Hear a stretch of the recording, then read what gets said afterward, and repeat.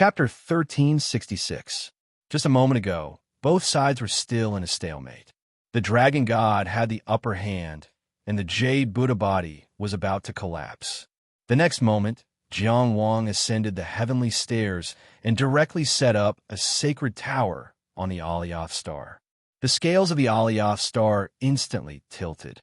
The battle for the Alioth star thus produced a stage of victory and defeat. Both sides were borrowing the power of the Alioth star in their own ways. However, at this moment, the power of the Alioth star on the dragon god side was rapidly fading, while the power of the Alioth star on Guanyan's side was pouring in like a tide. The power of one side fading and the other rising was directly reflected in the wrestling of strength between the two sides. The huge jade Buddha that Guanyan had manifested instantly knocked down his opponent. The divine body trembled, and cracks appeared in the void. The huge jade Buddha stepped forward, holding the dragon god's horn with one hand, and the other hand clenched into a fist, smashing down on the dragon's head. The dragon god, who had just come to his senses, saw stars.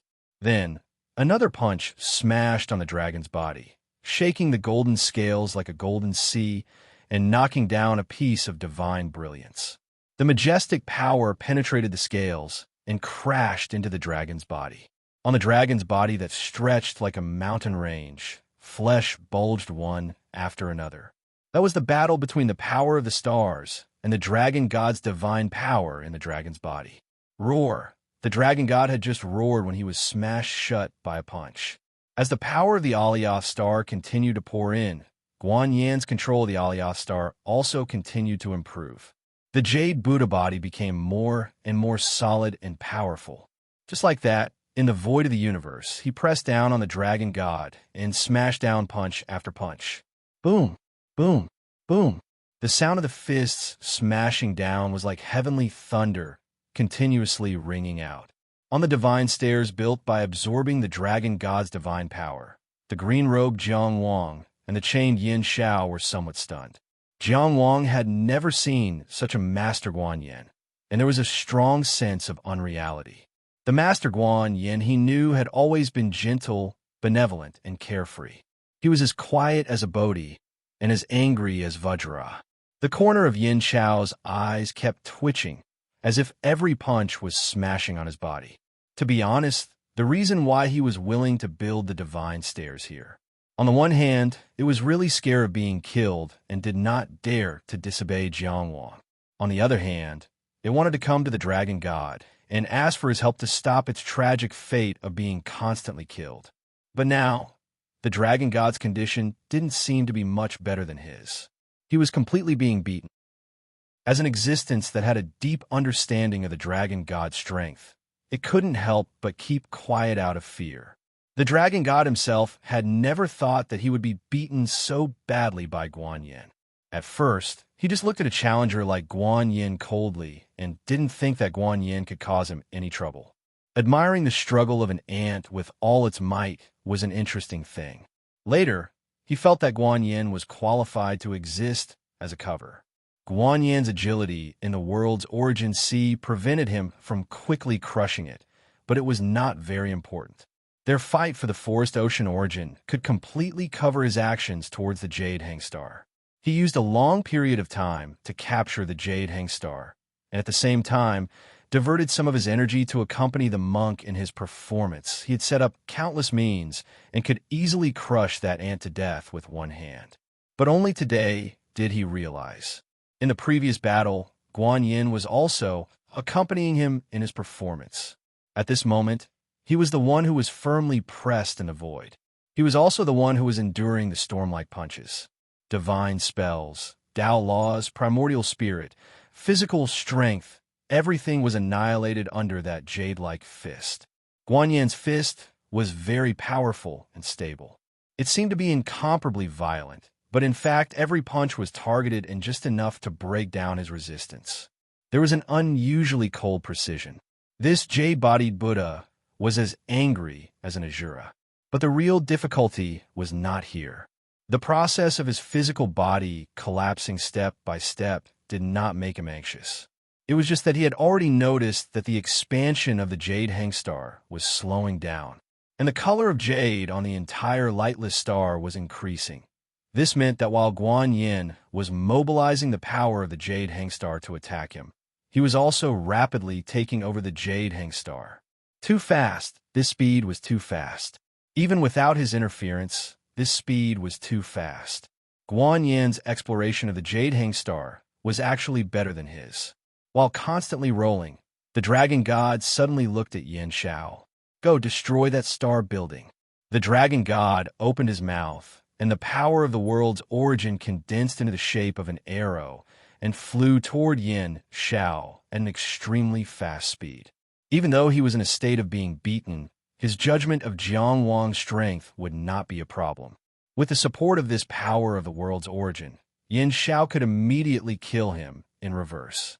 As long as he destroyed the additional influence of the Starlight Sacred Tower and reawakened the Dragon God's throne to fight with Guan Yin's Jade Hangstar, then the Jade Hangstar would accelerate a new round of expansion. The share that Guan Yin occupied now was nothing, and in that kind of tug-of-war, his powerful divine body was able to exert its advantage. He saw very clearly that Guan Yin was now purely relying on the huge power given by the Jade Hangstar to support himself. His Jade Buddha body had a limit to begin with. Guan Yin had to completely control the Jade Hangstar before the Jade Buddha body completely collapsed in order to continue to exist. Then stop him. There was no doubt that this was a choice that hit the nail on the head. The Dragon God's thoughts were extremely intelligent in battle. He had truly seen the overall situation and grasped the timing extremely accurately. It was the moment when Guan Yin's fist fell and could not interfere. But Yin Shao tilted his head and let go of the arrow condensed by the power of the world's origin. The power of the world's origin that the Dragon God had painstakingly dug out rushed into the depths of the universe without returning. In the vast void, only a lonely light spot was left.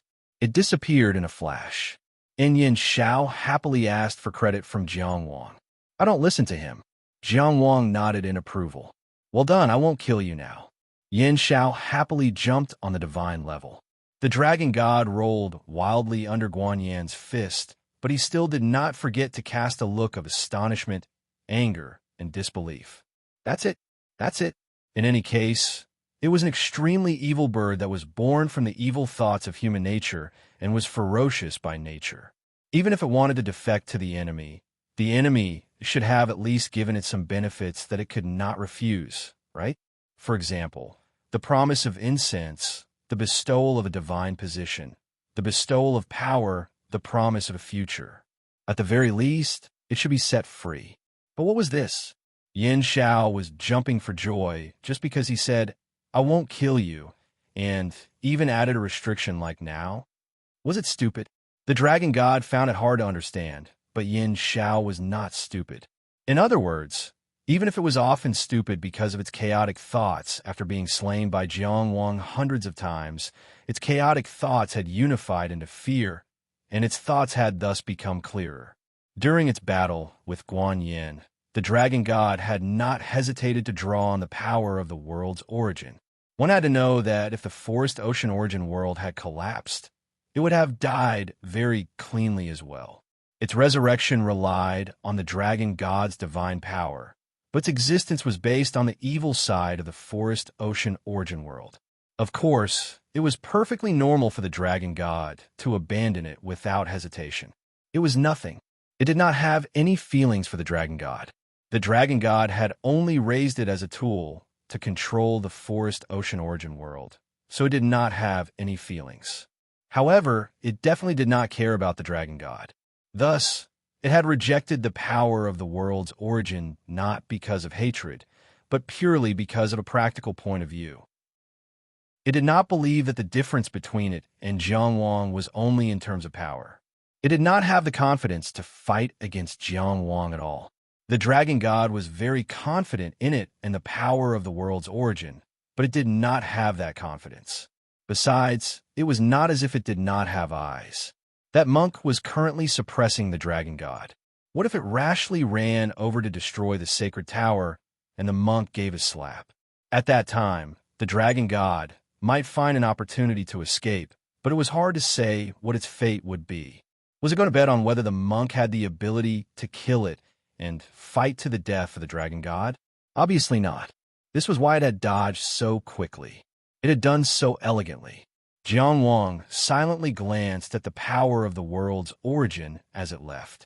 He could definitely try to capture the power of the world's origin. If he succeeded, it would be a very satisfying harvest. However, he would not make such an attempt. He was very clear about one thing. In the battle between the dragon god and Guan Yin, he did not have the ability to intervene. The only thing he could do was to quickly set up the Star Tower and help Guan Yin control Alioth. If the power of the world's origin contained any of the dragon god's methods, he definitely would not be able to withstand it.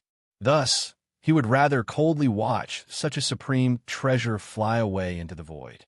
In a sense, this bird and man, standing on the divine level, were very clear-headed. After the power of the world's origin finally disappeared from his senses, the dragon god had no choice but to face reality. He was the one who was isolated and helpless. From the Forest Ocean Sacred Clan to the Forest Ocean Origin Worlds, Will to Yin Shao. Everything had chosen to become his enemy. Even the stars of Alioth rejected him. In addition to Guan Yin, who had always been firm, and this sword-wielding hothead who looked exactly like Guan Yin. He was actually the enemy of the entire world. Boom! There was nothing in the void, but the dragon's head seemed to have smashed into something. After a loud bang, it was pulled back by the giant Jade Buddha's other hand and smashed away again with a punch. Guan Yin did not make a sound, and each punch was heavier than the last. His scales were shattered and his flesh was torn apart, and golden blood splattered everywhere. He beat this existence called the Dragon God until it struggled and twisted. In this boundless void, the light of the giant Jade Buddha grew brighter and brighter, and the power transmitted from the stars of Alioth was almost overflowing. The dragon's body that was tens of thousands of feet long was violently tumbling, and every time it struggled, it stirred up ripples in the void. The giant stars of Alioth were still changing shape, but the speed of its expansion was already indiscernible. As for the Golden Heaven staircase, it was so small that it looked like a toy. The green-robed swordsman and the black tailless swallow standing on the heaven staircase were, of course, dust-like existences. Grandeur and insignificance stood erect in the void in such a direct manner. Only the starlight sacred tower projected above the stars of Alioth was still shining brightly, even though it was in its embryonic form. What was Tao? Jiang Wang had always been very clear about where he should go and how he should go. But the meaning of Tao was not just where to go. It was more, why do I have to go like this? One had to know where to come from, and also why to come.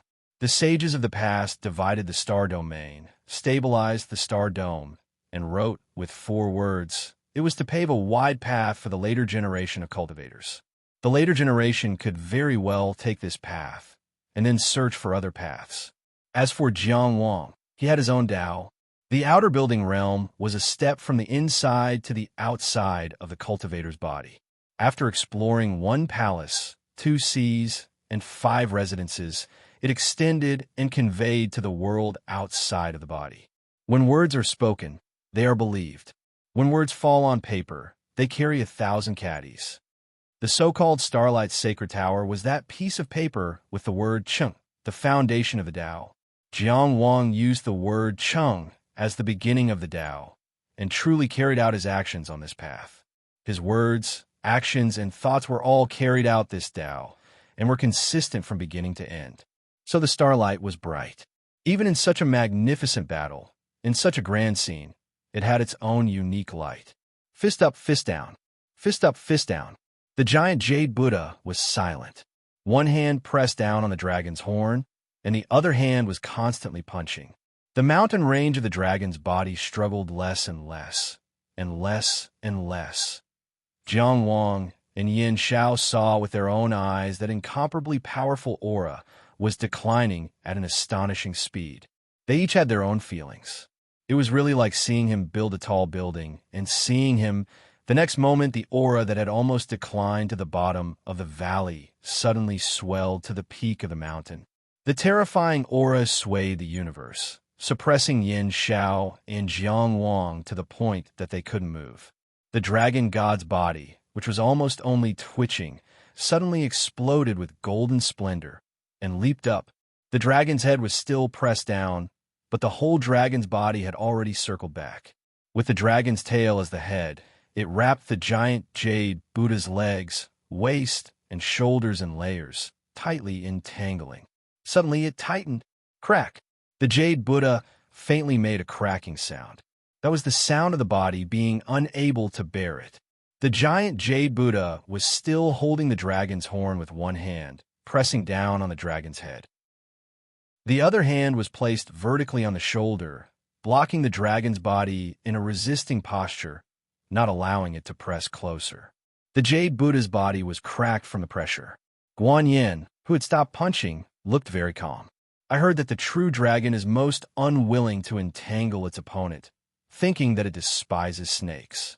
He said lightly, and you first pretended to hibernate to accumulate power, and then entangled yourself like a giant python. It seems that the legend is false.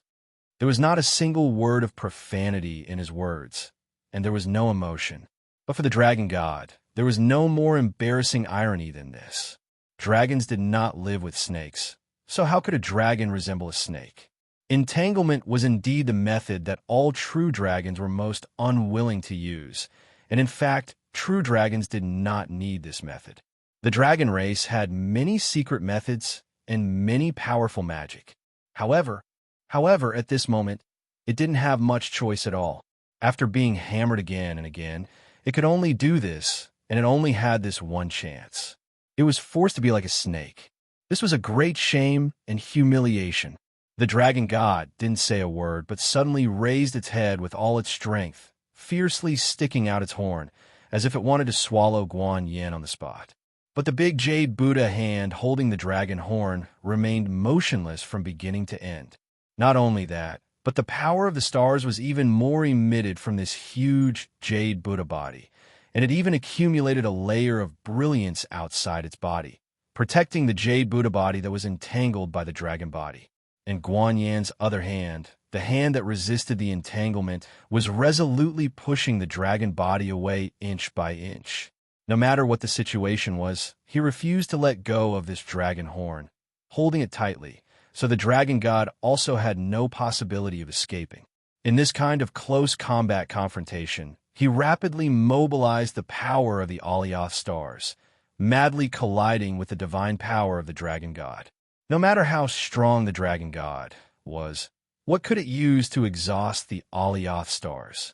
The only thing to worry about was that the battlefield between the two forces was his jade Buddha body. It was unknown whether this jade Buddha body could last until the moment when the outcome was decided. But he was calm, sure, his calm eyes, and his unwavering body all told the dragon god his confidence. He would definitely last until the end. Golden flames once again ignited in the golden vertical pupils, and the dragon god put on a desperate posture, once again increasing the stakes. The huge jade Buddha also ignited the power of the stars, ignited a jade flame, and followed without hesitation. The two sides of the battle were like two anxious gamblers, as if they were going to pour their life savings into one bet. The huge jade Buddha and the huge divine dragon faced each other in such a posture. Who would live and who would die? Who would win and who would lose?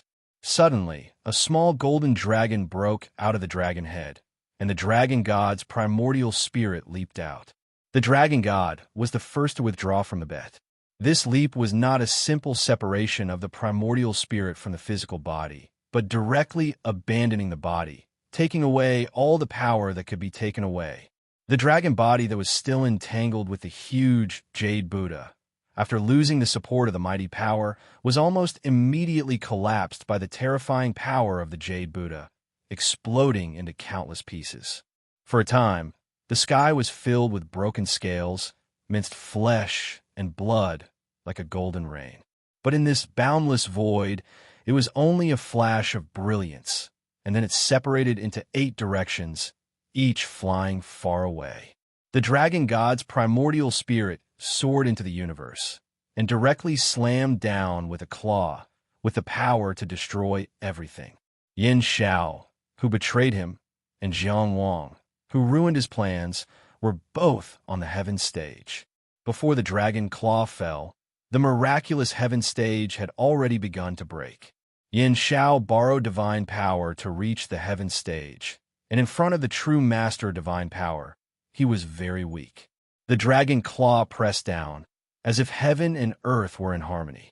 Guan Yin, who had transformed into a huge jade Buddha, only looked in that direction. Jiang Wang, who was dressed in a green robe, had already disappeared from the heaven stage and appeared beside the star tower, which was still in its embryonic form. This was an excellent use of the Aliyah star power. And Yin Xiao, who was wrapped in legalist chains, stood alone on the heaven stage that was breaking inch by inch in a daze. His chaotic mind could not understand why the dragon god came to hit him in the blink of an eye.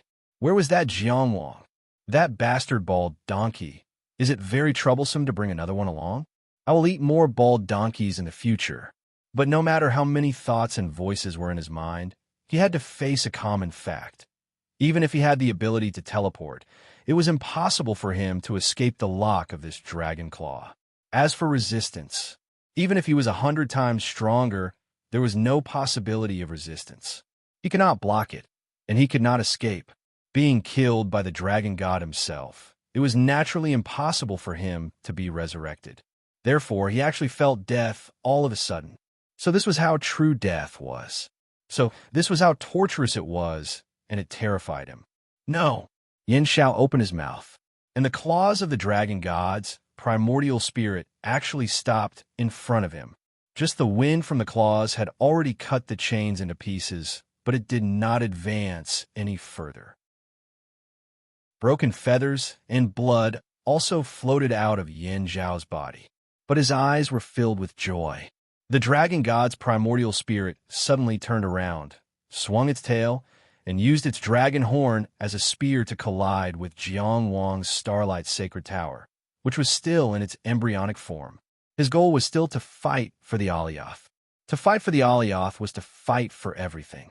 Other than that, no matter how many people he killed and how many things he destroyed, he could not vent his hatred.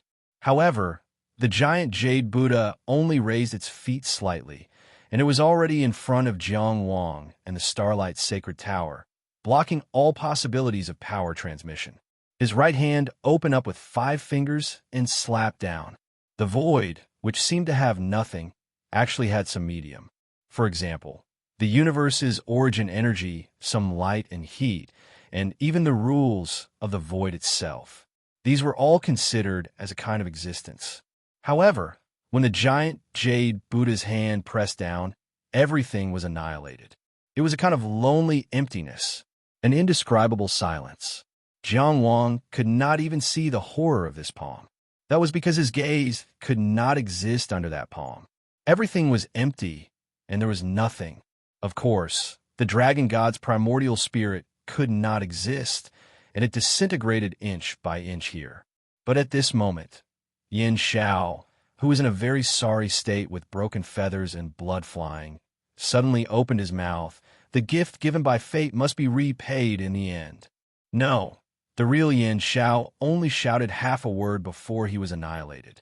There was no room for resistance at all, and his pair of cruel eyes had already turned into vertical pupils.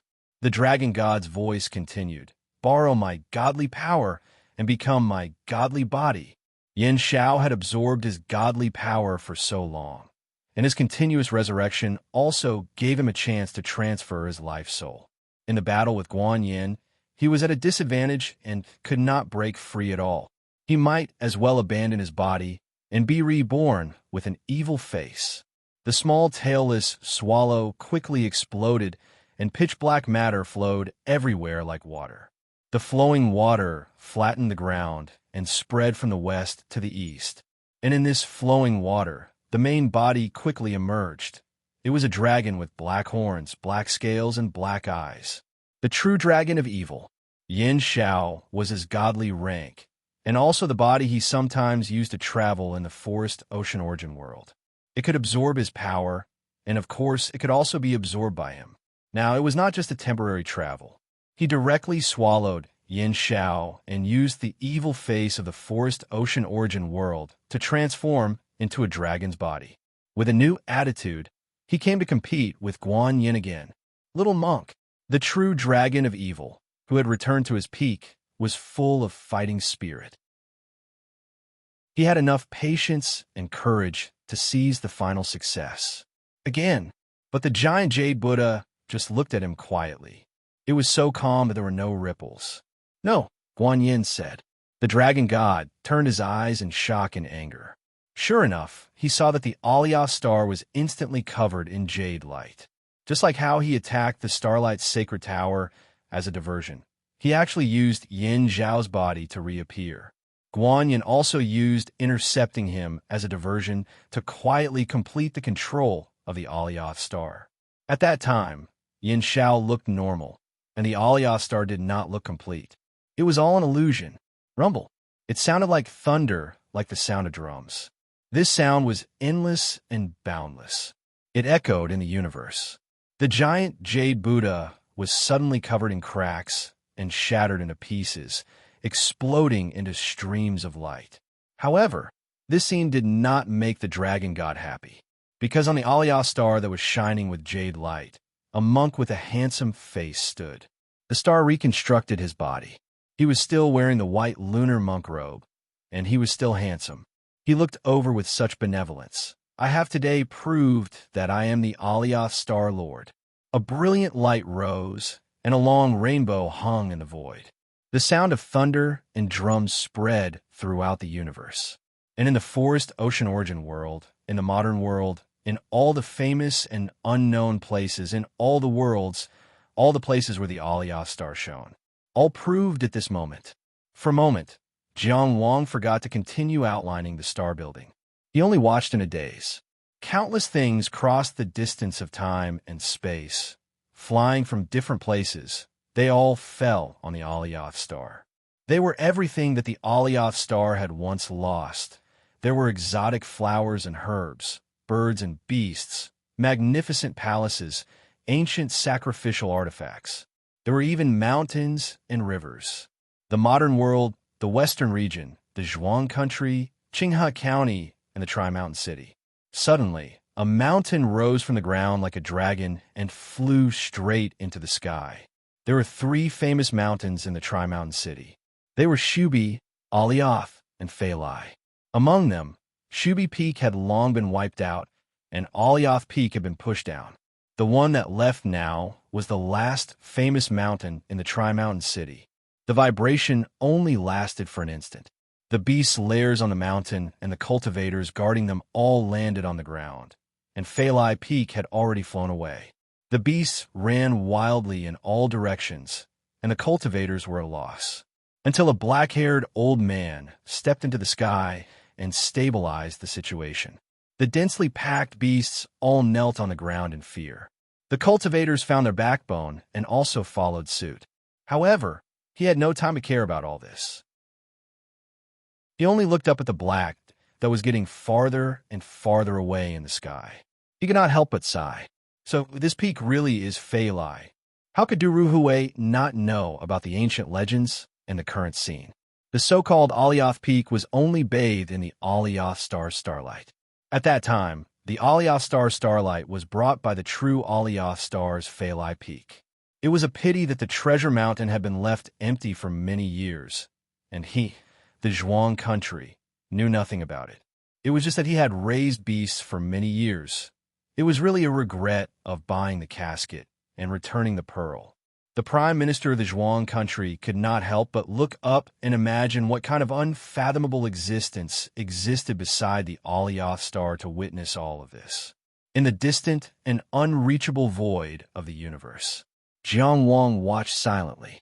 Guan Yin was still wearing the white lunar monk robe. His figure was not that big and could be said to be small.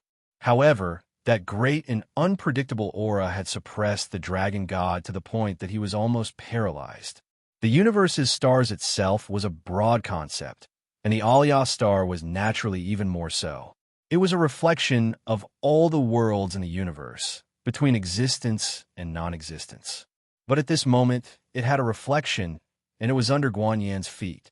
The dragon god's black dragon body trembled incessantly, and his dragon eyes were finally filled with despair. How can this be 1,000 years, 1,000 years? He looked up to the sky and roared. 1,000 years of sleep. Could it be a big dream? Guan Yin looked at him calmly and stretched out his hand. It ends here. God had once said the same thing. He used the same conclusion and returned it to God. An indescribable mighty force instantly bound the dragon god tightly. He was almost kneaded into a ball and was about to be directly crushed into powder. Holy Buddha! Holy Buddha! Only then did the dragon god wake up from his unwillingness to pursue the more important matter at the moment. I want to put down the butcher's knife. There's no turning back. Guan Yin interrupted. He clenched his right hand, and the huge body of the evil true dragon once again shattered into a pool of black matter. The dragon god's body kept poking out of the black water, but like a bubble, it kept being popped. Puff, puff, puff. The black matter itself was also constantly dissolving, and the range of this pool of water kept shrinking.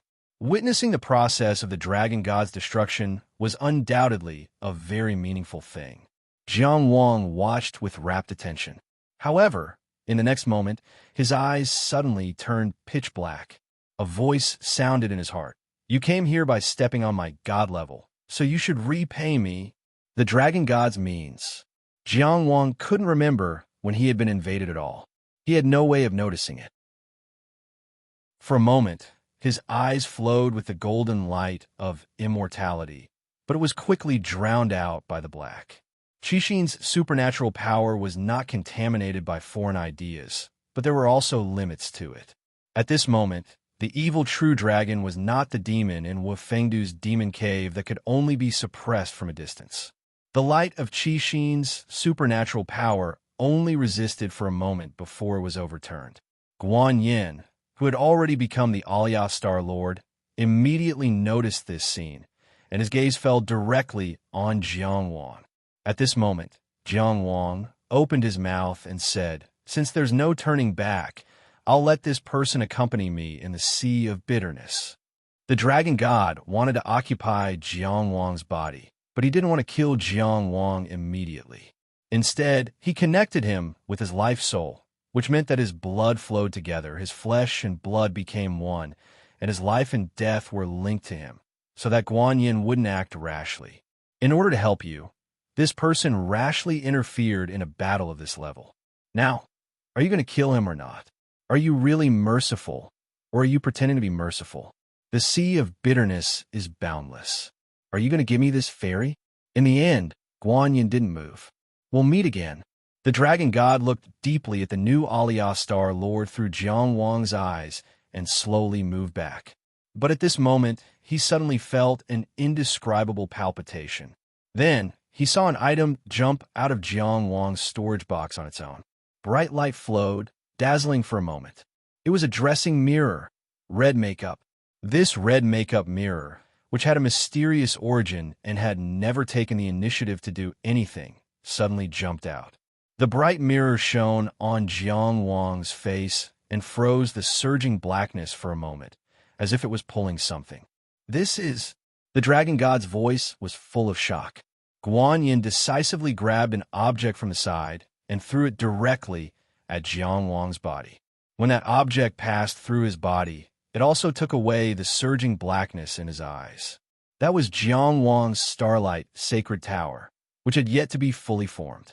Separating his flesh, stripping his blood, severing his life soul, all of this was done in the instant Xing Lu passed through his body.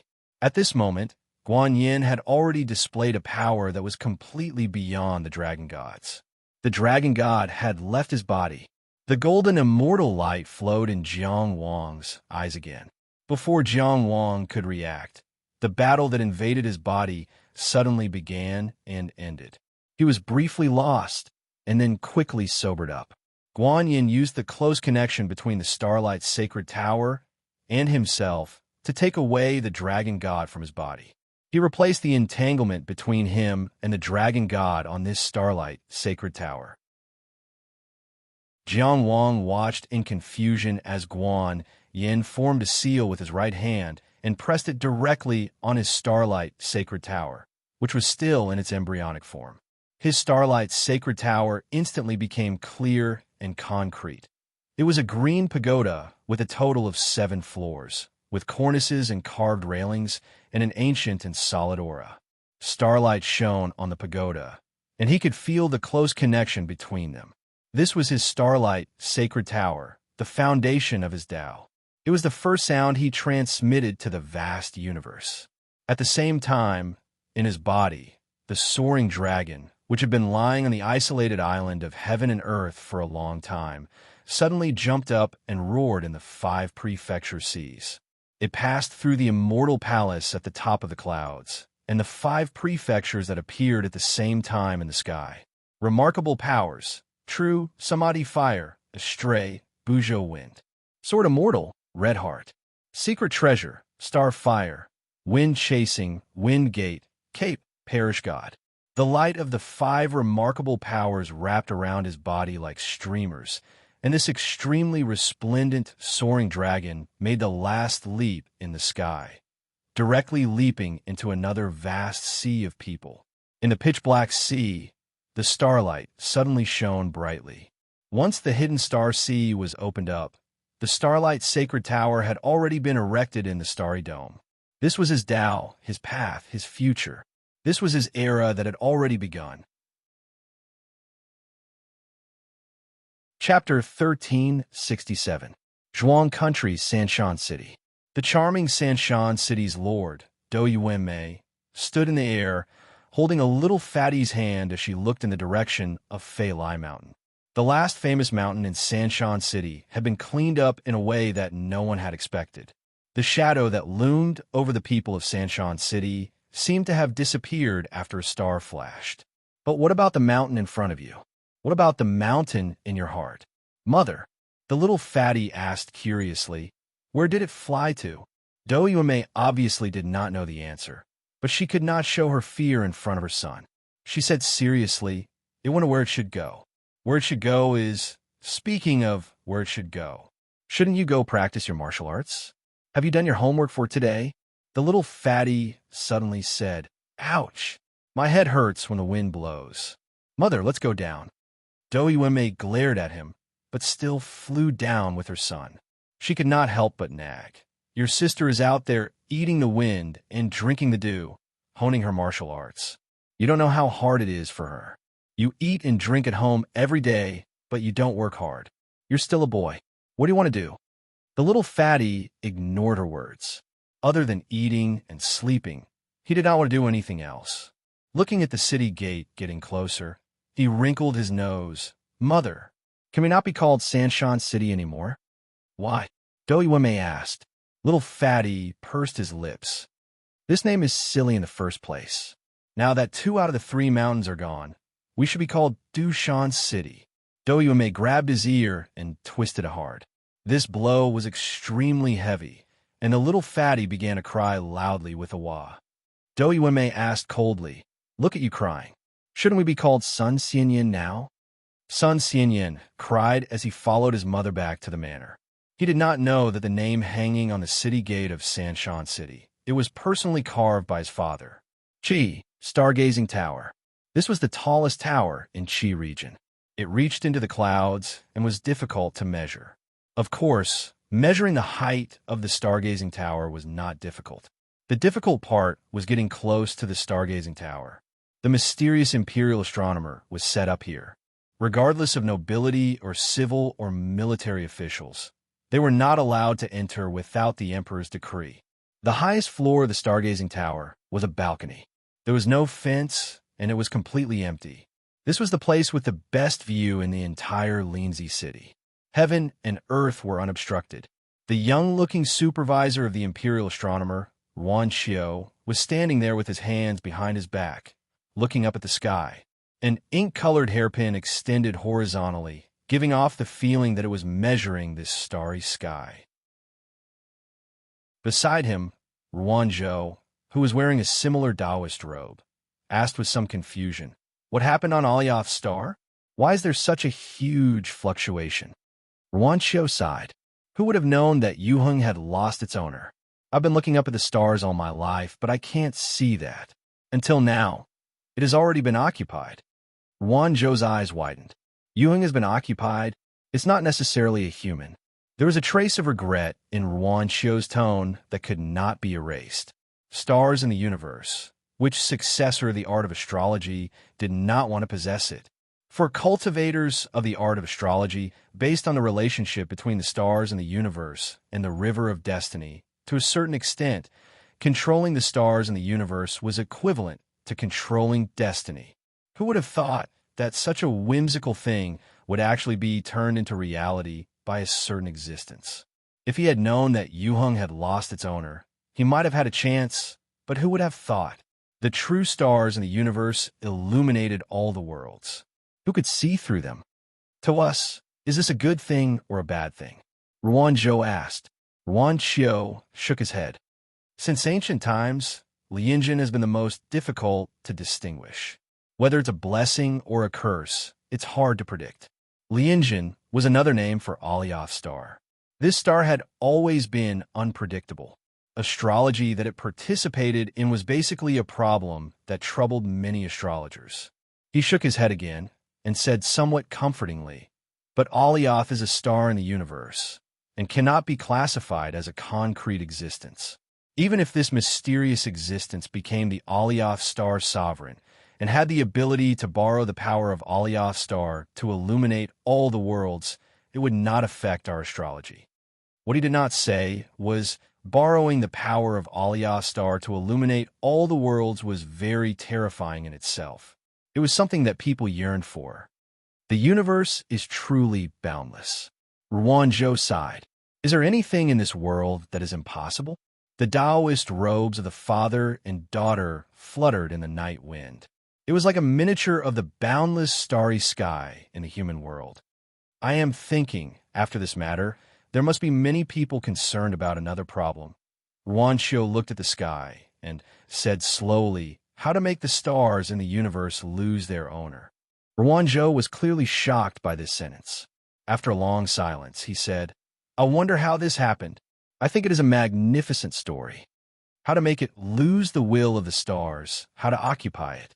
These are all questions left to us by the mysterious universe." Ruanzhou stretched out his hand and made a grabbing motion in the air, as if he was grabbing the starlight. Up and down, the four directions are called the universe. Since ancient times, it has been called the universe. This is the universe, and it can contain all the magnificent fantasies. Alioth's star sovereign descended. At this moment, countless people looked up at the starry sky. Before Alioth's star, there were only Guanyin and Jiangwang. 500 years ago, Xiankong Temple's #1 comprehension ability in the Forest Ocean Origin world and the #1 Inner Palace disciple in the Forest Ocean Origin world, the two of them stood side by side outside of Alioth's star, which had already stabilized. One wore a green robe and the other wore a white monk's robe. They stood side by side across 500 years of Tianjiao. They had agreed to do something great in this place that no one knew of in this distant starry sky. And they had done it. Guanyin fought for 537 years, from the heavens to the earth, from the Forest Ocean Origin world to the depths of the universe. He fought against the gods everywhere, never taking a step back. Jiang Wang killed Yin Shao hundreds of times and tamed the bird of utmost evil. In the end, he built a heavenly staircase and risked his life to help Guanyin.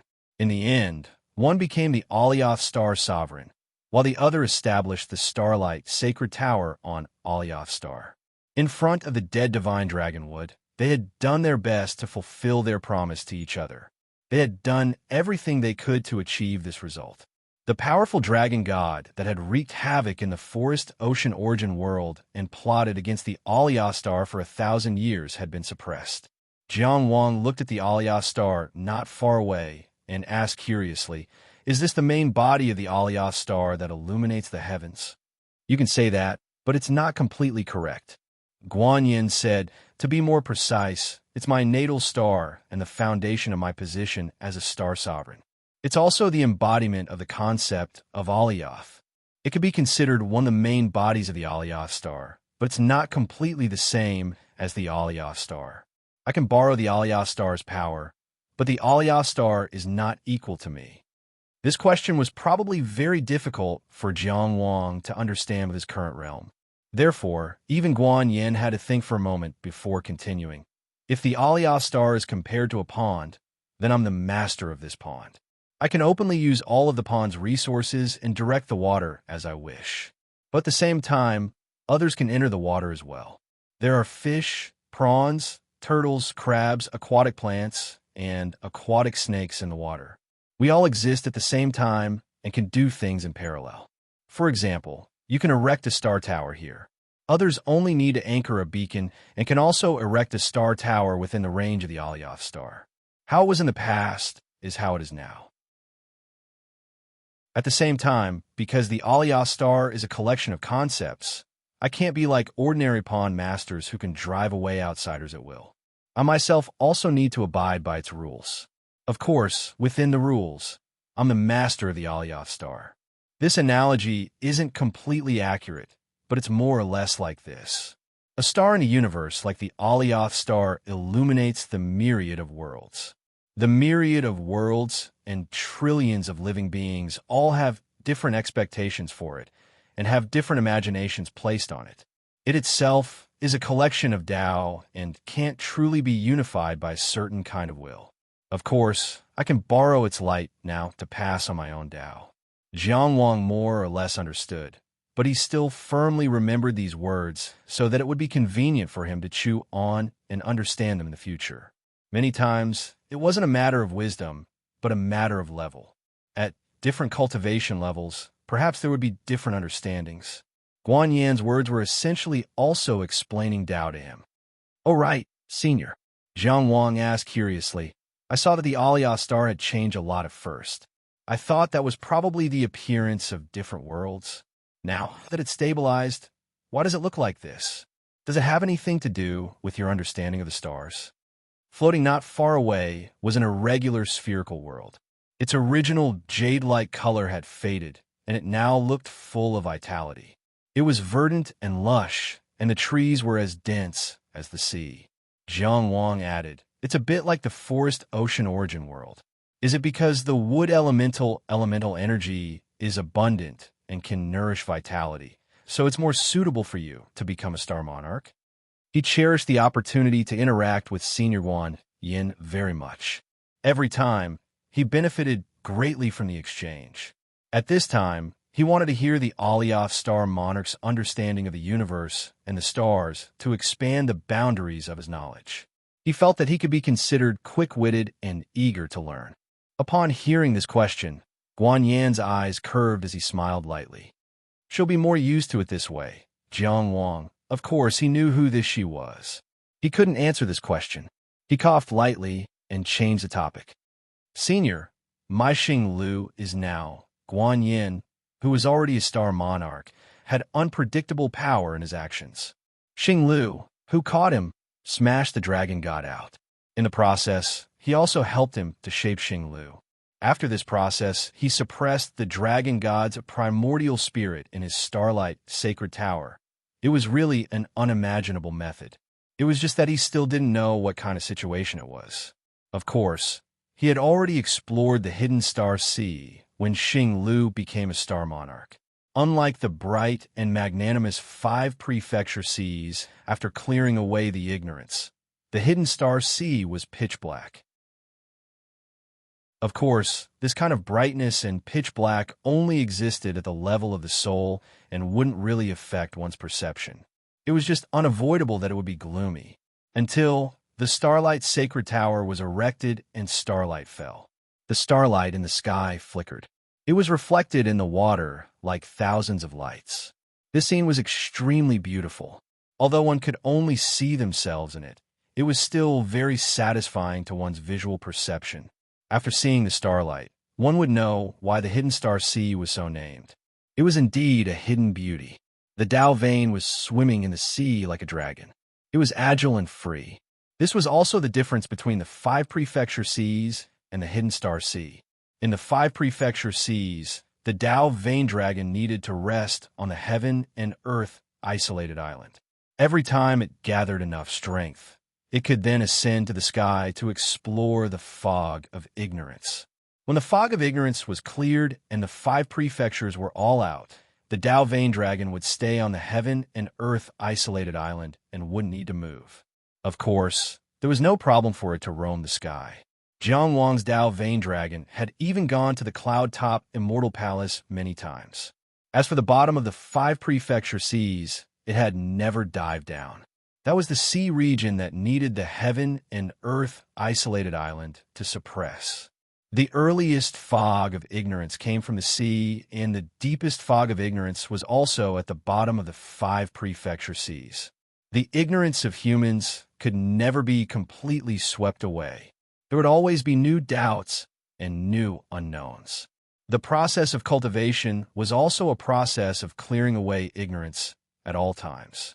Therefore, the heaven and earth isolated island would always suppress the 5 prefecture seas. The more stable the heaven and earth isolated island was, the more stable the 5 prefecture seas would be, and the more combat power a cultivator could unleash. People often talked about the limit of combat power. The word limit often referred to the limit of one's endurance. In the 5 prefecture seas, if the Dao vein dragon rashly dived into the sea region, it would basically end up getting lost. The Hidden Star Sea was different. This sea did not hide ignorance. To a certain extent, it corresponded to the universe's starry sea. With the starlight shining down from the star tower and the power of the 5 prefecture seas, the Dao vein dragon could roam freely and explore the connection between the universe and oneself. Not to mention, Jiang Wang's Dao vein dragon was entwined by the light of the 5 divine abilities. Its innate brilliance was the light of the Hidden Star Sea, illuminating the sea region. The greatest danger of the Hidden Star Sea was still getting lost. If the star tower in the distant starry sky was lost, the Hidden Star Sea would gradually dim without the guidance of the starlight. At this time, the Dao vein dragon could only withdraw from the Hidden Star Sea, or else it would fall silent along with the sea surface. Jiang Wang, who felt that he had a preliminary insight into the Hidden Star Sea, could not understand his Starlight Sacred Tower, or the Starlight Sacred Tower. He did not know what it meant for the Dragon God to be suppressed there. Because he had not used it officially, he did not know what it meant for the Starlight Sacred Tower to be erected above the Alioth star. But according to the 7-star Sacred Tower's secret technique, the closer it was to the core of the 7 stars, the higher the quality of the star tower. Guan Yin explained, "This evil dragon was too deeply connected to you just now. If you rashly killed it, it would easily affect you. So I suppressed it in your Starlight Sacred Tower. Since it wants to be one with life and death, then I will fulfill its wish. You don't have to worry. I have already set up a restriction. It cannot escape and will not affect you. On the contrary, your Starlight Sacred Tower can continuously absorb its power to strengthen itself, thus reducing the need for you." Senior has indeed changed after becoming a celestial monarch. Look, it is no longer called the Dragon God, but the Evil Dragon. Jiang Wang could certainly understand these words. Starting from the first star anchored in the distant starry sky, the cultivators of the outer tower had to continuously transmit power to the starry sky to continuously strengthen the Starlight Sacred Tower. With a source of power like the Dragon God, he could save a lot of hard work. But Jiang Wang thought of another point. Just like your Starlight Sacred Tower, even if I die one day, this Starlight Sacred Tower will still exist? This question was awkward, but Jiang Wang was actually happy that his star tower could be close to Senior Guan Yan's star tower. Only the heavens knew how shocked and envious he had been when he saw Senior Guan Yan's star tower. Guan Yan's gaze had already shifted to the distance. He casually replied, "You can say that." Jiang Wang thought for a moment, then said, "Then is it convenient to change this pagoda's shape? Senior Guan Yin was usually very careful and serious when answering questions. Not only did he take into account Jiang Wang's cultivation level, but he also considered Jiang Wang's emotions. But this time, it was very obvious that he was being perfunctory. He only said dryly, "Unless you shatter it and start all over again." Jiang Wang consciously shut his mouth, because he had already seen a speck of starlight approaching from afar. Forest Ocean Origin World, Divine Shadowland. Grandma Little Annoying lit up the study room. In front of the golden flames that lit up the night sky, she led her clansmen in praying for their true faith. She used her own method to participate in the battle. She was no longer excited about the dragon god's throne at the altar of trees, because she knew who the person in her heart was fighting against. Until that resplendent divine throne suddenly flew over from the altar of trees. It flew straight towards her with a clear target, and finally stopped in front of her. Grandma Little Annoying was a little flustered at first. She even prepared herself for battle. But the god's decree rang in her ears. Under the astonished gazes of her clansmen, the white-haired old woman shyly pursed her lips. She carefully tidied her clothes and sat down on the divine throne. The divine throne flew into the sky, and with a flash, it disappeared into the sky. The clansmen present looked at each other until someone shouted, "The priestess has become a god." Everyone prostrated themselves and piously sang a prayer song. Unbeknownst to them, that deep darkness with the divine Shadowland as its center was constantly receding. The night invasion that had enveloped this realm for hundreds of years dissipated on this night. The freedom and peace that they had prayed for were returned to them on this night. And there was a star that was dimmer than the day hanging in the sky. From then on, they called it moon. The starlight approached from afar and gradually became clearer. On the resplendent divine throne sat a white-haired old woman. Her skinny hands were folded in front of her, and her fingers were hooked together. She was obviously nervous, but her eyes were fixed on the front. Seeing this gaze, one could roughly understand what it meant to be anxiously waiting. Jiang Wang was also familiar with Grandma Little Annoying. He cupped his hands and prepared to greet her very politely. The back of the white moon monk robe had already blocked her line of sight. Guan Yin, who had already become a star monarch, had already gone forward to welcome her. And it was very obvious that Grandma Little Annoying did not see a certain young Tianjiao. Her eyes were filled with the handsome monk in the white moon monk robe, and the eyes of the monk she saw were also filled with herself. What void? What stars? What divine throne? What random people? When lovers looked at each other, the entire universe was redundant. This pair of lovers who had suffered for 500 years looked at each other and were speechless for a moment. There were tears in their eyes and the vicissitudes of time. You knew how much pain and suffering they had experienced, but at this moment, when they looked at each other, it only made people feel happy. Now, they could look at each other quietly like this. The suffering of those long years was so insignificant that Jiang Wang did not want to spoil the mood, but he could not keep watching from the void. He could only say hesitantly, "If there's nothing else, I'll leave first. There's still things in the modern world." Of course, he could not leave by himself. He only hinted at Guan Yin to send him off. "I'll send you off," Guan Yin said. His eyes were still looking at the old woman in front of him. With a wave of his sleeve, the surroundings were empty. Jiang Wang did not even have time to say a polite word before he disappeared. Grandma Little Annoying was still looking at Guan Yin, and Guan Yin was still looking at her. They looked at each other for an unknown period of time, as if they could look at each other until the end of time. Grandma Little Annoying raised her hand and touched Guan Yin's face. Was this face that had appeared countless times in her dreams real?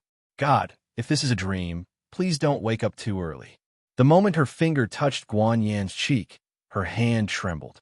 That warm and real touch verified the happiness in her heart.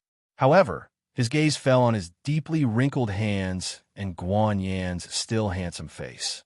Grandma Little Annoying lowered her eyes, unable to suppress her sorrow. They had indeed met again, but this day came too late. "I'm old," She sighed softly. At this moment, she suddenly wanted to cry. But she was already very old. It would be very funny if she cried.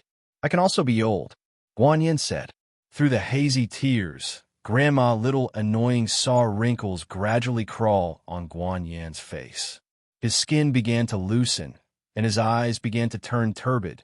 He used his hand, which was also wrinkled, to gently hold her hand. Only his voice was still so gentle. You can also be young. A warm power came from Guan Yin's palm. Grandma Little Annoying felt a long-lost vitality recovering in her body.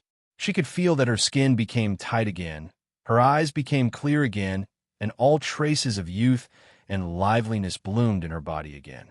The plants withered and flourished. It was another spring. She couldn't help but hold Guan Yin's hand tightly and whisper, "We have to be together. Grow old together or be young together." 500 years of suffering, 500 years of hope. It was just 2 words, together. Only deep love could withstand the long years.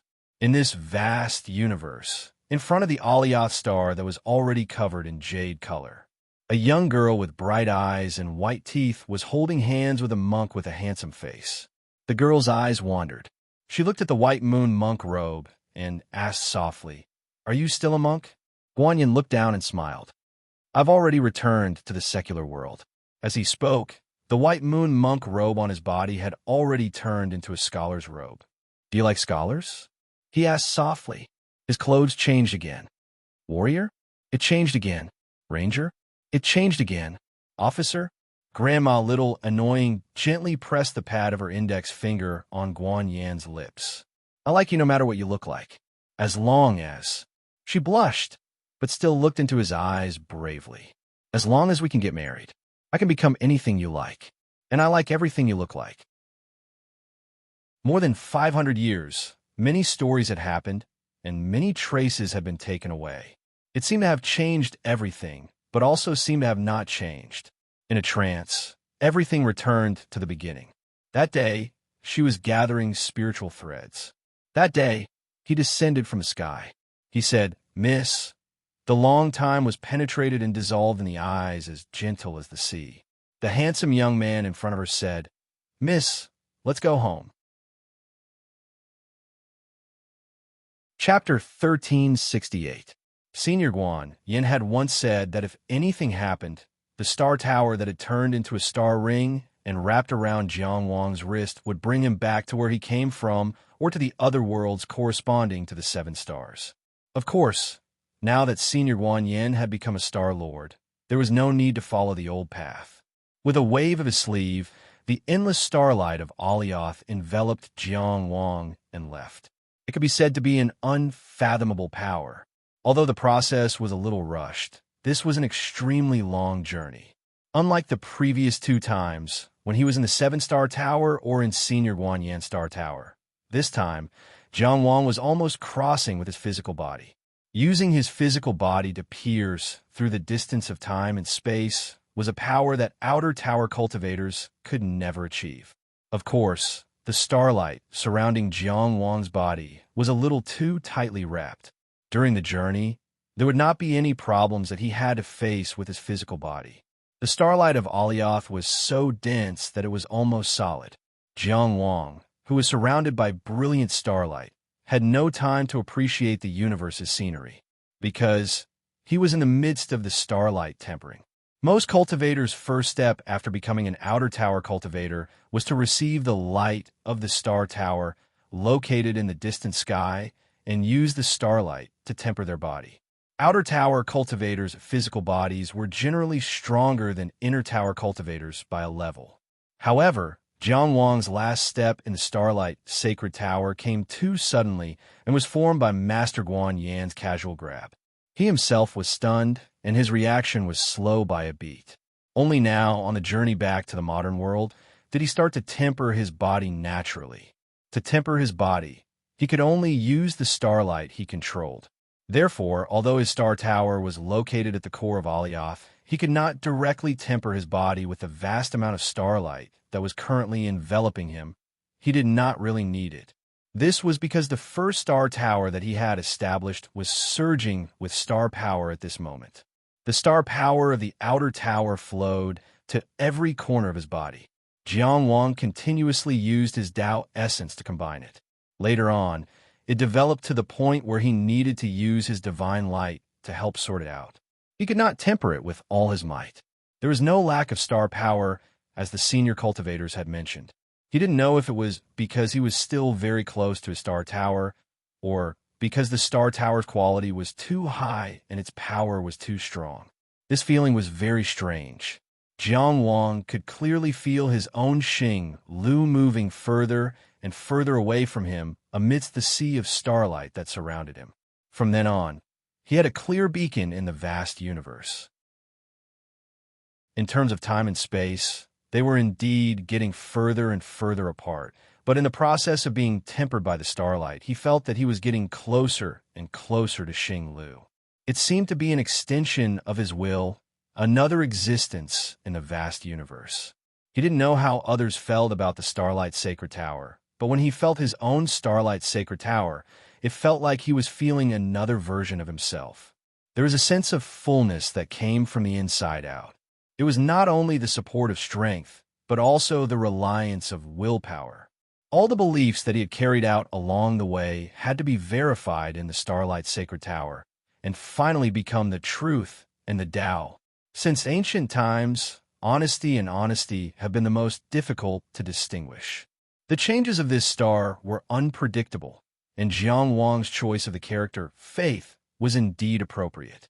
In particular, his faith was not a castle in the air, but a principle that he had always practiced. It was very solid and very persuasive. Of course, the dragon god that was suppressed in the tower had also made a great contribution to this Xing Lu. When Guan Yin became Yuheng Star Lord, the array that the dragon god used to trap this void was also silently erased. Yuheng would not be fixed in one place after all. It shrank back into a light spot and then disappeared. Jiang Wang's 7-story star pagoda that was erected above Yuheng also returned to the Star Dome. Of course, it was always within the core range of the concept of Yuheng, bathing in the purest Yuheng star power. It was like living in the palace in Linzi. On the natal star of Yuheng Star Lord, Guan Yin held little Imp's hand and strolled in the lush sea of trees. The sky was just right, casting a mottled shadow through the gaps between the branches and leaves. A squirrel curled up into a meatball and rolled on the ground in front of another squirrel. 2 birds nestled on a branch. Time stopped here, and from then on, time became gentle. Guan Yin stopped. I seem to have forgotten something. Little Imp asked with concern. Is it very important? In my life? The most important, very important, most important? Guan Yin looked at her bright eyes and couldn't help but smile. It's all in front of me. The modern world, the battlefield of Xingyue Plain. The war that had lasted for 7 days had already turned this place into a purgatory on earth. Since ancient times, a general success was built on the bones of 10,000 people. This had become a tragic commentary of war. But in fact, some people succeeded and some people failed. What made people feel even more despair than a general success was the failure after 10,000 people died. Could it be that this was the most tragic? Xiang State's Pillar State, Lian Jingji, and Su State's Marshal Fong, you might have other answers. On Xingyue Plain, they had invested hundreds of thousands of soldiers. Those were hundreds of thousands of citizens, hundreds of thousands of loyal soldiers of the country. But the outcome of this war had nothing to do with them. They could only wait on their respective high platforms and watch silently. Like a sculpture, they only had the function of a sculpture. It was as if this matter had nothing to do with them, and they were indeed powerless. They could only watch like this, standing on such a high platform. Isn't it cold? Lien Yuchan thought in her heart.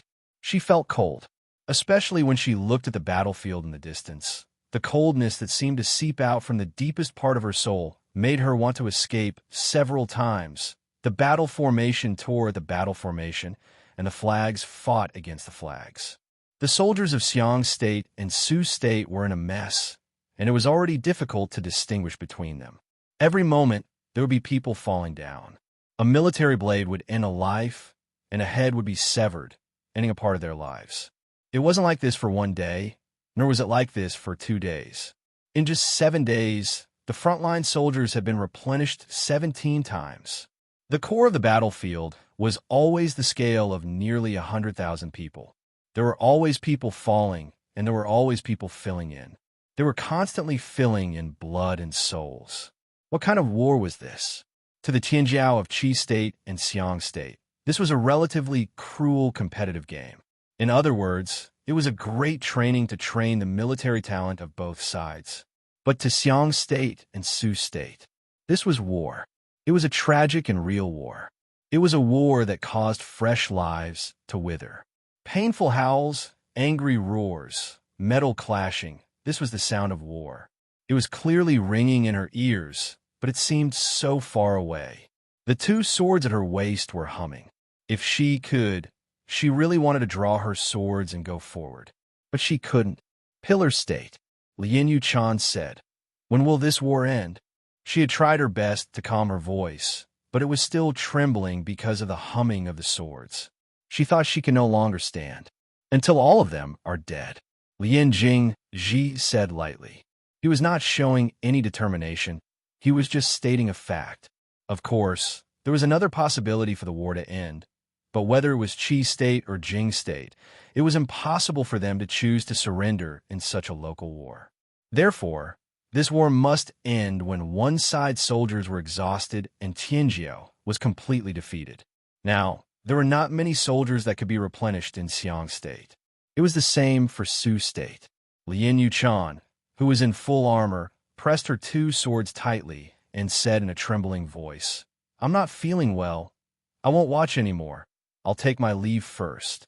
Stop right there. Lin Yuchan, who allowed you to leave your post without permission. Lian Jingji's voice was still calm, without any ripples. But when he pointed out the word post, it was already a military punishment. This is my humiliation. I don't have the right to escape. You are my daughter. You also don't have the right to escape. You have to see with your own eyes how my Xiang State soldiers die. In the future, when you make the decision, you can prevent the same thing from happening. Lin Yuchan pursed her lips, didn't say a word, and didn't move a step. Since the day the war officially started, until now, both sides maintained the scale of 100,000 people at the core of the battlefield and continued to fight fiercely. This was the cruelest way to fight because it would cause the most deaths. All the soldiers would be put in bit by bit and then disappear bit by bit. But at the same time, this was the best way to train Tianjiao. Qi State side was divided into 10 battalions. Jing State side was divided into 20 teams. Dozens of Tianjiao troops from both sides fought fiercely in the core of the battlefield. Tonight, the stars were still bright, and there was still a large number of hanging lanterns, illuminating the place as if it was daytime, without any stars or moon. This kind of gadget developed by the Mahis sect was very suitable for a battlefield with a large number of mortals. The night would not be a safe barrier, and the war would happen at any moment, extending to every corner. The beauty of Xingyue Plain could no longer be seen, and the most central part had already become a huge meat grinder. Soldiers were thrown in, and blood, flesh, and broken bones flowed out. It was said that human life was precious, but human life was the most worthless thing when it was worthless. Who wasn't the child of another family, who didn't have a family behind them? But on the battlefield, there was only mud mixed with blood and corpses stacked on top of each other. It was impossible to tell who was who. A stray arrow flew out of nowhere and pierced through the hanging lantern in the sky. This hanging lantern tied, with a purple flag cloth, fell down hastily, like a bird with broken wings. Patter! It fell apart. A military boot stepped on it, and the remaining light of the lantern was extinguished. The owner of the military boot was a young man who was roaring angrily. He was wearing the Sioux country's military uniform, and his face was terrifyingly red because of the blood gushing out. He held his saber tightly with both hands and slashed forward fiercely. It could be seen that he was still a new soldier, and he didn't know how to hold back at all. Perhaps they had gone through a lot of training, but on a real battlefield they would have completely forgotten those things. Only after a few real battles would they be able to remember the contents of the training as instincts and transform into an old soldier, if they were still alive. The edge of the blade was blocked by the elephant soldier who was in front of him. This was a middle-aged man with a typical appearance and style of the people of Xiang country. His cheekbones were slightly high, and his hair was slightly curly. This person was much more experienced. He easily blocked the saber, and he was already in front of his body. The military saber followed an arc and lightly cut at the opponent's abdomen. This slash only required 40% of his strength. After the abdomen was cut open, if he took a diagonal step away, he would be injured by the dying counterattack, and the opponent could only hold the intestines that flowed out and wait for death. The old soldier of Xiang country was very sure of this, and his eyes had already glanced at the next target. But suddenly, he felt a pain between his eyebrows, and he didn't know anything else. This was a battlefield, and anyone could die. It didn't matter if you were an old soldier or a new soldier, a good person or a bad person, a father or a child. Death was the same for everyone. What killed him was an arrow. The arrowhead was like a wolf's fang, and it had an extremely cold light. From an unbelievable angle, it passed through the battlefield and fiercely nailed the old soldier's forehead. The remaining force didn't weaken, and it nailed the corpse high up into the air. The corpse flew back a few feet, and it knocked down 5 people. It wasn't difficult to kill with one arrow, and it wasn't difficult to pierce through the forehead with one arrow. What was difficult was that the arrow didn't pierce through the body, and it could even send the corpse flying and disrupt the enemy's formation. What was difficult was the vision and accuracy. The young soldier of Sioux country walked a circle before he died. Before he could recover from the shock, he heard a military order in his ear, Formation 1. This was a heroic and powerful voice. When it fell into his ear, it made him calm down and not dare to disobey. According to the training he had undergone these days, he quickly gathered his comrades around him and formed Formation 1. This formation was very simple, and it was almost a horizontal and 2 vertical lines. It had long been memorized by their instincts. He held a sword in his hand and looked forward. Although he didn't understand military formations, he could vaguely feel that compared to before, the enemy's formation seemed to have become more scattered. It was no longer as dense and suffocating as before.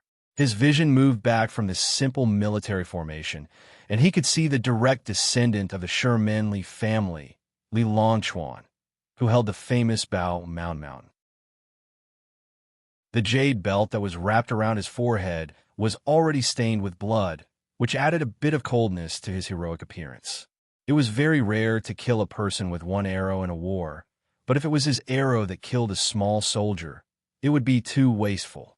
Of course, Li Longchuan wasn't someone who could only kill small soldiers with one arrow. His battalion had been fighting for 6 hours since they rotated into the formation this time. In these 6 hours, he seemed to have only led his men in a simple arrow formation, and they fiercely charged around the battlefield. But in reality, the enemy's 2 battle formations that were operating freely were constantly adjusted under his seemingly aimless charge, and finally intertwined with each other. If that was all, the opposing commander was also someone from Tianjiao, and they could quickly adjust back. However, the old soldier from Xiang, who was stuck at the edge of the 2 battle formations, was shot to death by an arrow. His corpse even knocked 5 people flying. Li Longchuan's side simply changed the formation, and the opposing 2 battle formations showed signs of collapsing at the same time. It had to be known that on the battlefield, having or not having a military formation was a completely different concept, because it was the dividing line between ordinary soldiers and extraordinary strength. In a military formation, a mortal body could contend against an extraordinary. Out of the military formation, no matter how many people there wouldn't be enough for an extraordinary cultivator to slaughter. The Tianjiao side of Jing was greatly alarmed and quickly adjusted the military formation. This battle formation that was about to collapse, yet to collapse fell into a pair of bright eyes. Under the heaven and earth roaming dragon flag that was raised high, the Tianjiao's Chun Swan of Penglai Island led 2 armies of soldiers, totaling 5,000 people, at the very back of the formation. Passing through the chaotic battlefield where close to 100,000 soldiers were slaughtering, his eyes had the calmness to see through everything. He clearly saw Li Longchuan's performance. He saw that after pulling and pulling for as long as 6 hours, he only shot a small soldier with an arrow. Then, with a simple change of formation, the battle situation was already different. Under Li Longchuan's incessant maneuvering, there was already a gap in the two battle formations of Jing. There was even a clear possibility that it could spread. If it was torn apart from here, the entire battle situation would be in danger of collapsing. A descendant of the Stone Gate Li family. Chen Xuan faintly thought. Order Fu Cheng to bring people into the formation in 7 minutes. The target is Sun 4. No matter the cost, defend Sun 4 and Sun 5. Nothing could escape his eyes, and nothing could surpass his calculations. Therefore, his voice was very calm. But this calm voice very quickly stirred up great waves. No, go now. What did he see? He saw Li Longchuan's battalion very smoothly divide into 3, forming 3 simple battle formations. But these 3 simple battle formations, after a bit of adjustment, immediately formed a terrifying battle formation.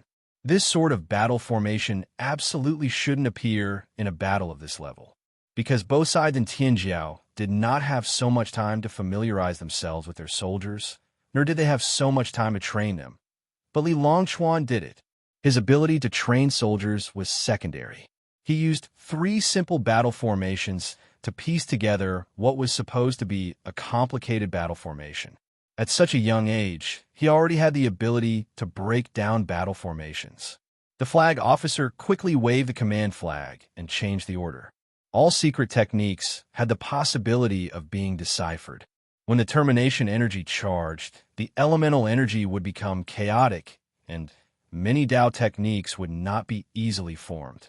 On the battlefield, the command flag was always the most reliable method of command. Let Su San's team break away from the strangulation and retreat to Sun 5. As for what to do, he will know himself. Chen Xuan ordered again. Just as the flag officer issued the command flag, Chen Xuan's order sounded again. Ask Wang Kun to pull the Fierce Tiger War chariot up and block it at Li Tu. When I order him to charge, he will directly crash into it. After issuing 3 consecutive military orders, Chen Xuan lightly shook his head and finally had the mood to sigh. Should I say, as expected of the descendant of the Duke of Destroying City? The standard military equipment in the world was led by the war chariot. The Chu Kingdom had the best war chariots in the world. A war chariot with 5 people was simply a moving battle formation. It was worthy of being called a killing machine. However, the Fierce Tiger war chariot of the Jing Kingdom was not much inferior to the Chu Kingdoms. For the Xingyue Plain battlefield, only 20 war chariots were deployed, and they were all on Wang Kuen's team. Chen Xuan had placed a heavy bet on killing the descendant of the Duke of Destroying City, who had suddenly started to show his strength. Unfortunately, the soldiers driving the Fierce Tiger war chariot were not strong soldiers of the Jing Kingdom. Although the soldiers of the Xiang Kingdom had undergone assault training, they could not control it as they wished. Various thoughts flashed through his mind as Chen Xuan looked at the battlefield indifferently. On the battlefield, Li Longchuan strode forward with a bow in one hand and a bowstring in the other. If one ignored the blood-curdling screams and bloody scenes, it did not seem like a battlefield. Instead, it seemed like he was sitting in front of his family and playing the zither. He was too confident and too calm. At this moment, Li Longchuan was shining with a sharpness that was different from usual. Formation 1, advance. Formation 2, follow. Formation 3, move to the left. As he spoke, arrows flew swiftly. While killing the enemy, he quickly pointed the way for the soldiers of the main camp. The extremely powerful shattering armor formation had been broken down into simple Formation 1, Formation 2, and Formation 3. In the past few days of war, the soldiers under his command had firmly remembered them. The shattering armor formation broke the enemy's thick defense. When the 3 formations were combined, it was a crude version of the shattering armor formation. This was not a famous formation, but on the battlefield of Xingyue Plain, it was enough to sweep away most of the enemy's formations. The two formations on the other side were still rapidly adjusting. Once the shattering armor formation on his side pressed forward, it would be broken. Formation 1, retreat. Formation 2, advance. Formation 3, gather to the right. After breaking through the two formations, Li Longchuan did not choose to expand his victory. Instead, he immediately adjusted the formation and fiercely crashed into the Jing Kingdom's Fu Chang division that was coming from the front left. The blood and qi of the soldiers formed the termination energy. The military formation crashed into the military formation. The shattering armor formation shattered the fish scales. The war saber clashed with the war saber. Blood splattered on blood. Under the dim light of the candlelight, no traces could be hidden. Li Longchuan pulled the Qiushan division to its fullest. An arrow flew out like a dragon and roared towards the chain-armored Fu Chang. When Fu Chang division came, he was prepared to wait for the enemy to be exhausted. He did not expect the other party to change their formation so quickly and attack so fiercely. He had no choice but to move to the side and temporarily avoid the attack. Rumble. Among the 10,000 soldiers, there was a sudden clap of thunder. From the front of Li Longchuan's division, a huge war chariot with a chilling collision blade leaped out like a ferocious tiger. Then the second chariot, the third chariot, like a ferocious tiger, it faced a forest of swords and spears. Jing Kingdom's soaring tiger war chariot. It was Wang Kuen's division. But at this time, Li Longchuan's troops that had already crashed into Fu Cheng's troops on the left suddenly gathered the baleful energy and merged into one, turning into a giant arrow that directly pierced through Fu Cheng's troops and left. Fu Cheng division's soldiers were in a completely chaotic formation and became a natural barrier. Wang Kuen's soaring tiger war chariot came aggressively, but hit empty air. He could only watch as Li Longchuan's division quickly closed in on Qi division. What a pity!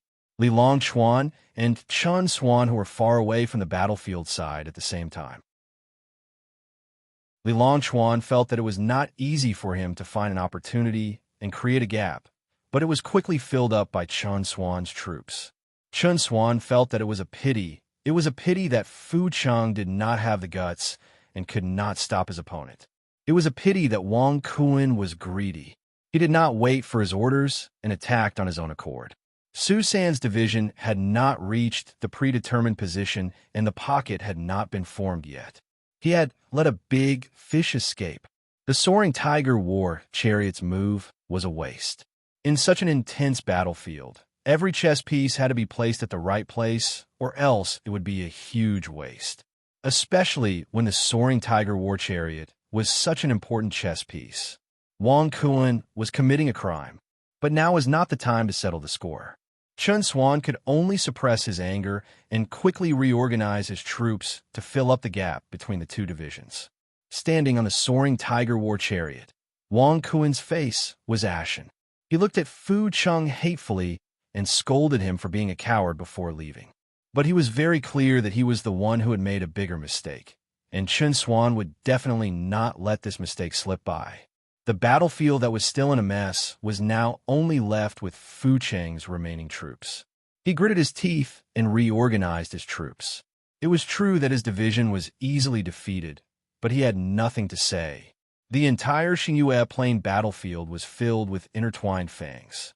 How could life and death be decided in an instant? Li Longchuan had led his troops to make a spectacular charge, but the impact on the entire battlefield was not worth mentioning. The two divisions that were broken would be quickly replenished. Before the last drop of blood was used, this battle would not end so easily.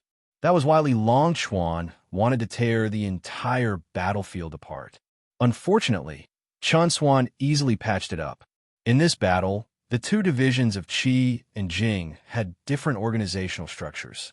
The 10 divisions of Qi and Fang were in charge and worked together. The 20 divisions of Qi and Fang were under Chen Xuan's command. In a battle between transcendents, it was hard to say who was better and who was worse. Of course, Being able to command one division could be considered an advantage, but the Tianjiao brought out their special skills and fought with their unique talents, which was actually more beneficial for training their troops. The main reason was that there was no Tianjiao on Qi's side who could suppress everyone, so they were not able to command one division. But with the current situation, after 7 days of battle, there was still no clear victor. Wu was an ordinary person from Su country. He was an ordinary age, had an ordinary background, and was an ordinary soldier who ate imperial rations. To be honest, he did not know the meaning of this battle.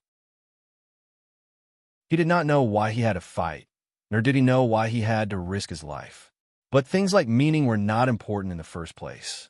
His father was a soldier, so he would be a soldier when he grew up. That was all. Of course, he loved his country, but it was hard to say how much he loved it. Whether Su country was big or small, strong or weak, he would not leave the country. He did not feel much about it. If the general said to charge, he would charge. If the general said to stop, he would stop. He had already forgotten the fear of hiding in the camp bed with tears running down his face before the battle. There is no such thing as fear on the battlefield when one's eyes were filled with killing intent. You either kill or be killed. Here, the relationship between people was even simpler than the relationship between humans and pigs.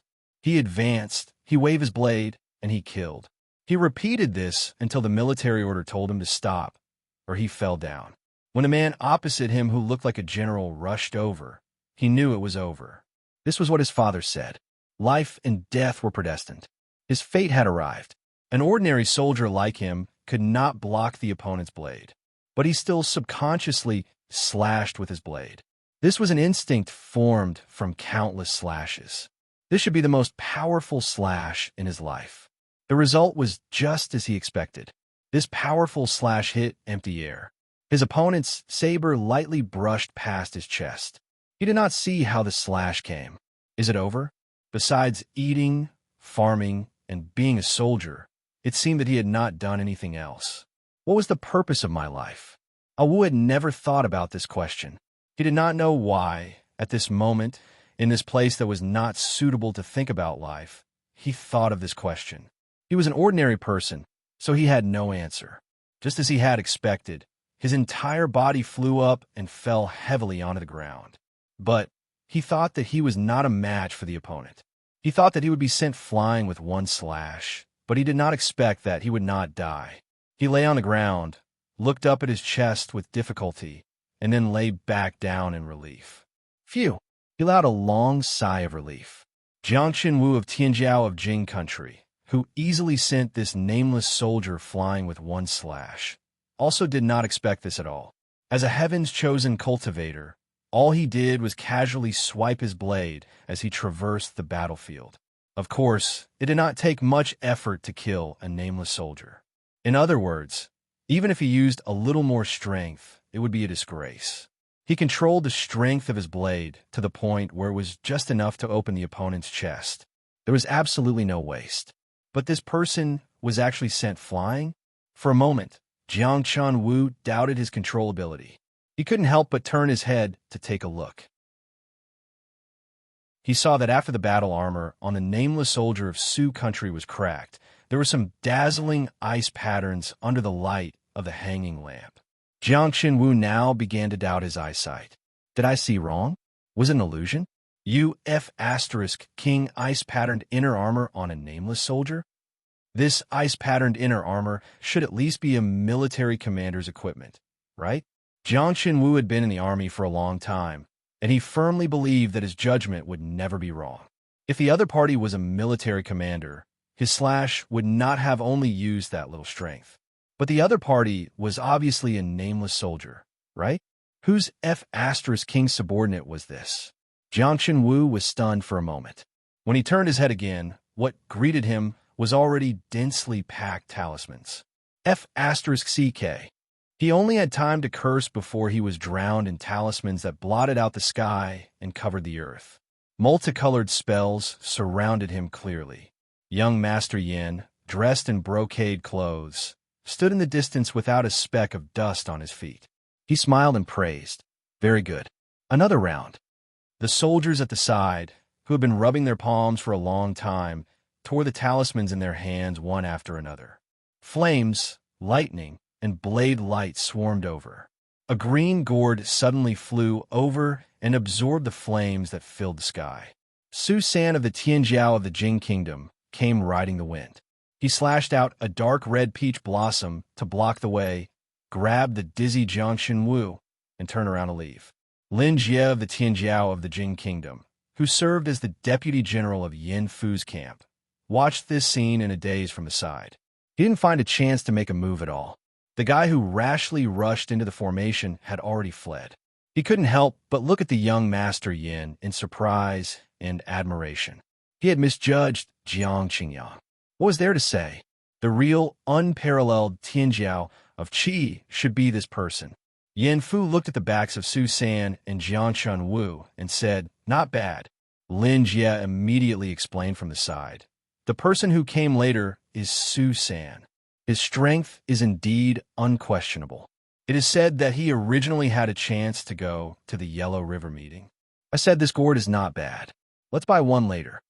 Yin Fu said as he handed over a storage box. Please distribute this box of talismans. Our brothers are already empty. Lin Jie, yes, General. Dong dong, dong dong. The war drums didn't stop. Countless people's heartbeats were also surging. Dong, dong. The light of the hanging lanterns flowed like water. A bright light shone on a long spear, and then it was covered in blood. The long spear was put back on the war chariot. The blood had been wiped away, but it still looked eerie. Did you see that? Cheng Gongxing asked. Tiger war chariot? Lin Xian said, it's indeed a killing weapon. She naturally had war chariots as well as war chariots. This time, 20 chariots were also transferred over, but they were obviously inferior to the Tiger war chariot. Of course, it wasn't a full-scale war now. Otherwise, the thorn boats that were sent to the battlefield in the bewildering world would be transferred over. No, Cheng Gongxing shook his head. It's Wang Kuan. He said with certainty, this person has a different idea. Lin Xian was conceded that he had some attainments in the art of war, but he really couldn't see what was wrong with Wang Kuan's command just now. At most, they were a little slow and couldn't hit Li Longchuan's troops in time.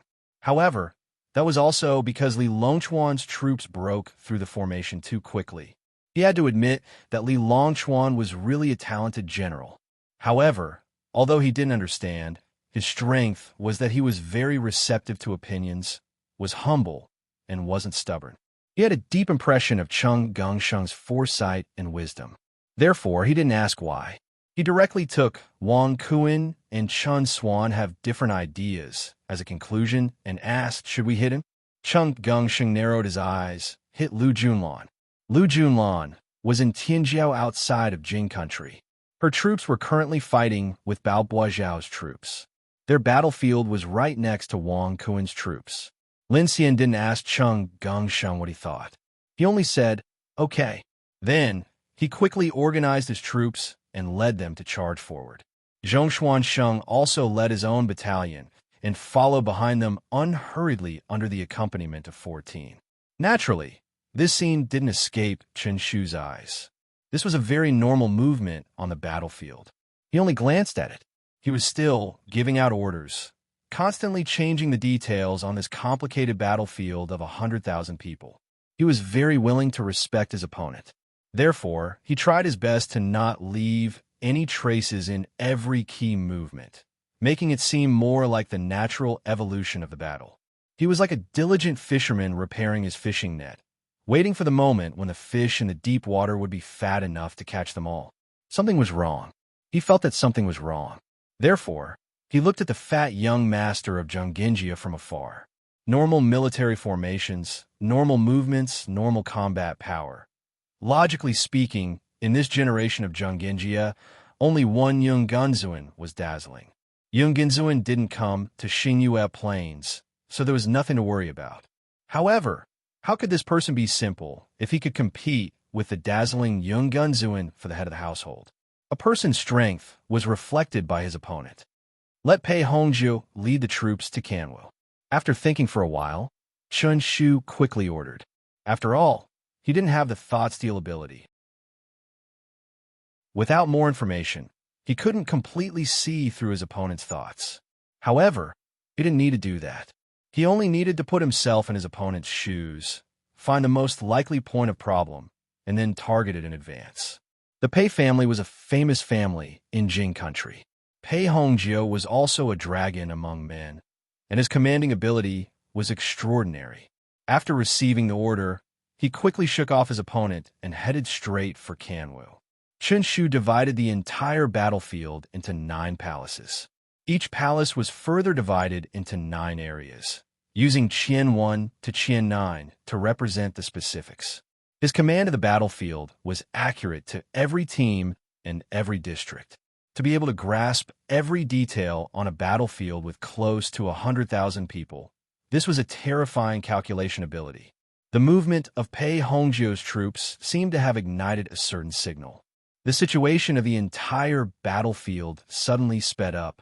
Qinshu saw that before Pei Hongjiu's troops arrived at Canwu, Qi and Lei Zhanqian's troops had already rushed over and occupied the space.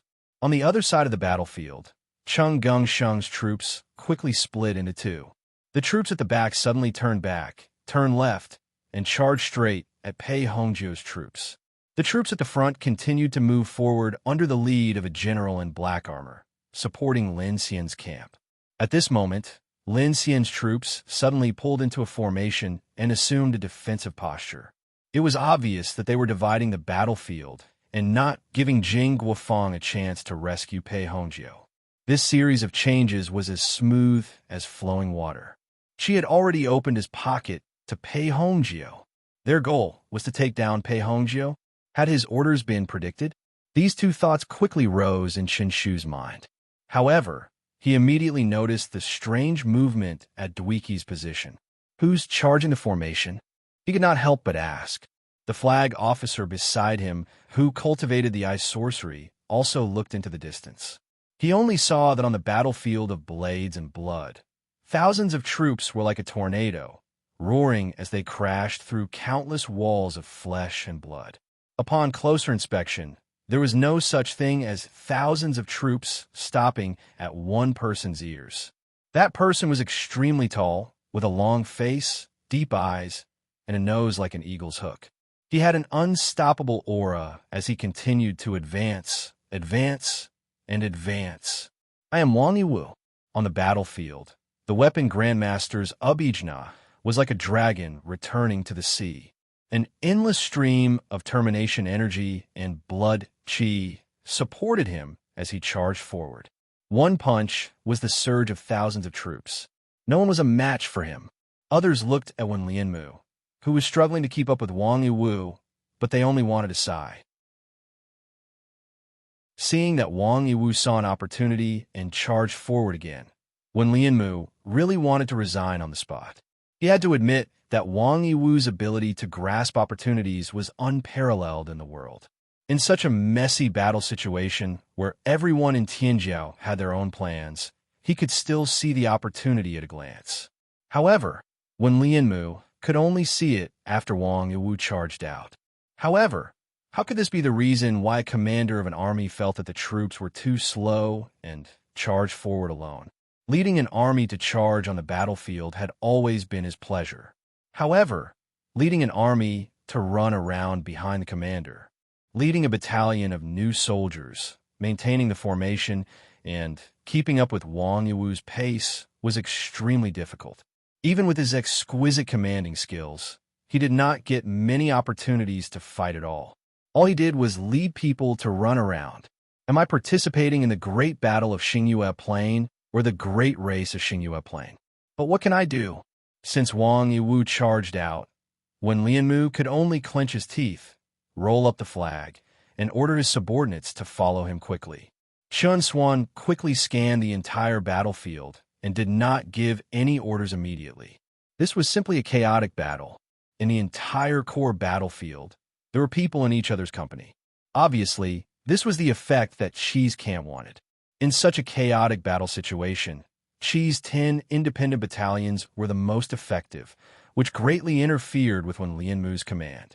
This situation had already appeared 3 days ago. At that time, Bao Boizhao and Xiao Yu of Qi's Tianjiao worked together to facilitate this. But in fact, it was also Chen Xuan's tacit consent. Now, it had become a bloody quagmire. Neither side could easily get out of it. They could only continue to invest, and invest until one side ran out of blood. Give up the position swap. Move the reinforcement formation to the central palace.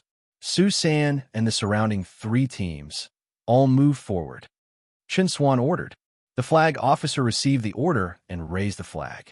The guard beside him reminded him in a low voice, "That is the Pei family." Chen Xuan only said, "Our Jing country's Tianjiao will not die so easily. Other things are not important." The guard did not say anything else. Order Wang Kuan's troops to charge towards Wang Yiwu's troops. Use these 20 tiger chariots to pin Wang Yiwu down. The rest of the people follow the original plan. Chen Xuan gave the last order and slowly pulled out his sword. He only said one word: "Form the formation." The 2 teams of soldiers who had been waiting behind him for a long time instantly got into formation. They shook their termination energy and turned into a yin-yang fish. Chen Xuan formed the formation and personally led the troops into the battle. It was like blowing the final horn. In the entire core battlefield, in the quagmire of blood and flesh, Jing country's 2 teams formed a formation and directly transformed their termination energy into dragon and tiger forms. Qi's 10 battalions also reacted at the same time.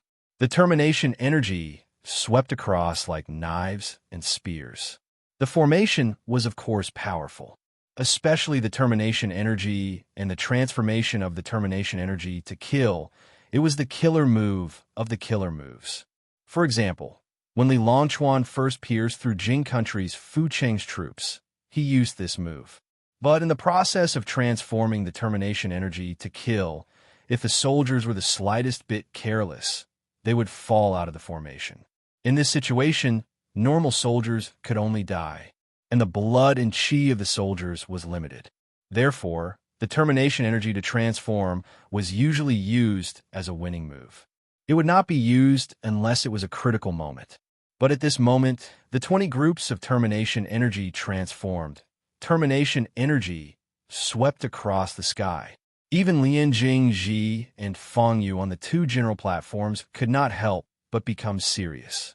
Although the victory of this battle depended on Qi Jing, but the result of the battle was still very different for Xiang Su and Su country.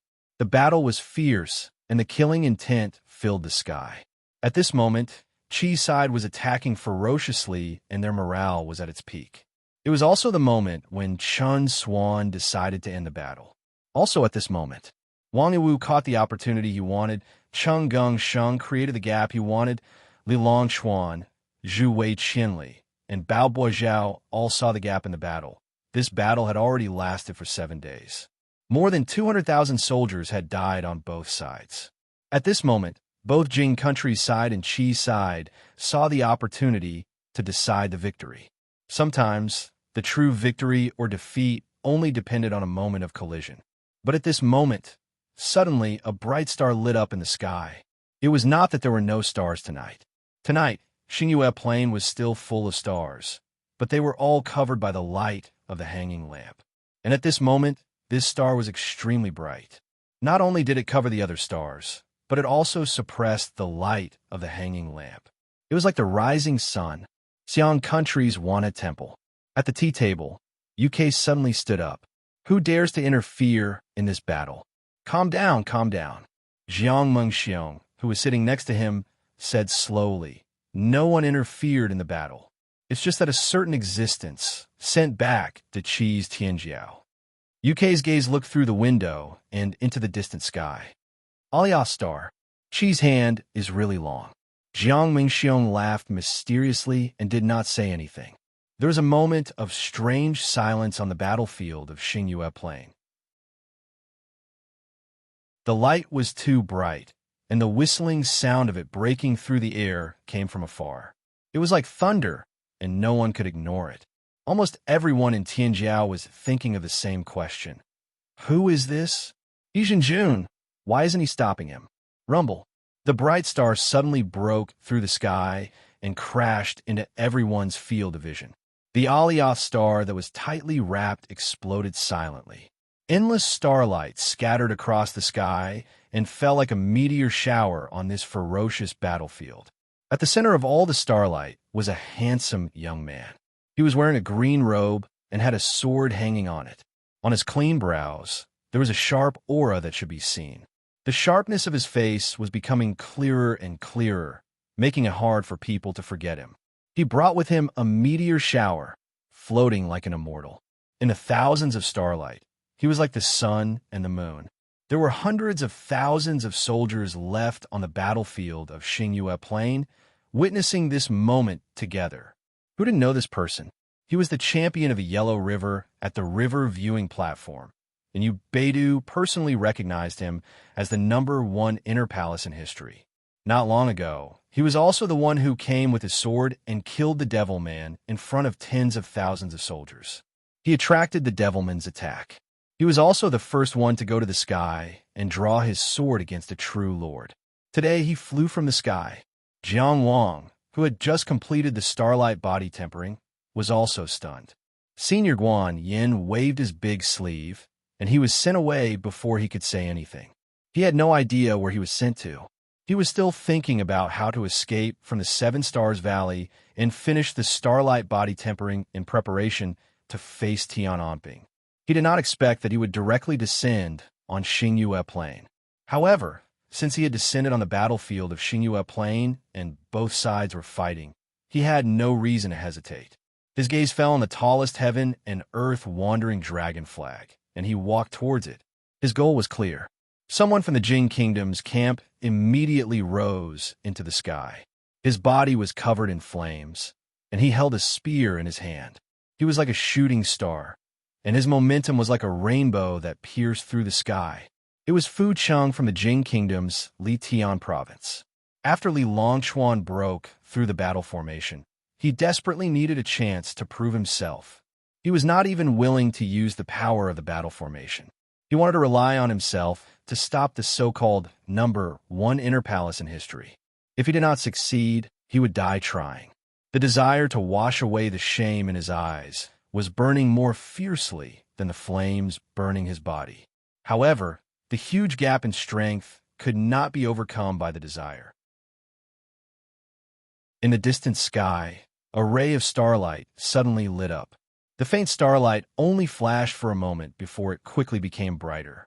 The light was endless and extremely dazzling. It announced to everyone that Jiang Qingyang had arrived at the outer palace. The star tower in the distant sky was brighter than all the stars in the sky. What kind of star tower was this? What was so special about the outer palace, the #1 inner palace in history? Many people harbored doubts, but they only saw, at the same time as the star tower, a line of stars was drawn across the sky from one end of the battlefield to the other. Fu Cheng did not even have the chance to react before he was cut into two in the air. However, Jiang Wang did not stop walking. He only said, "The inner palace realm has never been matched in history. Now that I have established the outer palace, I am invincible in front of the gods. Those who block me will die. You dare to call yourself invincible in front of thousands of soldiers and horses." Chun Swan swung his sleeves and directly mobilized the power of the battle formation. With determination energy wrapped around his body, he rushed forward. The person closest to the heaven and earth wandering dragon flag was Chun Swan. Even he, Chun Swan, would not back down at this moment. He had originally drawn his sword to form a formation and was about to place down the final piece of the battle. However, Jiang Wang, the prodigy of the Qi Kingdom who had been hiding during the war, had suddenly appeared from beyond the heavens and charged straight for the main flag. If he did not kill him, how could he raise the morale of the army? Determination energy wrapped around the sword, and the blood dyed the blade. At this moment, he had the power of thousands of soldiers, like a god or a demon. "Jiang Wang, come back!" Cheng Gengsheng shouted and led the army to support him. Li Longchuan and Yin Fu also gathered their determination energy and rushed forward. Lin Xian also shouted, "General, please enter the formation." The rest of the Tianjiao from Qi also led the army to charge forward. Su San's termination energy rolled and blocked them. Lu Junlan, Wang Kuan, Pei Hongjiu, Wu Jiangshun. The Tianjiao from Jing country also led the army to charge forward. The battle of life and death stopped for a moment because of Jiang Wang, but it started again because of Jiang Wang. On the battlefield, the choice made by Jiang Wang and Chun Xuan at this moment was nothing more than a declaration of a consensus. The current Jiang Wang was no match for Chun Xuan. No matter how strong he was, he had just entered the outer palace. As for Chun Xuan, he was definitely a Tianjiao expert in the outer palace. Especially now that he used the army formation, his killing power multiplied. This was why the Qi army camp wanted to support Jiang Wang. So the Jing army camp wanted to create space for Chun Xuan to kill this maniac. However, Jiang Wang, who was walking the air, did not retreat. Why did he retreat? The meteor shower that filled the sky still fell behind him. Yuing Star Lord and Senior Guanyin, the seemingly endless Aliyah star energy that sent him to the modern world, he could use it as he pleased. Why did he retreat? At this moment, his star tower became brighter and brighter, shining in the night sky. The sword light shone in his eyes, golden and indestructible. His body was wrapped in flowing flames, and he wore a white cape. In an instant, he had shown the form of a sword celestial. Then, billions of stars held this sword and slashed down. A bright light flashed across Chun Xuan's eyes. This was a superpower, Heaven's Secrets. This superpower was known as the Heaven Secrets thread. When fighting with others, one had to take the initiative. This was his core superpower, the foundation of the future Great Tao. As they were both in the outer palace, he could clearly see where the initiative was. He saw the flaws in Jiang Wang's sword. There were too many flaws. Jiang Wang's sword looked like a simple slash, but it was too surging, too majestic, and too unbelievable. This should not appear at the outer palace level. Under the sword, the starlight surged into a river. In a trance, it was actually a replay of Yin Chunwei's sword that day. Jiang Wang's sword was an imitation of that sword. Although the technique was crude, the momentum was somewhat similar. Of course, the main thing was the power. The terrifying star power that had tightly wrapped around him and sent him back to the modern world was all held in this sword. What kind of sword was this? The Milky Way fell into the modern world. The sound was annihilated, the evil energy was swept away, and the long sword was shattered. Chun Xuan fell to the ground, holding only the hilt of his sword in his hand. There were corpses lying around him. The battle on the battlefield had really stopped at this moment. It was silent all around. This war that tested the young Tianjiao of the two overlords was strictly controlled within a certain range. God-level forces were not allowed to participate. But Jiang Wang had just slashed with this sword. How could they fight? Who could take it? Unless the Jing Kingdom's army was united and formed into a military formation. But there were so many people in Qi. Would they just stand there and watch? This was a power that could break the balance on the battlefield. Sometimes, a battle between transcendent beings depended on transcendent beings' power. The military formation itself was just a kind of transcendent being's composition. This Jiang Wang was too terrifying. One slash had used up all the star power that Yuheng Star sent him to the modern world. But looking at Chun Xuan, who had to destroy 3 secret treasures to save his life, Jiang Wang, in the state of Sword Immortal, was still full of power. Chung Gung Sheng told me that in order to take care of Jing Kingdom's reputation, we should control the scale of the so-called local war. In this war, Jing Kingdom's Tianjiao should not have more than 3 casualties. I interpret it as, I can kill 3. He stood in the air, and his gaze swept across the Jing Kingdom's camp. He only asked, then, who are the remaining 2? The evil energy transformation had already dispersed. The battlefield of 100,000 people was completely silent. As far as Jiang Wang's eyes could see, everyone lowered their eyebrows. If this scene was spread out, someone would probably say, Jing Kingdom's Tianjiao is full of clouds. No one dares to take one slash from Jiang Qingyang. Kill me. At this moment a voice spoke. Chun Swan supported himself with the bare sword hilt. Without wiping the blood from the corner of his mouth, he stood up shakily. He looked at Jiang Wang. If you can still use that slash just now, come and kill me. Another person directly stepped into the air. The green gourd at his waist swayed. With a smile on his face, he confronted Jiang Wang. As you said, you can still kill too. Then, how about leaving the last spot for me, Su-san? Just as he finished speaking, another voice spoke. Jiang Qingyang wants to be invincible under the immortal descent. I will help him. Come, kill me, Pei Hongjiu. Kill me, kill me, kill me. For a moment, the Jing Kingdom's Tianjiao side rose one after another. Everyone wanted to die. Isn't it easy to die? Chung Gung Sheng shook his body and appeared with law phenomenon. His loud voice suppressed the Jing Kingdom's rising morale. The soldiers of the eastern region are very willing to help you. For a moment, Bao Buizhao, Li Longchuan, Yin Fu, Wang Yiwu all led the troops to the front. If you really want to die, then kill all of you today. If you are willing to die, have you asked your soldiers if they are willing? On Qi's side, regardless of their relationship with Jiang Wang, whether they were enemies or close friends, everyone went forward on the battlefield.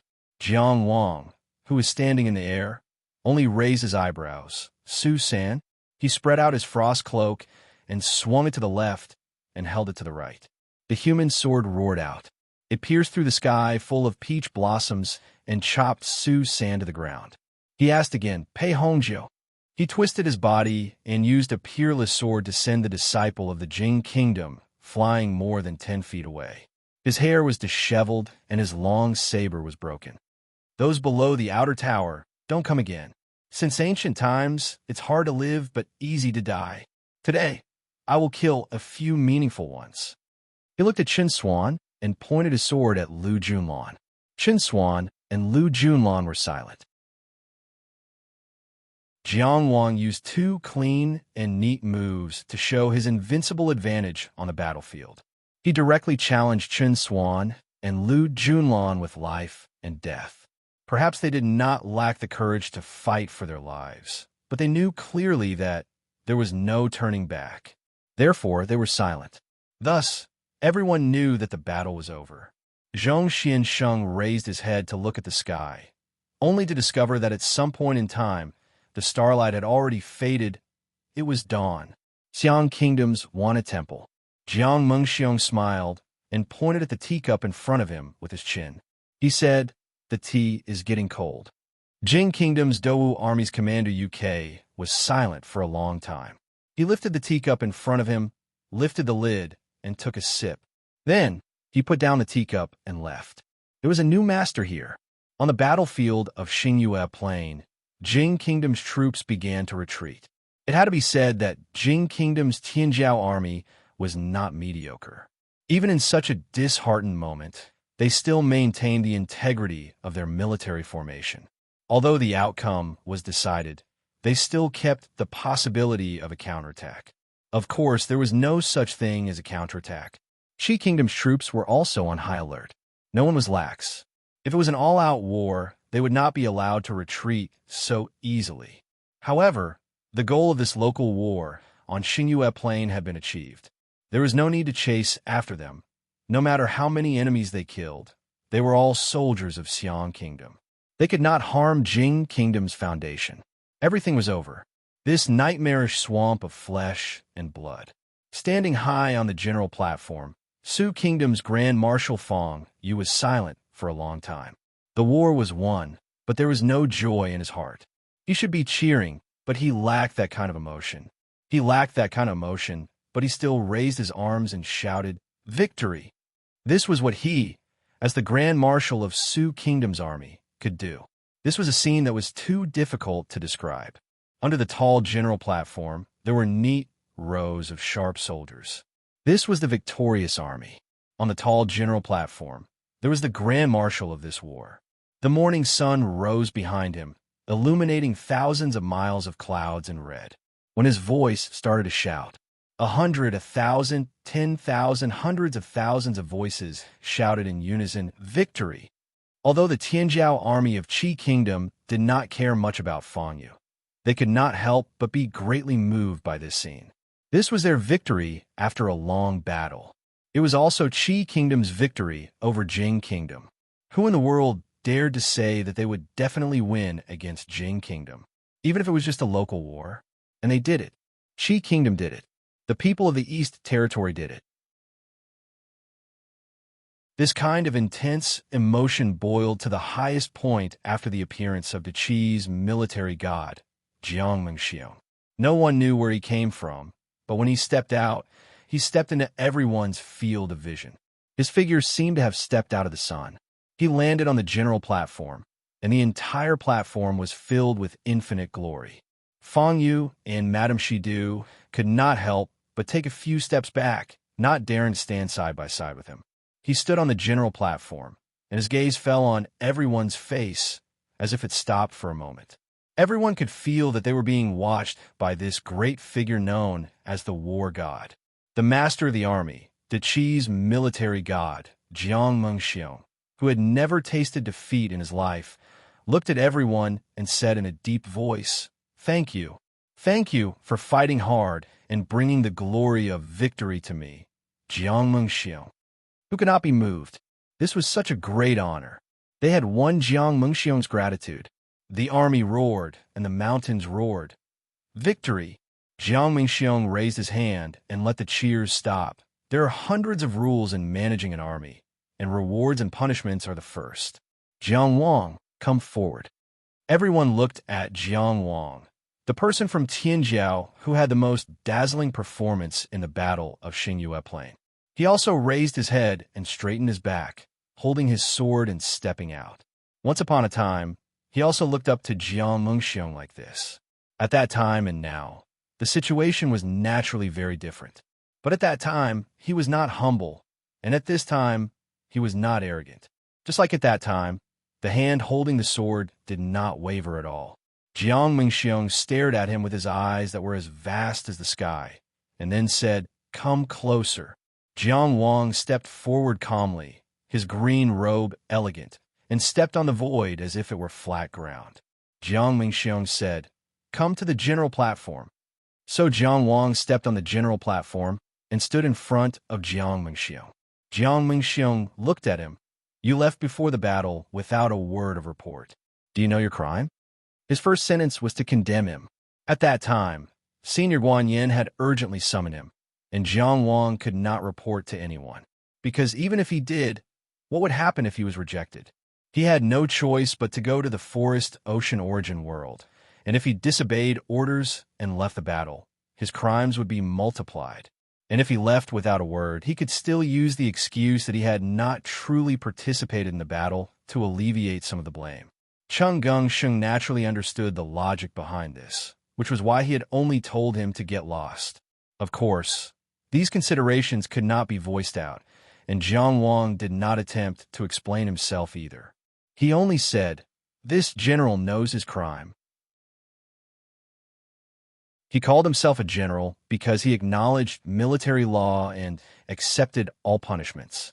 Even though he could argue that he had only participated in the battle to increase his strength and that he had only been waiting for the most opportune moment, he could definitely argue his way out of this, but he did not do so.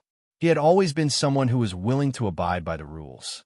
He had agreed to go to the forest ocean origin world first, so he had no choice but to go. Since he had already made his choice, then he was willing to accept all the consequences that he had to bear. You deserve the greatest credit for this battle, but you also deserve the greatest punishment. Since you have admitted your crime, I will not reward you with any credit. Jiang Mengxiong asked, "Do you accept your punishment?" His contribution was the greatest in this battle. There was actually a lot of room for debate about his crime. However, Jiang Wang had already bowed calmly. This general accepts his punishment wholeheartedly. He truly acknowledged this result. Jiang Mengxiong looked into his eyes seriously and confirmed that there was no trace of resentment in his eyes. Only then did he take a step forward and look at the soldiers below the platform. After a moment of silence, he unfurled a scroll and read aloud under the gazes of hundreds of thousands of soldiers. This battle was won because of the three armies. The kingdom of Jing has signed the Star Moon Pact. Pact 1. From now on, the people of Xiang are not allowed to take even half a step into the Star Moon Plains. Cultivators of the appropriate level of the Su Kingdom are free to set up buildings in the Star Moon Plains. Fang Yu gently closed his eyes as if he had finally found some comfort. Pact 2. The Mirror Age platform will announce to the world that Jiang Wang is innocent. The kingdom of Jing's Fu Dongshu is responsible for his negligence and will be demoted to the position of vice leader. He will temporarily take over the role of Mirror Age platform's leader. Zhuang Ting will have 10 years of Taoist resources deducted. The kingdom of Zhuang's prime minister, Du Ruhui, will be flogged naked on Mount Yujing for false accusations against the Yellow River chieftain. He will personally write down his crimes and offer them in front of the ancient Demon Slayer Pact. Jiang Wang's eyes, which had always been calm, finally trembled. The war between Qi Jing and Qi Jing was originally under the banner of fighting for justice for their country's heavenly pride. After the kingdom of Jing lost this battle, it was reasonable for them to express their stance. The Mirror Age platform's public announcement was equivalent to slapping their own face. Fu Dongshu was demoted to the position of vice leader and was punished with 3 cups of wine. Zhuang Ting naturally had to pay the price, but the price was so great that 10 years of Taoist resources would be deducted. The price was so great that the prime minister would be flogged naked and lose face. It had to be said that this was the result of Qi's efforts. This was also the true compensation that Qi had found for Jiang Wang. He had to be punished for leaving the battle at the last minute. However, no one could question the merits that he had won in this battle. No one could say anything about using such a great merit to compensate for his crimes. However, Qi Ting's consolation for this peerless Tianjiao was all in this clause of the Pact of Stars and Moon. At that time, Jiang Wang's back was facing the generals below the platform. He was still standing on the platform with a posture of accepting his punishment. His back was straight and firm, just like his long sword. Cheng Gung Sheng below the platform looked at this back and suddenly felt a lump in his throat. He hurriedly looked up at the sky. He knew too well what Jiang Wang wanted. The punishment given to Zhuang Ting could only be regarded as the beginning. Du Ruhui took all the blame and cleared Zhuang Gaoxian's name completely. But after all, it had started, right? Jiang Mengxiong's voice continued. On the 3rd day, the kingdom of Jing will disband the Yitian temple located in the kingdom of Xia. Everyone who knew about this on and off the platform couldn't help but be shocked. It turned out that this was the highest strategic goal of Qi Jing's battle in the Moon Plain. Regardless of what people were guessing, Jiang Mengxiong said lightly, Jiang Qingyang. Jiang Wang turned around. Jiang Mengxiong had already closed the scroll and put it in his hand. He subconsciously held the scroll tightly and felt the weight of countless people fighting for it. The next moment, his hand holding the covenant of the moon and star was raised high. The Qi's Grand Marshal raised his hand and faced the generals below the platform.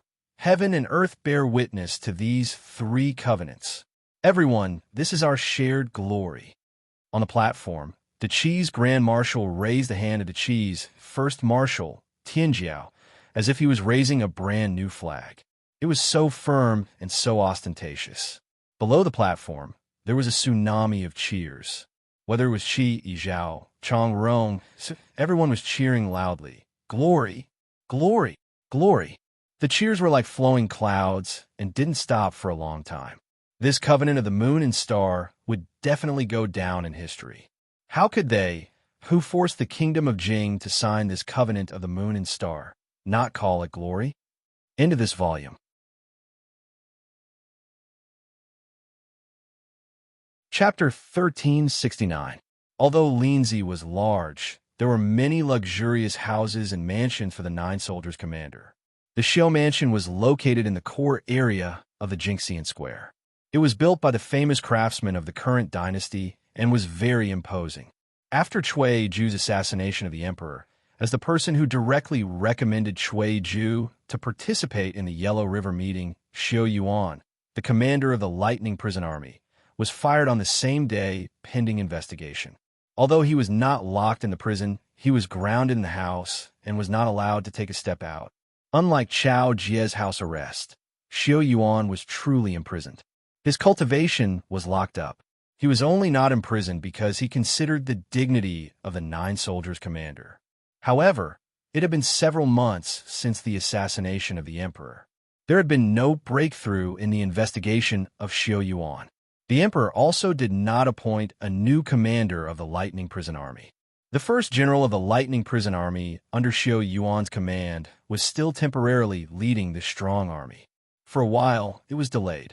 On this day, an important guest came to the Xiao family. It was Yin Tu, who was also the commander of the 9 soldiers' commander and was in charge of the Rain Army. This person and Xiao Yuan were good friends. Everyone knew about this. They both came from ordinary backgrounds. They both climbed up from the bottom of the army and walked all the way to the position of the 9 soldiers' commander. They appreciated each other. When the arrogant scholar Su Fong was still in high spirits back then, he wrote in an article, "A real man must travel a long way." The long way and road. In this article, we're actually referring to the long road to hell, and not some kind of long journey. Among the 9 soldiers' commanders, he admired these 2 the most. Of course, these 2 might not know who Su Fong was. When Xiao Yuan was just fired pending investigation, it was also Yin Tu who wrote 9 letters in a row, saying that Xiao Yuan was innocent and asking the emperor to investigate. Later, he even went to Donghua Pavilion and reprimanded the emperor. The emperor was grateful for Yin Tu's loyalty and personally kicked him out of Donghua Pavilion and fined him 10 years of salary in a quiet room that was decorated very simply. Yin Tu, who was wearing armor, sat opposite Xiao Yuan, who was wearing a home tuxedo. The bow and saber hung on a wall in front of them, making Xiao Yuan's hair, tie, look very neat. He sat upright with his back straight. Although he was imprisoned at home, he still had a fierce temperament. At this time, he was slowly brewing tea. Refined and fierce, these 2 qualities were perfectly unified in his body. On the other hand, Yin Tu, who was sitting opposite him, had a completely different style. His eyebrows were thick, his eyes were wide, his nose bridge was big, and his lips were thick. His sitting posture was also very casual, with one leg half raised and the other lying down casually. I said, "Stop cooking." Yin Tu glanced at the pot of tea and said impatiently, "No matter how good your tea is, you won't be able to blend into Old Chi's circle and gain their trust. What's the point?" Xiao Yuan remained unmoved and continued with the work in his hands. He slowly said, "Why can't I gain your trust? How many months has it been?" Seeing him like this, Yin Tu couldn't help but feel angry. If they believed you, why would you, the dignified commander of the Lightning Prison Army, still stay at home? Xiao Yuan smiled. "The matter hasn't been investigated clearly, so of course I can't leave. Just by relying on those useless trash from the capital city's inspection office? If you can't find the truth in 10 years, could it be that you, Xiao Yuan, want to be imprisoned for 10 years? If they can't investigate clearly for a lifetime, are you going to be locked up at home for a lifetime?" The water was already boiling. Xiao Yuan took the teapot from the small stove and slowly heated the teacup. He said casually, "It's better than being locked up in prison, right?" Yin Tu sneered. "General Xiao is so good at comforting yourself. I didn't know before." Xiao Yuan sighed. "Recommending Cui Zhu was indeed my oversight. I disturbed the emperor and almost tarnished the emperor's name. Brother Yin, I'm already satisfied that I can sit here and brew tea with you. You've committed the crime of oversight, so it's natural to be dismissed and wait for investigation. We have nothing to say, but how long will the investigation take? There has to be a rule." Yin Tu said unhappily, "There's no movement from Bea at all, and Zhengshi avoids me every day. And you, Xiao Yuan, a dignified spiritual master, the commander of the 9 soldiers, can't walk out of this house. Day after day, day after day, day after day. You've made countless contributions to the Qi. How can you be humiliated like this?" Xiao Yuan shook his head. Zhang Yong weeping temple. Even the 11th prince fell out of favor. How can I be an exception when Shui Zhu assassinated the emperor? Yin Tu said angrily. How are you and the 11th prince the same thing? How can these two things be mixed together? Maybe it is, maybe it isn't. Xiao Yuan opened the green bamboo jar and used a pair of tweezers to take out the green tea leaves stored inside. He carefully put them into the teacup and said, I believe that everything has a price. I need to take responsibility for the mistakes I made. His Majesty will remember the contributions I made. It's not impossible for me to rest for a few years. His Majesty is naturally wise and mighty. Yin Tu said in a low voice, I'm just afraid that someone has deceived him. Since His Majesty is wise and mighty, how can he be deceived by others? Xiao Yuan finished the last step and then extended his hand. Brother Yin, please have some tea. The night was blocked outside the door. Yin Tu looked at the hot steam in the teacup. Before drinking, he suddenly thought of a question. At this moment, did the 11th prince have the leisure to drink tea? Cough, cough, cough. Cough, cough, cough. Violent coughs reverberated back and forth in the palace, penetrating this long night. Fenggu, the chief eunuch of the Longevity Palace with deep wrinkles, looked ahead worriedly. The darkness in his eyes was sometimes far and sometimes close. On the desk in front of him, there was a piece of snow-white rice paper. On the paper, there was an unfinished word. A young prince in a white fox fur coat was sitting in front of the desk. His left hand was clenched into a fist, and he covered his mouth with the back of his fist. His right hand was holding the brush, and it was facing the ink slab. There was a drop of ink hanging on the tip of the brush. It trembled with his cough, but did not fall down. When the coughing gradually stopped, Fenggu advised softly, Your Highness, it's better to drink a bowl of medicine. On the top left corner of the desk, there was a white jade bowl. The black liquid was still in it, and there were a few wisps of steam lingering around it. I don't want to drink anymore, Jiang Wuqi said with some difficulty. He coughed a few more times before he stopped. He held the brush in one hand and turned his head to look out the window. He did not know when, but the dim light of the sky had pierced through the curtain of night. There should be news from Xingyue Plain, he said lightly. As if in response to his words, there was a sound of rapid footsteps outside the hall. Fenggu moved slightly to the side and blocked the entrance of the hall. Not long after, the footsteps faded away. Fenggu returned to the desk, but there was an extra letter in his hand. Your Highness, urgent military news. Read it. Fenggu opened the letter and read as he read. The outcome of Xingyue Plain has been decided. Jiang Qingyang returned from outer space, and his sword settled the universe. The military god and Dewey Commander UK have signed the Pact of Stars and Moon at Wanted Temple. After reading the urgent letter, Fenggu's face was expressionless, but his eyes were full of respect and admiration. He was noble consort Lei's confidant in the early years, and was at her beck and call. After noble consort Lei was assassinated, he took the initiative to serve Jiang Wuqi.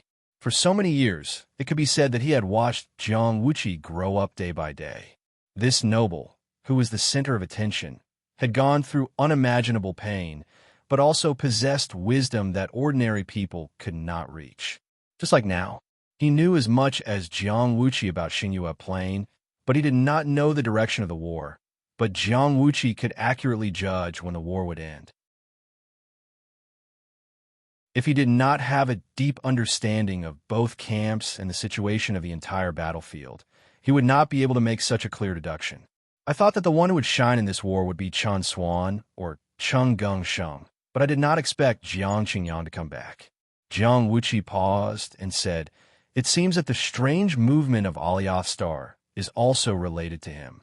Speaking of which, how did the military hall deal with him for leaving the camp? They compensated him with merits, Fenggu said. Jiang Wuqi was silent for a moment and said, The Pact of Stars and Moon must have emphasized the punishment of the Zhuang state. Hearing this, Fenggu flipped to the back of the letter to read the detailed provisions of the Pact of Stars and Moon. He knew about the previous treaty, so he did not read it carefully before. He was stunned when he flipped through it. It was a treaty between the two hegemonic countries, and it was signed after such a war.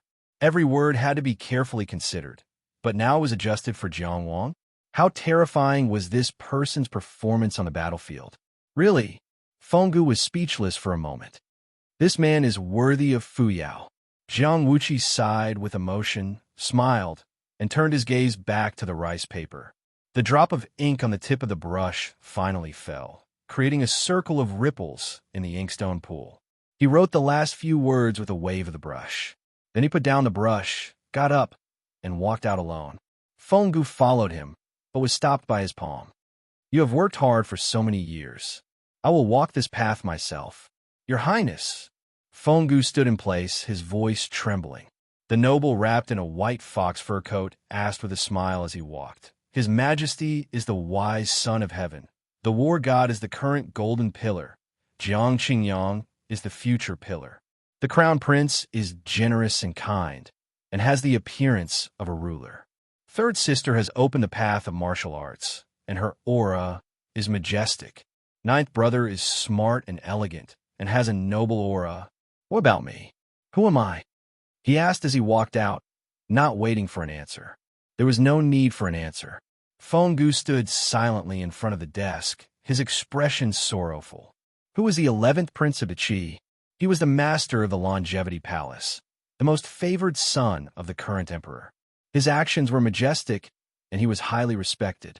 He was recognized by the court as the most like the current emperor, and also the most powerful contender for the position of crown prince. But because of Zhang Yang's crying temple case, the court fell silent overnight.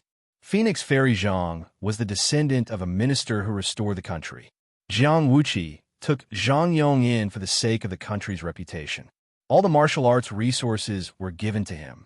But in the end, this was the result. How could Fenggu not be sad? The noble who said, "Supporting the Qi is supporting me," was now asking himself, who am I? How could an old man like him not be hurt by the sorrow in Jiang Wuqi's words?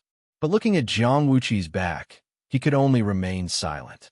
He silently watched as Jiang Wuqi walked out of the palace, silently rolled up the words that Jiang Wuqi had finished writing, silently like a lonely ghost floating in the huge palace from the 39th year of the Yuanfeng era until now. The highest mountain in Linzi City should be Mount Yunwu. On the plank road that was covered with clouds and fog, a figure wrapped in a white fox fur coat slowly approached. At this time, the sky was shining faintly. Even though the mountain was so tall, it couldn't be seen through. The thin figure walked in the clouds and fog. Although he gradually got closer, he still gave off a feeling of being very far away. Although the Heavenly Fragrance Pavilion, one of the 4 famous pavilions of Linzi, was located here, Jiang Wuqi didn't come for beauties. Every time he came in the morning light, he would climb Mount Yunwu and sit alone in the stone pavilion at the top of the mountain. A pot of flower tea hidden in the clouds, he would sit from sunrise to midday.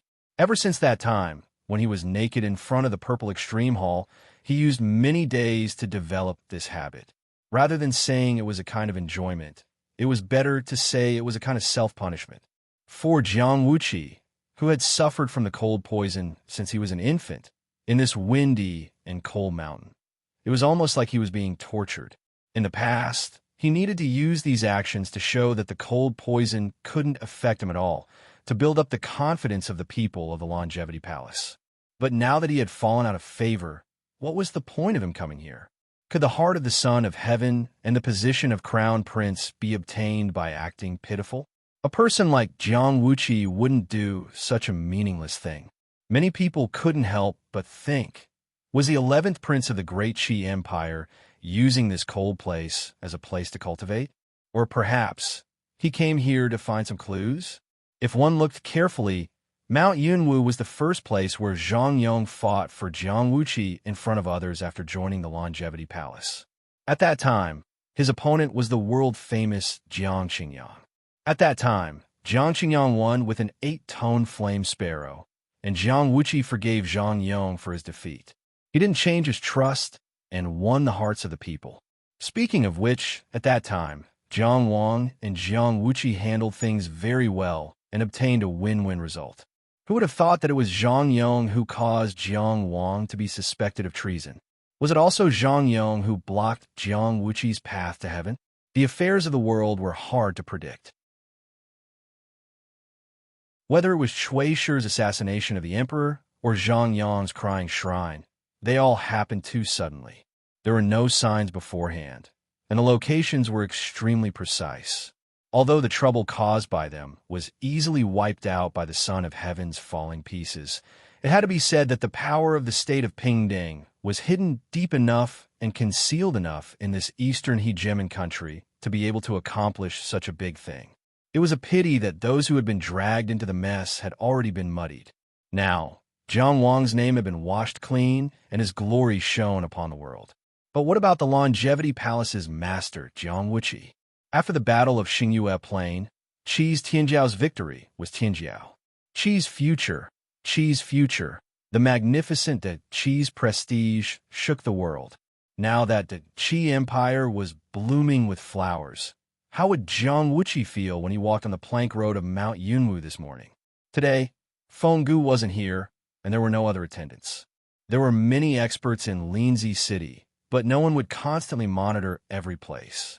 Therefore, when a stooped old man walked toward him with a walking stick, it didn't seem to be surprising. The old man walked very slowly, and it could be said that he was hobbling. However, to be able to walk on this shaky plank road with his hobbling was already a very awkward thing. Jiang Wuqi didn't seem to feel awkward and continued walking forward. It was too early, and there wasn't a third person on the plank road. The people who had spent the night on Mount Yunwu were all lying on soft couches in the heavenly fragrant cloud pavilion. For a moment, there's only the mountain wind, the unstoppable coughing, and the sound of the walking stick knocking on the plank road. Huff, huff, huff, cough, cough, cough, duck, duck, duck.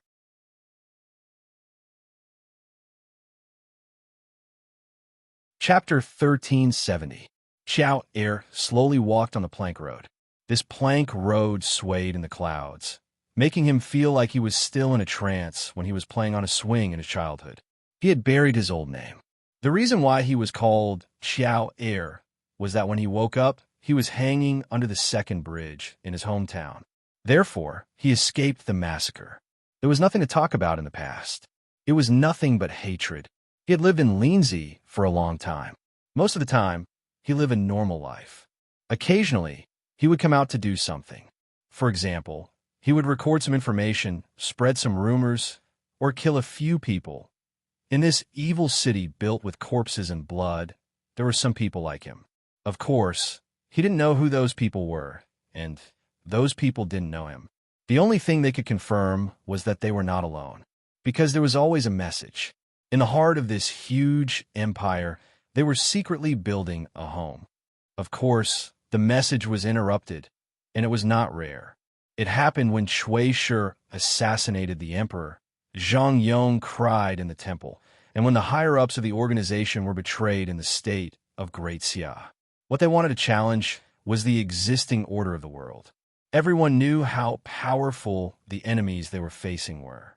During this time, they were targeting Qi, but Qi was only one of the enemies.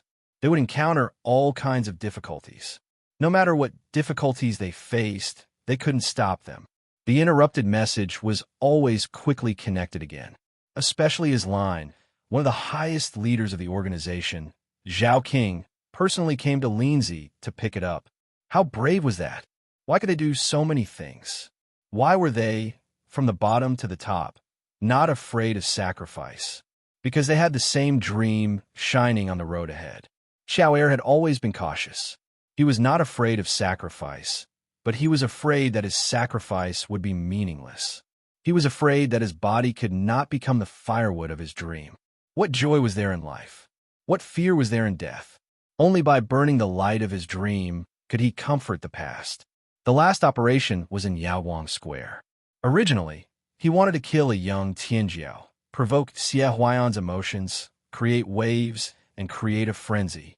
But he gave up because of Jiang Wang.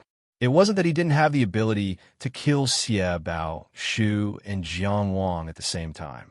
He just couldn't guarantee that the other party wouldn't make any noise during the process. Jiang Wang's ability to control sound had been clearly demonstrated during the assassination of Emperor Ju. Moreover, Prince Zhao had specially emphasized last time that they could target Jiang Wang, but it was best not to really kill Jiang Wang. With just a little bit of uncertainty, Xiao Er chose to stop and leave. Since then, he had been silent until today. He was not afraid of death, but the young Tianjiao named Xie Bao Shu was not worth the risk. Obviously, Jiang Wuqi was worth it. Assassinating a palace lord in Linzi was truly an inconceivable matter. But it was precisely because it was inconceivable that not many people dared to think in this direction. Because it was impossible, once it succeeded, the impact it would cause would be enormous. If they could capture him alive and bring him away from Qi Jing, the benefits would be incalculable. It was definitely worth the risk. For this reason, the organization didn't mind paying a higher price. Among the 4 palaces of Chang'an, Changshan, Huaying, and Yangxin, only the Changshan Palace had the possibility. Ever since Jiang Wuqi naked in front of the Ziji Palace and held the jade, Emperor Qi hadn't summoned this prince. What was once a close relationship, what was now a distant relationship? Everyone knew that the 11th prince had lost power, and it was like monkeys scattering when the tree fell. The civil and military officials who were close to the Changxing Palace in the past were unusually low-key during this period. Jiang Wuqi himself was also dressed lightly and didn't show off. Other than going to Yunwu Mountain to watch the sun rise every day, most of the time he closed the palace door, saying that he was cultivating his body and mind and didn't want to see outsiders. Today was a very good opportunity. According to the latest intelligence, the Battle of Xingyue Plain had ended, and the people of Qijing and Tianjiao were about to return with honor. The entire empire's attention was focused on them, so it was inevitable that they would relax their attention to other places. After all, Yunwu Mountain was remote. Even though the entire Linzi city's defense was much stricter than before after the assassination incident, it wasn't so easy to detect the abnormality here in time. Moreover, they had made enough preparations for this trip. Taking a step back, even if something went wrong, with his strength, he could still kill Jiang Wuqi, who was at the Inner Mansion realm, before the powerhouses of Linzi arrived. If he could use his life to exchange for Jiang Shu's favorite son, what was wrong with it? Thinking that he had the opportunity to make Jiang Shu, an emperor, suffer, Xiao Er felt excited. She was unprecedentedly arrogant after winning a small battle against Jing Kingdom. Did they think that the world was convinced? It was time to pour cold water on them. Thinking of this, Xiao Er looked up at the sickly prince in front of him and slowly straightened his back. His hunched figure gradually straightened, and a ray of cold light jumped between his fingers. He walked on the plank road, covered by clouds like a hunter walking towards his own trap. And in the trap was today's harvest. To his surprise, Jiang Wuqi was very calm. Too calm. Xiao Er was certain that Jiang Wuqi had seen all his changes. Jiang Wuqi hadn't been distracted or anything like that. But this 11th prince of the Qi was so calm. Not to mention running away or calling for help. He didn't even have the intention to slow down. He was still walking straight towards him. Was there an ambush? Xiao Er's emotions surged. No, if there was an ambush here, that person couldn't have been unaware. In an instant, his spiritual sense covered the plank road, and he indeed didn't see anyone else. It was useless to think too much. Everything had to be asked at the tip of a knife. Xiao Er walked faster and faster, and the aura of a god-descending powerhouse began to flourish. Your Highness, for your safety, how about you come with me? The clouds around him were like snow, and the white fox fur coat was also like snow. His face was pale, but it didn't lose out to the snow in the slightest. The sickly 11th prince of the Qi walked on the swaying plank road, quietly feeling the aura of a god-descending powerhouse gradually waking up. He suddenly sighed. I've been waiting for you for too long. What do you mean? At this time, Xiao Er suddenly realized something. At some unknown time, this heavenly noble in front of him was no longer coughing. As his thin figure walked on the plank road amidst the clouds, he unexpectedly possessed a kind of calmness that controlled everything. Was this a trap? Who dared to use Jiang Wuqi as bait? How could he guarantee his own safety? Thousands of thoughts exploded in Xiao Er's mind. Of course, a person like Xiao Er could also search for clues in the fog. With an extremely decisive flick of his finger, the cold light that had coiled around it for a long time swiftly shot out in a split second. He made the first move. With his god-descending cultivation, he didn't hold back in the face of an inner mansion cultivator. The clouds no longer moved, the fog no longer surged, the wind no longer came, and the plank road no longer swayed. There was no longer any distance between him and Jiang Wuqi. Mount Yunwu seemed to be silent for a moment. As soon as the cold light shot out, it arrived. The cold light's trail unexpectedly created a sudden hole between Xiao Er and Jiang Wuqi. This side began, and that side ended. A so-called god-descending cultivator was like a god within the range of their spiritual sense. "Thief, you dare!" A swift and severe voice suddenly rang out, rapidly approaching. In the end, Jiang Wuqi was the Longevity Palace master. Even if he had lost power, he was still the target of Linzi's defensive forces. Therefore, just as there was a change on Mount Yunwu's plank road, experts patrolling the nearby area immediately rushed over. However, it was impossible to make it in time. At this very moment, it was absolutely impossible to take him away. To Xiao Er, the best outcome might have already been lost, but the second best outcome was right in front of his eyes. Killing an inner mansion cultivator with god-descending cultivation was no more than the blink of an eye. The cold light belonging to a god-descending cultivator so clearly appeared in Jiang Wuqi's eyes. As for the voice of the rapidly approaching god-descending blue metal, it was still very far away. It seemed that his life had always been in an exceptionally painful contradiction, always in desperate straits. Who could feel Jiang Wuqi's despair? The cold glint in his eyes seemed to spread out endlessly. Once upon a time, that scene seemed to be just as cold in the morning light as well. "Your Highness, from now on, you can no longer cultivate." The person speaking was Imperial Physician 1 of the Imperial Hospital. Looking at the entire Dachi, no one dared to say that they could surpass him in medical skills. Therefore, his diagnosis was usually the final result. However, the young prince only asked, "Why?" Your cold poison entered your life and increased with your age. The higher your cultivation, the more intense the cold poison. The more you worked, the closer you were to death. Now it seems that the inner palace is already the limit. How about the outer palace? When starlight tempers the body, the cold poison will spread, shattering the blood and freezing the life. There will be no luck. So what if I had a golden body and jade essence? If you're a god-descending cultivator, jade essence is also jade essence. Unless you have a true insight, you can observe the universe from the outside and understand yourself from the inside. Only then can you sever the cold poison and seek immortality. Then I will have a true insight. This old subject has something to say, but I don't know if I should say it. Teacher, are you trying to say that it is absolutely impossible? Not to say that there is no hope, but the chance of success is also very small.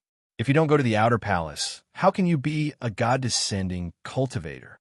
If you don't have a god-descending cultivator, how can you be a true insight? There is a limit to one's strength. This is really difficult. I heard that there were ancient sages who learned hundreds of schools of thought, touched the extraordinary, and reached the peak in one step. Could it be that the legend is false? This matter should be recorded in the history books. Since the predecessors could reach the peak in one step with a mortal body, why can't I, Jiang Wuqi, reach the true insight? At that time, old Imperial Physician Wen bowed his head and did not speak. And Father, what did Imperial Father say? I remember now. Father said, "Good. It's my Lin. If he can achieve what men can't, he will build what men can't." His memories came to an abrupt end, because the cold light was already close to his forehead. The pale Jiang Wuqi, who was wrapped in a thick fox fur coat, took a step forward. This step was very different from a world. 4 light spots lit up in the sky one after another. In the distant sky instantly formed 4 star towers. Frost gathered on Jiang Wuqi's hair and eyebrows. With him as the center, the temperature within 3 steps was terrifyingly low. Even the oncoming cold light seemed to have been slowed down. Even his eyes were suddenly covered in icicles, reflecting the flowing light as it flew around. But in the next moment, the icicles shattered, and the frost on his eyebrows and hair melted away as if it had met the scorching sun. He raised his palm and placed it diagonally in front of his forehead. The attacking cold light was enveloped in the range of his palm. It jumped between the pale, thin, and long fingers. It was clearly screaming and had terrifying power, but it was like a bird in a cage, unable to escape. Xiao Er stood in front of the sickly prince. What he heard seemed to be the arrival of the tide. That was the person's blood that flowed like a river. What he saw in his eyes was a faint golden light in his eyebrows, eyes, hair, and skin. That was the golden body of a god descending. Right in front of him, Jiang Wuqi had arrived with 1 step. It was as if the 4 realms of the outer tower had never existed. The star tower had just been established, but it had already become history. From the outer tower to the god descending, the lifespan chasm was like a small ditch, only worthy of Jiang Wuqi taking a small step forward. 1 step before, he was still in the inner mansion. 1 step later, he was already a god descending. And with a raise of his hand, he suppressed his life-bound magic weapon. What kind of talent was this? What kind of monster was this? If this person did not die, what would happen in the next 100 or 1,000 years? From this came shock. From this came fear. Xiao Er had long been prepared to die. At this time, he hesitated even more. His body suddenly began to disintegrate. His aura rose without limit, and the overflowing power stirred the sea of clouds. His body was clearly disappearing, but gradually there was a kind of terrifying feeling of invading the heavens and swallowing the earth. Cui Zhu had demonstrated it once in front of the imperial ancestral temple, and later Zhang Yong had used it again in the 9 Return Spirit Temple. The art of destruction. It was a secret technique unique to the country of Pingding. Only an organization like the country of Pingding had so many people willing to risk their lives with such a terrifying secret technique. First kill yourself, then ask to complete the mission. A god-descending cultivator like Xiao Er had a lifespan of more than 500 years. He had endless possibilities and could be used in any organization. But when he used the art of destruction, he did not waver in the slightest. Whoosh, whoosh. On Mount Yunwu, the figures of cultivators rose into the air. The terrifying fluctuations of power on the plank road stirred up the great formation of Mount Yunwu. It alarmed the transcendent cultivators of the heavenly fragrance cloud pavilion, as well as the guests with transcendent power. But among these people, none of them could interfere in the battle between the god-descending cultivators. It's the 11th prince. Who dares to commit murder in Linzi? Angry rebukes sounded continuously, but none of them actually went to throw their lives away. A god-descending cultivator in the state of destruction. Anyone who blocked his path would die. Jiang Wuqi was the only one who had managed to block Xiao Er's attack with a single step, buying time for the experts patrolling the nearby area. Your Highness, please retreat. I'm coming. The 3rd-rank blue metal constable, the god-descending cultivator who had just been cleared of suspicion, Liuku. At this moment, he was approaching from afar. When he opened his divine eyes, it was as if lightning flashed in the sky. In front of Jiang Wuqi, the powerful body of a divine Advent realm cultivator crumbled inch by inch on the plankway in the clouds, starting from his legs up. Calves, knees, thighs, hips. Xiao Er's body was reducing inch by inch, but his momentum was increasing inch by inch. He clasped his 10 fingers together in front of his body.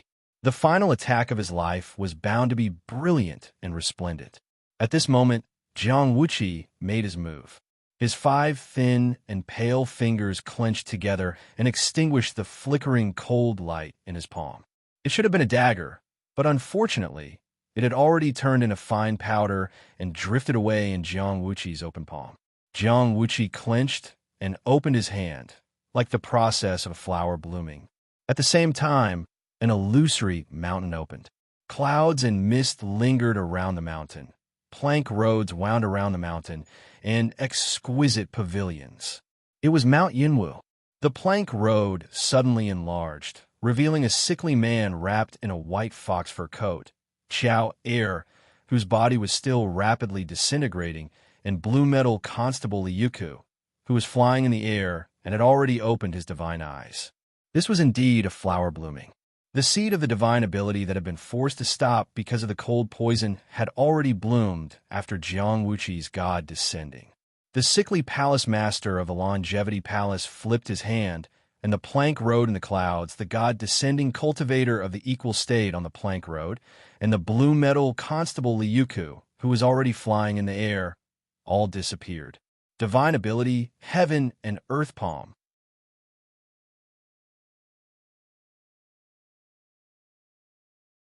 Chapter 1371. Standing in the clouds and mist, the white fox fur coat was piled up like snow. There was a rare glow on Jiang Wuqi's face. His noble and cold eyes scanned the surroundings, as if he was looking at his mountains, rivers, and earth. Pingding country plotted against me. I should kill you. Every word was like a broken silver vase, like the sound of swords and spears. He roared, "Who else is coming?" He was talking about this moment, but not just this moment. Zhang Yang's weeping temple was Pingding country's conspiracy to defame the emperor's name. He was implicated, and it was difficult to recover. His foundation was in the imperial court, and even more so in the emperor's favor. Losing the emperor's heart was tantamount to losing everything. And today was his, Jiang Wuqi's, counterattack. At this moment, the surroundings were silent, the clouds stopped, and the wind was quiet. The power of his palm to suppress the two gods seemed to have intimidated the Yunwu mountain. "Your Highness, you accidentally hurt me." Liu Gui's voice sounded from his palm. Jiang Wuqi didn't say a word.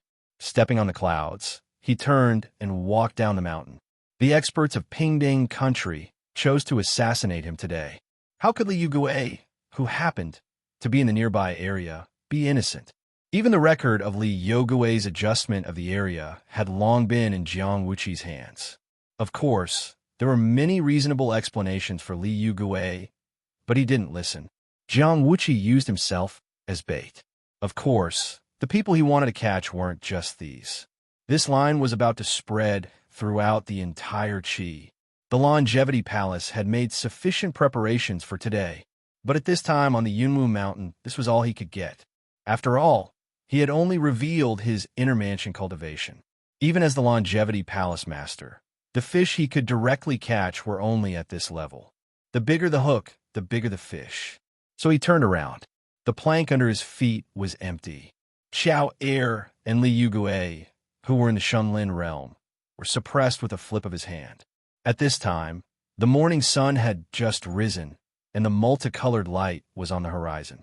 It was shameful to look at the beautiful young men of the mortal world. The noble wearing the white fox fur coat stepped into the air, and the clouds parted for him. It was hard to see him again. All the transcendents on Mount Yunwu who witnessed this scene were speechless. Everyone knew that Jiang Wuqi, the 11th prince of the Qi, was a peerless genius. With unimaginable perseverance and talent, he managed to reach his current position as the palace lord of the longevity palace, despite the innate limitations of the cold poison.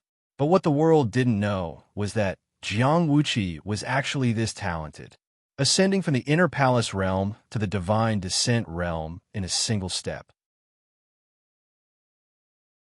Once he entered the divine descent realm, he could easily fight one against two, suppressing two divine descent realm experts with a flip of his palm. Was this really something that could be done by human strength? The same morning light fell on different parts of Linzi. It awakened some people's dreams and comforted some people's dejected hearts. The scenery was similar, but the people were different. The Xiu family's residence was the most imposing residence in the Jingxian district. Because of Xiu Yuan, It was also because of Xiao Yuan that the courtyard was deserted. It was still the same quiet room and the same pot of tea. Yin Tu and Xiao Yuan were still sitting opposite each other.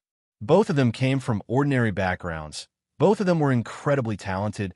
Both of them joined the army, and both of them had a meteoric rise. These two commanders of the military hall, who had such similar life experiences, had long established an enviable friendship. Counting with one's fingers, it was hard to tell how many years had passed. Their tacit understanding was naturally incomparable to that of ordinary people, and they spoke more openly in private than with others. But today they were silent for a long time, until the sound of a hawker 2 blocks away, scissors, although it was so far away, Yin Tu naturally heard it. He picked up the teacup and gulped it down. Smack! The teacup landed on the table. I'm not drinking anymore. I'm so vexed. Yin Tu stood up. Let's go. But Xiao Yuan was still sitting there cross-legged, looking down at the teacup. In the white cloud-patterned teacup, a vertical tea leaf seemed to bloom on a branch, floating and dancing in the boiling water. He seemed to want to watch it sink, but it didn't. The operation failed, right? Xiao Yuan asked. Yin Tu, who had already walked to the door, suddenly turned back. What do you mean? Xiao Yuan used his thumb and index finger to gently turn the rim of the teacup. I've been thinking, why do I value Cui Ju so much? Before the master's ceremony, why was he able to meet my expectations in every aspect? He's obviously not that kind of person, but he seems to be completely in the mold of what I admire. He didn't raise his head, but asked, Can you tell me the answer, Brother Yin? Yin Tu's face darkened. We've been friends for so many years. Are you doubting me? Yes, we've been friends for so many years. Xiao Yuan sighed. If I had your help, Cui Ju would of course be able to meet my expectations. Because of your friendship with me, no one would think much of your advice. It just so happened that the Rainslayer army was on duty in the capital, so even if the Xia kingdom sent the higher-ups of the Pingdang state, the clues were quickly cut off.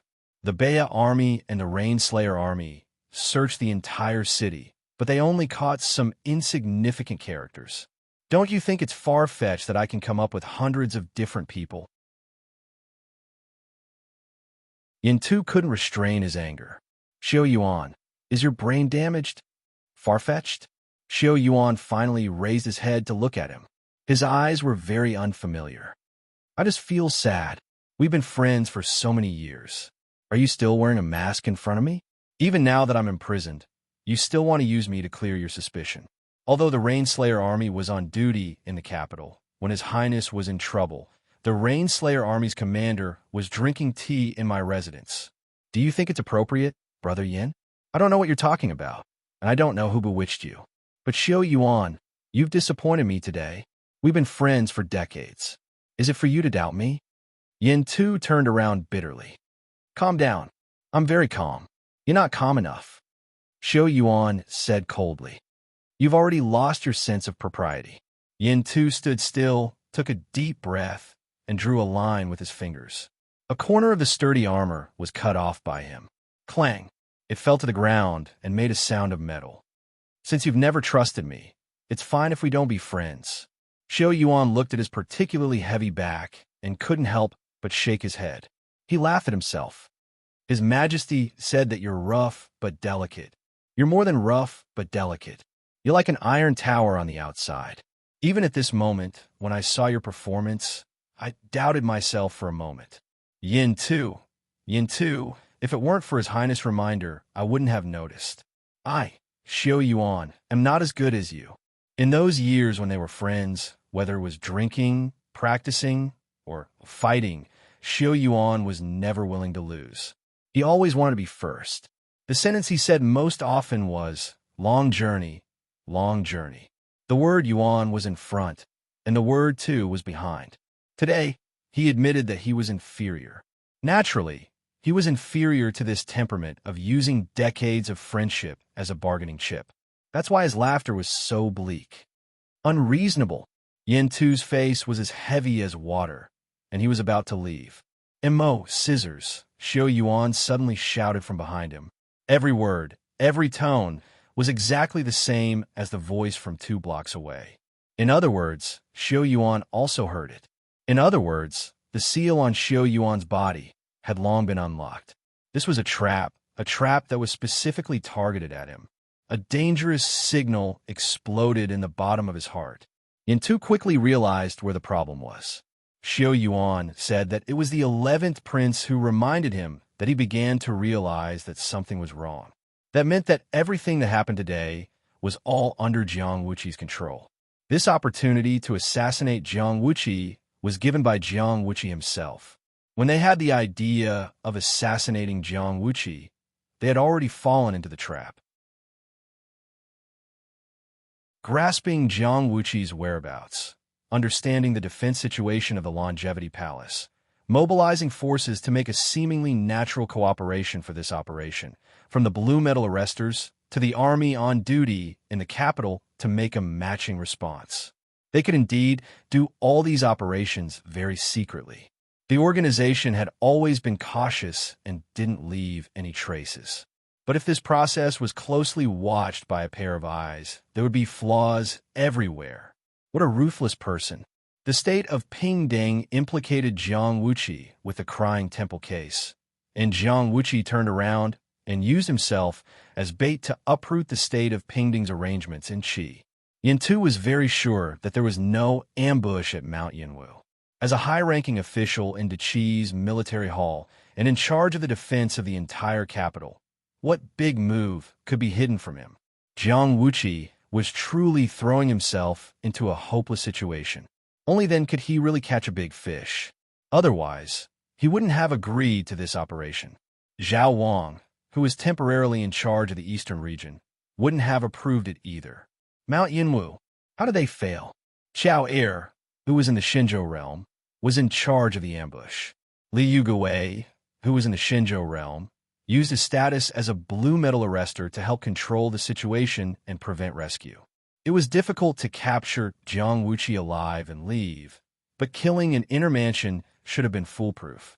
Could it be that there was a perfected person who wasn't in Linzi before? Or even a perfected cultivator was watching over there? Why didn't he, as the commander of the 9 soldiers in charge of the defense of the capital, receive any news? Was it really like what Xiao Yuan said, that he was already suspected in advance? These were all questions that Yin-Tu had to consider. Only by thinking clearly could he make fewer mistakes in the next response. Of course, there weren't many choices in front of him now. Yin-Tu stepped out of the door, quietly, and didn't respond to Xiao Yuan's words. He only said, "Xiao Yuan, you and I have broken off our friendship today. Take care of yourself in the future." But his military boots only took one step and stopped, because right in front of him, a white lantern pierced through space and appeared horizontally. "General Yin, please wait," the blind old man who stopped in front of him said. His body was clearly bent, but it seemed to fill the sky and the earth. His body was clearly trembling, but it was as deep as the sea. He was the night watchman who directly took orders from the emperor. His job was to monitor the long night and eliminate all evil. There weren't many people in the entire kingdom of Qi who wouldn't be alarmed when faced with this blind old man. But Yin-Tu took a step forward and said, "I am the commander of the 9 soldiers. I have fought for the country all my life. I am listed into Qi's military hall. You night watchmen dare to arrest me for no reason?" The old man holding the white lantern said slowly, "Then I will tell you. The person who sharpened the scissors is normal. He just had a dream last night. That dream affected him. When he passed by the Youqiao stall, he saw 3 Youqiao or 5 Youqiao. The stall had different speed and emphasis. The person who sold Youqiao is also normal. But at that time, a person happened to pass by and happened to buy a lot of Youqiao, leaving only 3 on the shelf. The person who bought the Youqiao is also normal. Someone gave her a knife and asked her to buy that much. After she bought the Youqiao, she went to find the person who asked her for help, but that person was already gone. Our clues also stopped at this point. We couldn't find the person who gave her the knife. It is really a very cautious organization. It sounds complicated," Yin-Tu said, "but what does this have to do with me?" The blind old man asked, "What kind of message do you think they're trying to send by going through so much trouble?" What does that voice mean? Yin Tu said, How would I know? We don't know what it means, but we can be sure that it definitely has its meaning. It is definitely not ordinary. The blind old man said calmly, With the person who sharpened the scissors as the center, we investigated everyone in the nearby 3 blocks. According to the order of cultivation, there were only 471 people who could hear that voice at that time. Yin Tu looked at the white lantern in the blind old man's hand. He felt that it was like a fluttering, soul-summoning banner swaying in front of his eyes. And the old man's voice continued to sound in his ears. As you imagine, we have examined all 471 persons. So far, only 3 people have not been ruled out as suspects, and General Yin, you are one of them. Yin Tu shook his head and expressed his admiration. What a wonderful process. The 11th Prince has a saying that I deeply agree with. In front of the stupidest method, the smartest person can't hide. Because smart people are only used to dealing with smart people. The blind old man said, So we used this stupid method to find you, a smart person. To be honest, your guess is very wonderful, and the 11th Prince is also very smart. But aren't you guys taking it for granted? Yin Tu said angrily. A person who sharpened the scissors had a strange dream and slightly changed the tone of his hawking. Just because my cultivation is extraordinary and I can hear it from such a distance, a dignified 9 soldiers commander is suspected of colluding with the Pingdang state? It's simply unbelievable. It's laughable. You still don't understand? You're not suspected because of this matter. It's because the 11th Prince has long suspected you, and through today's matter, he has confirmed your suspicion. I'm not afraid to tell you, since the Crying Temple case, the 11th Prince has been investigating your organization, and you are only one of the suspects. General Yin, I am not responsible for answering your doubts. If you still have any questions, you can ask them in the prison. As the blind old man spoke, he turned and walked forward. Come with me. Don't waste any more time. There was a wall in front of him, but he walked into the wall, just like that. It was as if he had walked into another world from one world. It was as if he was not afraid of Yin Tu escaping. Yin Tu did not choose to escape, but in the end, he could not say anything to defend himself. At least at this moment, there was no point in arguing with this blind old man. It was better to think about how to explain himself in front of the emperor. There was no way to escape. Since the blind old man had appeared in person, resistance was useless. Although the Rain Beheading Army was now in charge of the capital, it was not enough to be relied on at this time. Qi Ting allowed each family to establish a clan army within a certain range. Each county governor had a lot of autonomy, and the sects within the territory also had freedom under Qi Ting's laws. Only the highest authority of the 9 soldiers was firmly grasped by Qi Ting. The elites of the 9 soldiers were the 9 soldiers of Qi, not the 9 soldiers of a certain family. For example, when Chongxian Chu Liang mobilized the Qiu Offense Army, the imperial court had to issue a tiger seal. The Ruchuan Death Army was personally commanded by Jiang Mengxiong. During the battle at Sword Peak Mountain, Jiang Mengxiong had also mobilized them. In the end, the 9 soldiers were loyal to Qi, and not to a commander. Without Qi Ting's orders, he, as the commander of the Rain Beheading Army, could not mobilize more than 1,000 soldiers. Yin Tu had never thought that his identity would be confirmed because of an extremely clever transmission of information. In order to confirm his suspicions, the watchman had actually investigated everyone in the nearby 3 streets at once. Originally, regardless of the success or failure of the Yunwu Mountain operation, it would not have affected him. When had he been discovered by Jiang Wuqi? Yin Tu thought for a while, then stopped thinking about it and walked forward. There were many storms in the past, but he did not regret it. However, he did not know why. But at this moment, the first image that appeared in his mind was that rainy night 76 years ago. That dense and sorrowful rain. At that time, Qi was still not the overlord of the eastern region, and Jiang Shu had not even ascended the throne. He was only fighting on the battlefield as the crown prince, but he was already showing his power. As a core member of the Pingdang state, he joined Qi's Iron Hooves to conquer the eastern region. It was a difficult rainy night. He was beaten until he threw away his helmet and armor and was separated from the army. In a cave, he met Xiao Yuan, who was also in a sorry state. The first time the two of them met, they greeted each other with weapons and fought with their injured bodies. In the process of fighting to the death, they learned about each other's identities and turned hostility into friendship. The two of them hid in the cave for 5 days, and the rain did not stop for 5 days. Until one day, they heard a very bright bird's cry. When they walked out of the cave, the rain had already stopped. A long time later, he learned that the bird was called Carrying Rain. According to the records of strange beasts, there was a bird called Carrying Rain. Its feathers were divided into 3 colors, and its wings were 9 feet long. When the wind blew, it carried the rain and flew. When the bird cried, the clouds dispersed and the rain stopped. He also told Xiao Yuan about this matter, but Xiao Yuan did not say that the bird outside the cave that day was just a sparrow. The wall in front of him seemed to block everything. He could not see the road ahead, nor could he recall his memories.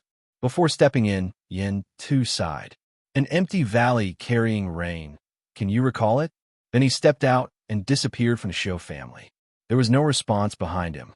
Ever since the leader of the night watchman appeared, Xiao Yuan did not say anything. He just slowly turned the teacup in his hand and silently watched the confrontation between the two. At this moment, he shifted his gaze and looked at the skirt armor lying on the ground. He was silent for a long time. Others cut the robe, while Yin too cut the armor. Xiao Yuan shook his head. He did not know how many times he had despised Yin Tu's cow-chewing peony, but at this time he also raised his cup and drank this excellent tea. Purple Extreme Hall. The court meeting had already ended, and the civil and military officials had all left. Son of Heaven Shi was still in the hall.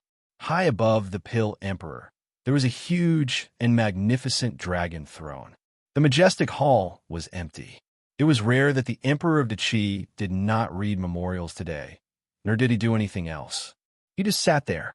After a long while, he sighed. Am I sitting too high up? At this moment, the only person serving at the side could only be Han Ling. He did not reply, because the Son of Heaven did not need any answer. Patter, patter. Footsteps sounded outside the Purple Extreme Hall and on the huge white stone square. It was actually not heavy, but it was very clear in their ears. The Son of Heaven supported himself with the armrest, stood up, and walked toward the Pill Emperor. The dragon boots touched the ground. It was firm and powerful. The Son of Heaven walked very slowly, because every step carried the weight of the country, and the footsteps outside the hall were very gentle and orderly. Within the range of etiquette, it did not slow down. When Son of Heaven Shi finally walked down the Pill Emperor, he stood in the hall of the Purple Extreme Hall at the front of the court officials who usually lined up. The thin figure wrapped in the white fox fur coat also stood in the huge door of the Purple Extreme Hall. The huge door, which was like a heavenly palace, made him look even thinner. In the morning light behind him, he was like snow. Xiao Rushua. It brought a chill that could freeze people's hearts. Akin kowtows and salute to Father. Jiang Wuqi pushed down the golden mountain and jade pillars as he kowtowed in the majestic Purple Extreme Hall. He could have gone to the Son of Heaven's bedchamber to have an audience, but today he was a son meeting his father and also a subject meeting his emperor. So he chose the Purple Extreme Hall. Son of Heaven Shi did not stop him from bowing. The beads hanging down from the flat imperial crown covered the emotions of this the Qi Supreme, but the swaying bead curtain clearly said that his mood was not calm. In the end, the Son of Heaven only asked, why bother? Jiang Wuqi stood up obediently. Now, he was standing in front of the Qi Emperor. He could finally use the identity of a son to look at his father on the same level. This was Son of Heaven Qi's special favor, but he strictly followed the etiquette of a subject. His eyes drooped as he said seriously, Father's great cause is imminent. There cannot be hidden dangers in the army. The Son of Heaven said, we have plenty of time. Jiang Wuqi said, time waits for no one. Wuqi, the Son of Heaven, only called out once before he fell silent. Han Ling, who stood behind the Son of Heaven, did not say a word. He stood like a silent statue, but his face was sorrowful and tears filled his eyes. Jiang Wuqi was the only one who was smiling. He smiled like a snowflake that bloomed in the purple extreme hall. In his life, he rarely had such a bright and brilliant smile. Because he was born, he had already borne too much. When he was still in swaddling clothes, his ending was already set. In the frozen earth of life, how could a flower bloom? "Father, do you trust Aken?" Jiang Wuqi asked. The Son of Heaven was silent for a long time before he finally said, "The Son of Heaven cannot not doubt." Jiang Wuqi's pale face still had a brilliant smile on it. Now, you could trust Aken. He seemed to want Son of Heaven Qi to remember his brilliant appearance. That was why his smile was so dazzling. "I just want you to trust me. Father, Aken has never had any rebellious thoughts. Please return the white jade that you took away to your son. Your son has never felt so healthy before. This feeling is very good." And his smile froze just like that. In the early morning of October, it turned into autumn frost.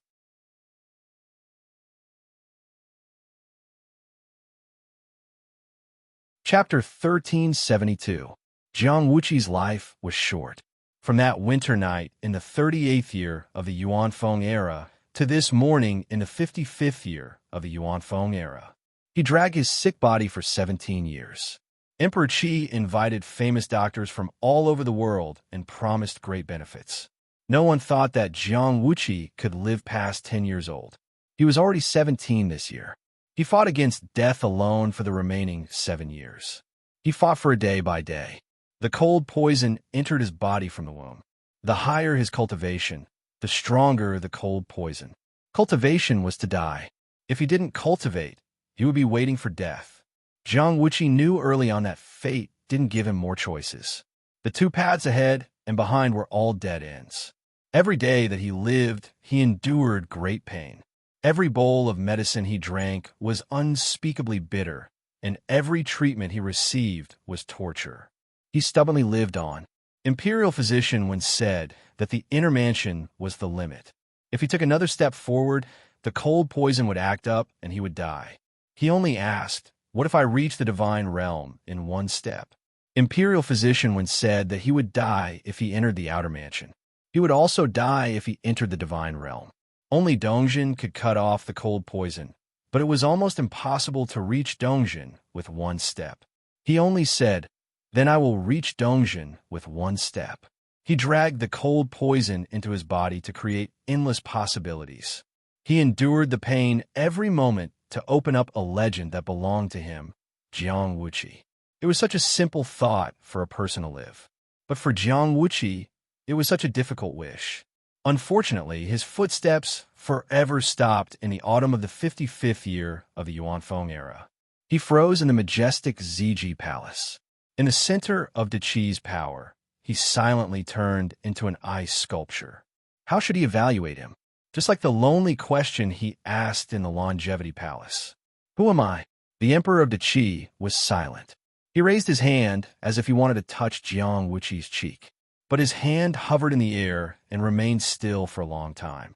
The luxurious and majestic emperor's robe and the snow-white fox fur coat that had turned into an ice sculpture silently faced each other. And the hand that could change the world with a flip of its palm was finally put down in loneliness. From now on, he could never touch it again. Previously, Jiang Wuqi was naked and holding a jade in his mouth. He knelt in front of the purple extreme hall and waited for his trial. The emperor took away the jade in his mouth and forgave him, but he also distanced himself from him. And today, Jiang Wuqi finally asked him to return that piece of white jade. It was to show that he had found his own innocence. The Son of Heaven's robes were majestic and luxurious. Naturally, he was high and mighty, causing others to prostrate themselves before him. The pearls hanging down from the flat imperial crown were also filled with time, concealing all the emotions of the Eastern region supremacy. The Son of Heaven cannot be unsuspicious. The heart of the Son of Heaven could not be guessed clearly. The grace of the heavens was as vast as the sea, and the might of the heavens was unpredictable. He, Jiang Shu, was undoubtedly a qualified emperor. But in the end, Jiang Wuqi called himself his son. How did he respond his son? The supreme being of the Qi Empire stood in the Purple Extreme Palace for a long time. No one knew what he was thinking, until Han Ling held back his grief and said softly, "Your Majesty, the two people captured by the 11th prince, how should we deal with them?" Only then did the Son of Heaven seem to wake up. He turned around and walked towards the Pill Emperor. The pearls streaked across the air like a final farewell, and his voice seemed to fall from the ninth heaven, so indifferent and distant, cut them into pieces. Only now did this mighty lord, who ruled over the eastern region and subdued the world, finally show some emotion.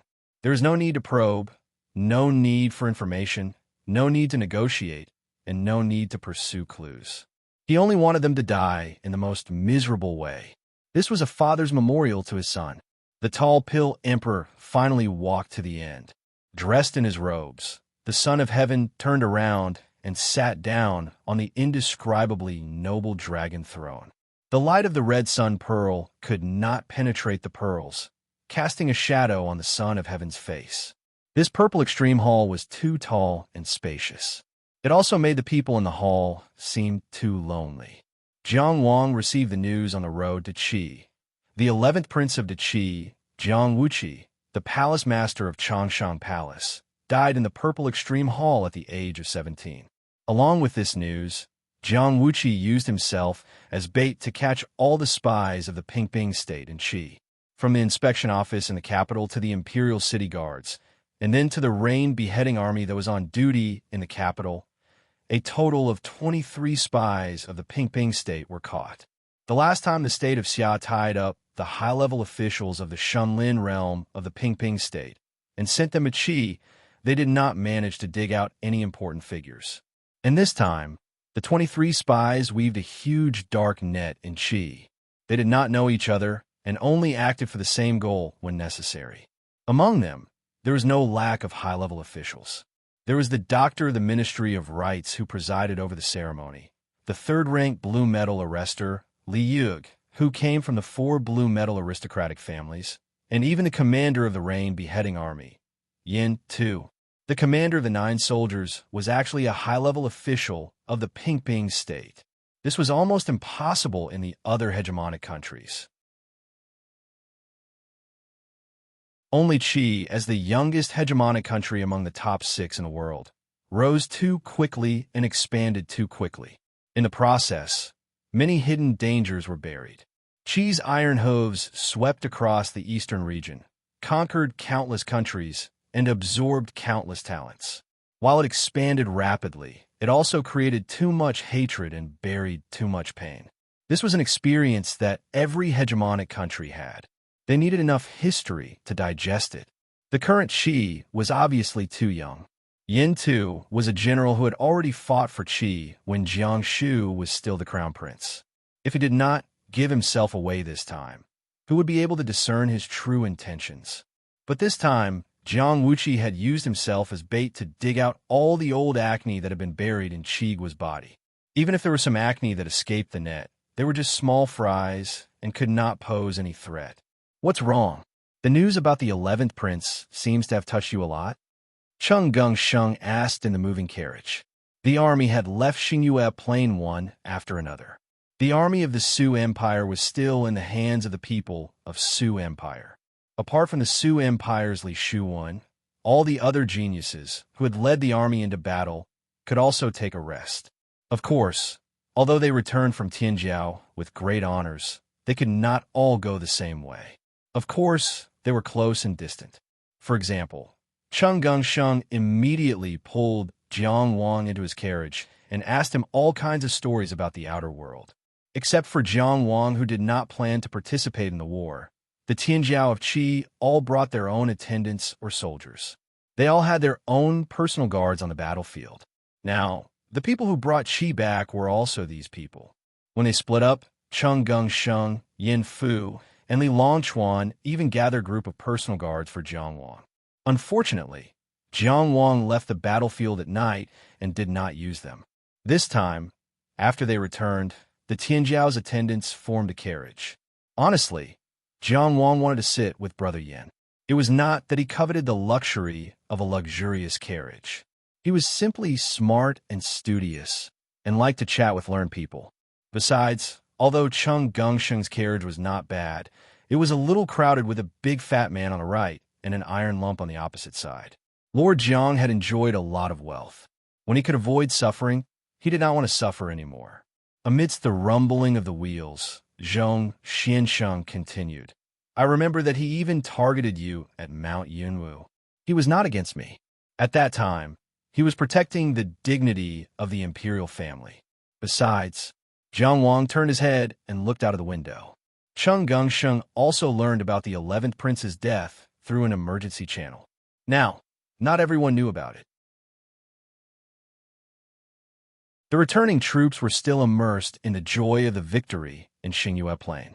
Most of them were looking forward to the rewards after they returned. He sighed. For a person like the 11th prince, even if he stands on the opposite side, it's hard to make people hate him. Chung Gungsheng thought for a while and nodded. I can't deny that. Speaking of which, Jiang Wang said, after I returned from the Yellow River gathering and presented the gifts in the Imperial Ancestral Temple, the 11th prince summoned me alone. I know about that, Chung Gungsheng said casually. Didn't those princes try to recruit you? Jiang Wang shook his head. The 11th prince summoned me not to recruit me, but to compare notes with me. Zhong Xuansheng's crooked sitting posture towards 14 suddenly straightened up. Although he straightened up, he still looked like a puddle of fat.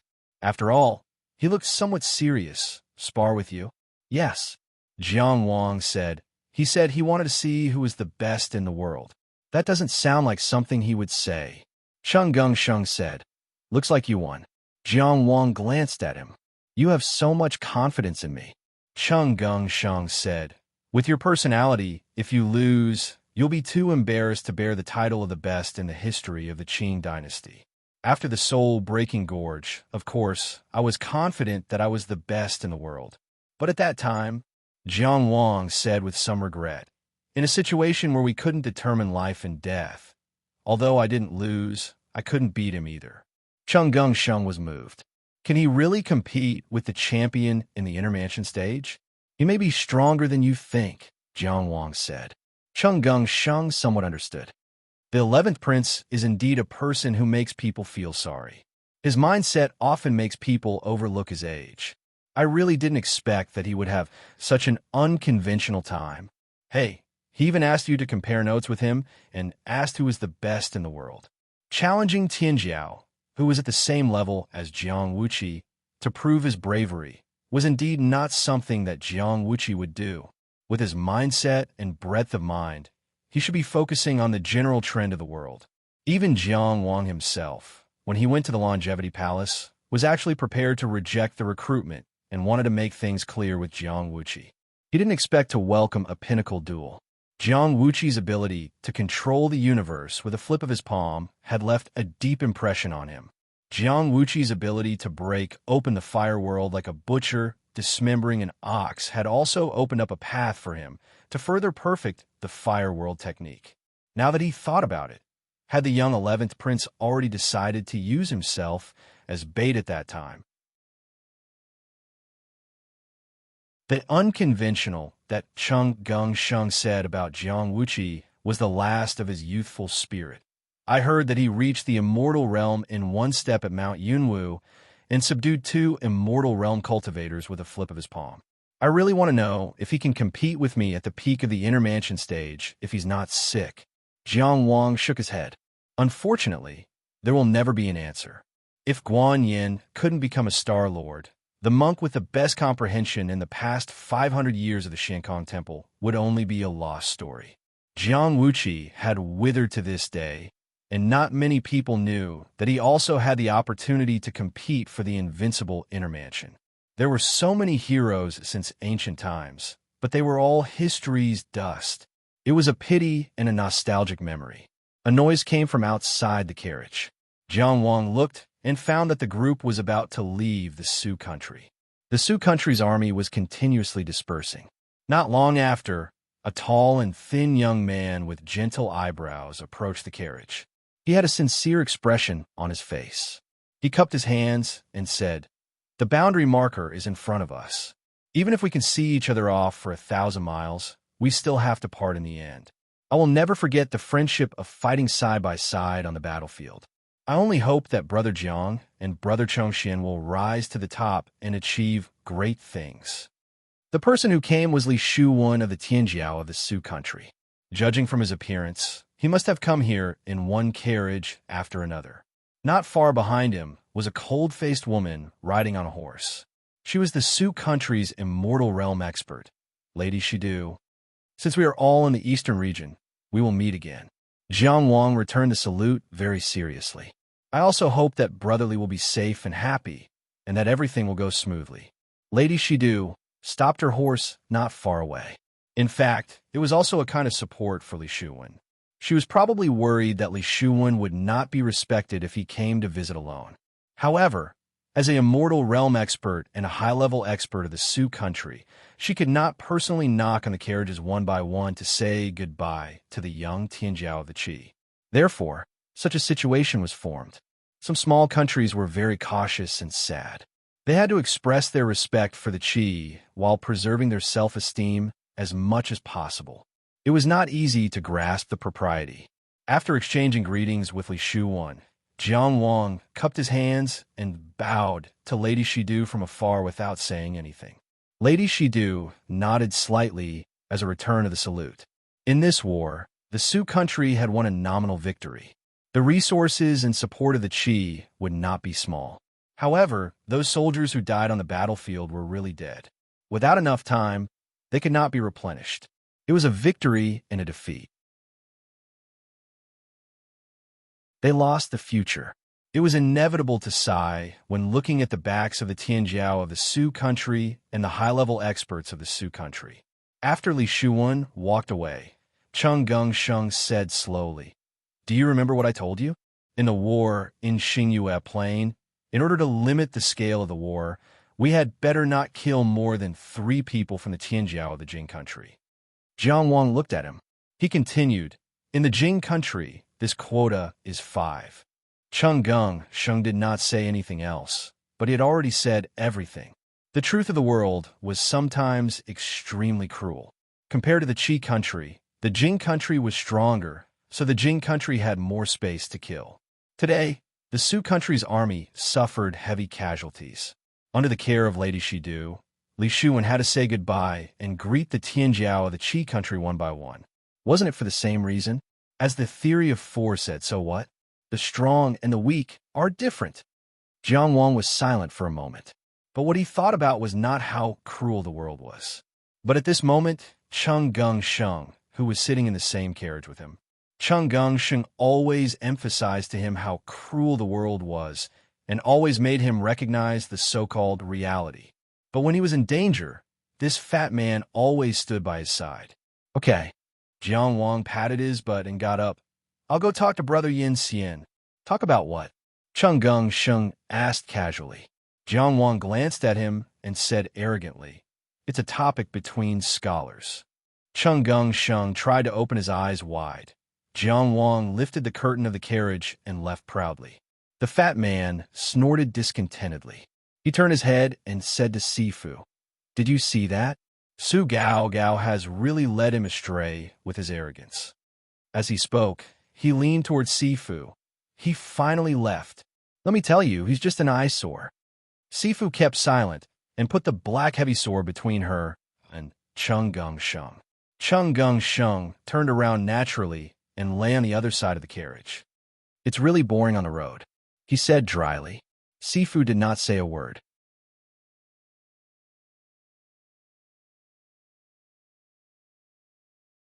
Chapter 1373. When he saw Lei Zhanqian again, it was already at the awards ceremony on the general appointment stage. Although Jiang Wang's merits offset his faults, as the biggest contributor to the Battle of Xingyue Plain, he had to attend the awarding ceremony. Although the awarding ceremony had nothing to do with him. After the Battle of Xingyue Plain, Lei Zhanqian disappeared and never appeared in front of anyone again. In the past, he was always the center of attention. To be honest, he joined the Battle of Xingyue Plain at the very last moment, before Jiang Wang, who joined the battlefield halfway, and he was not in a good mood. Connecting this to Jiang Wuqi's incident, it was obvious that this cousin knew something in advance.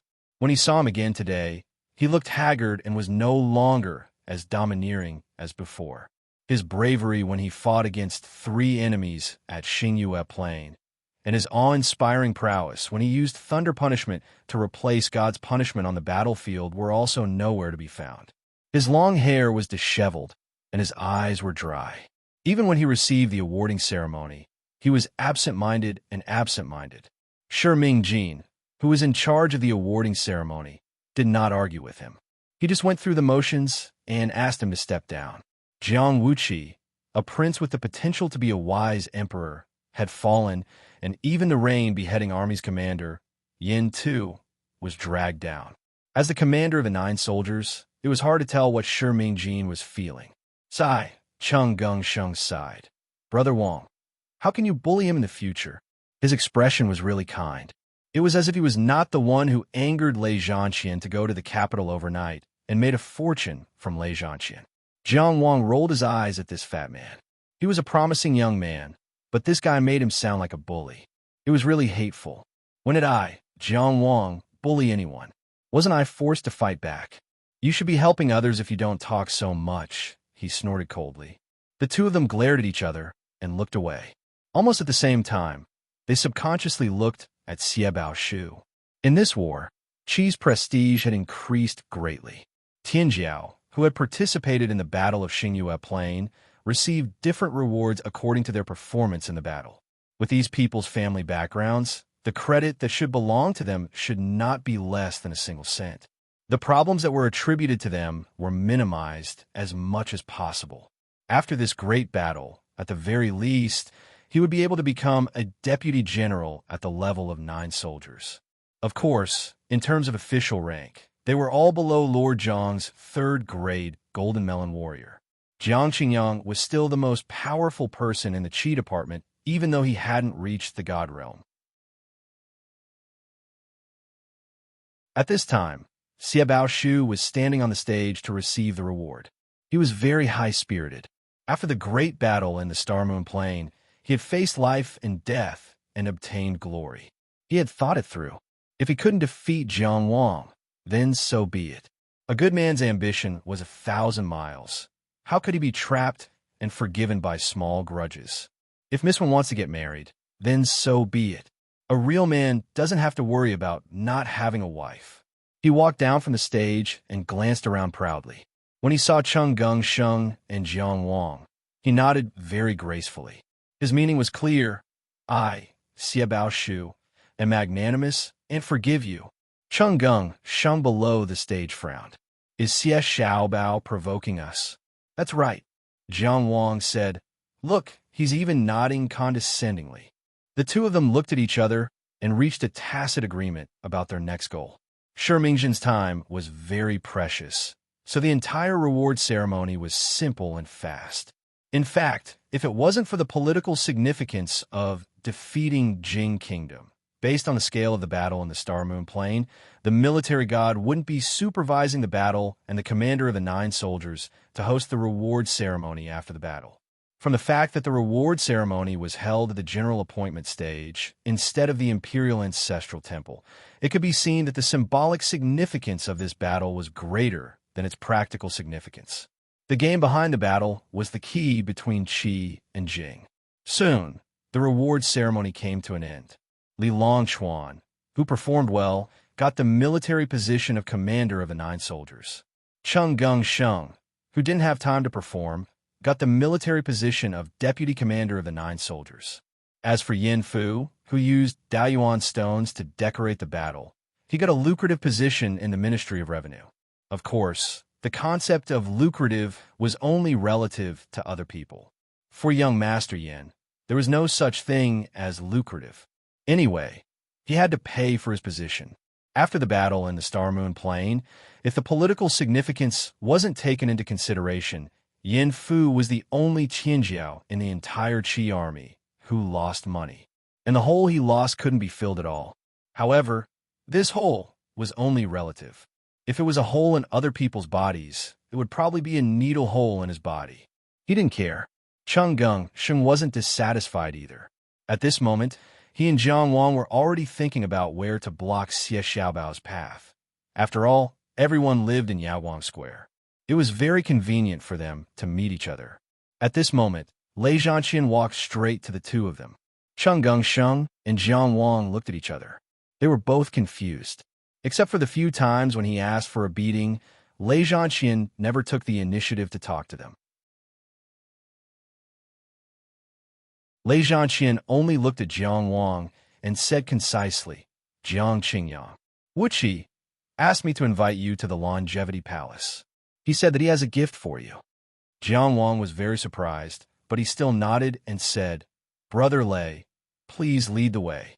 Cheng Geng-sheng didn't say anything. Jiang Wuqi was dead. No matter how close he was to the Longevity Palace now, he wouldn't be suspected. It was just a trip to the Longevity Palace. Whether it was to remember or pay respects, it wouldn't be a big problem. You've been to the Longevity Palace. You should know how to get there.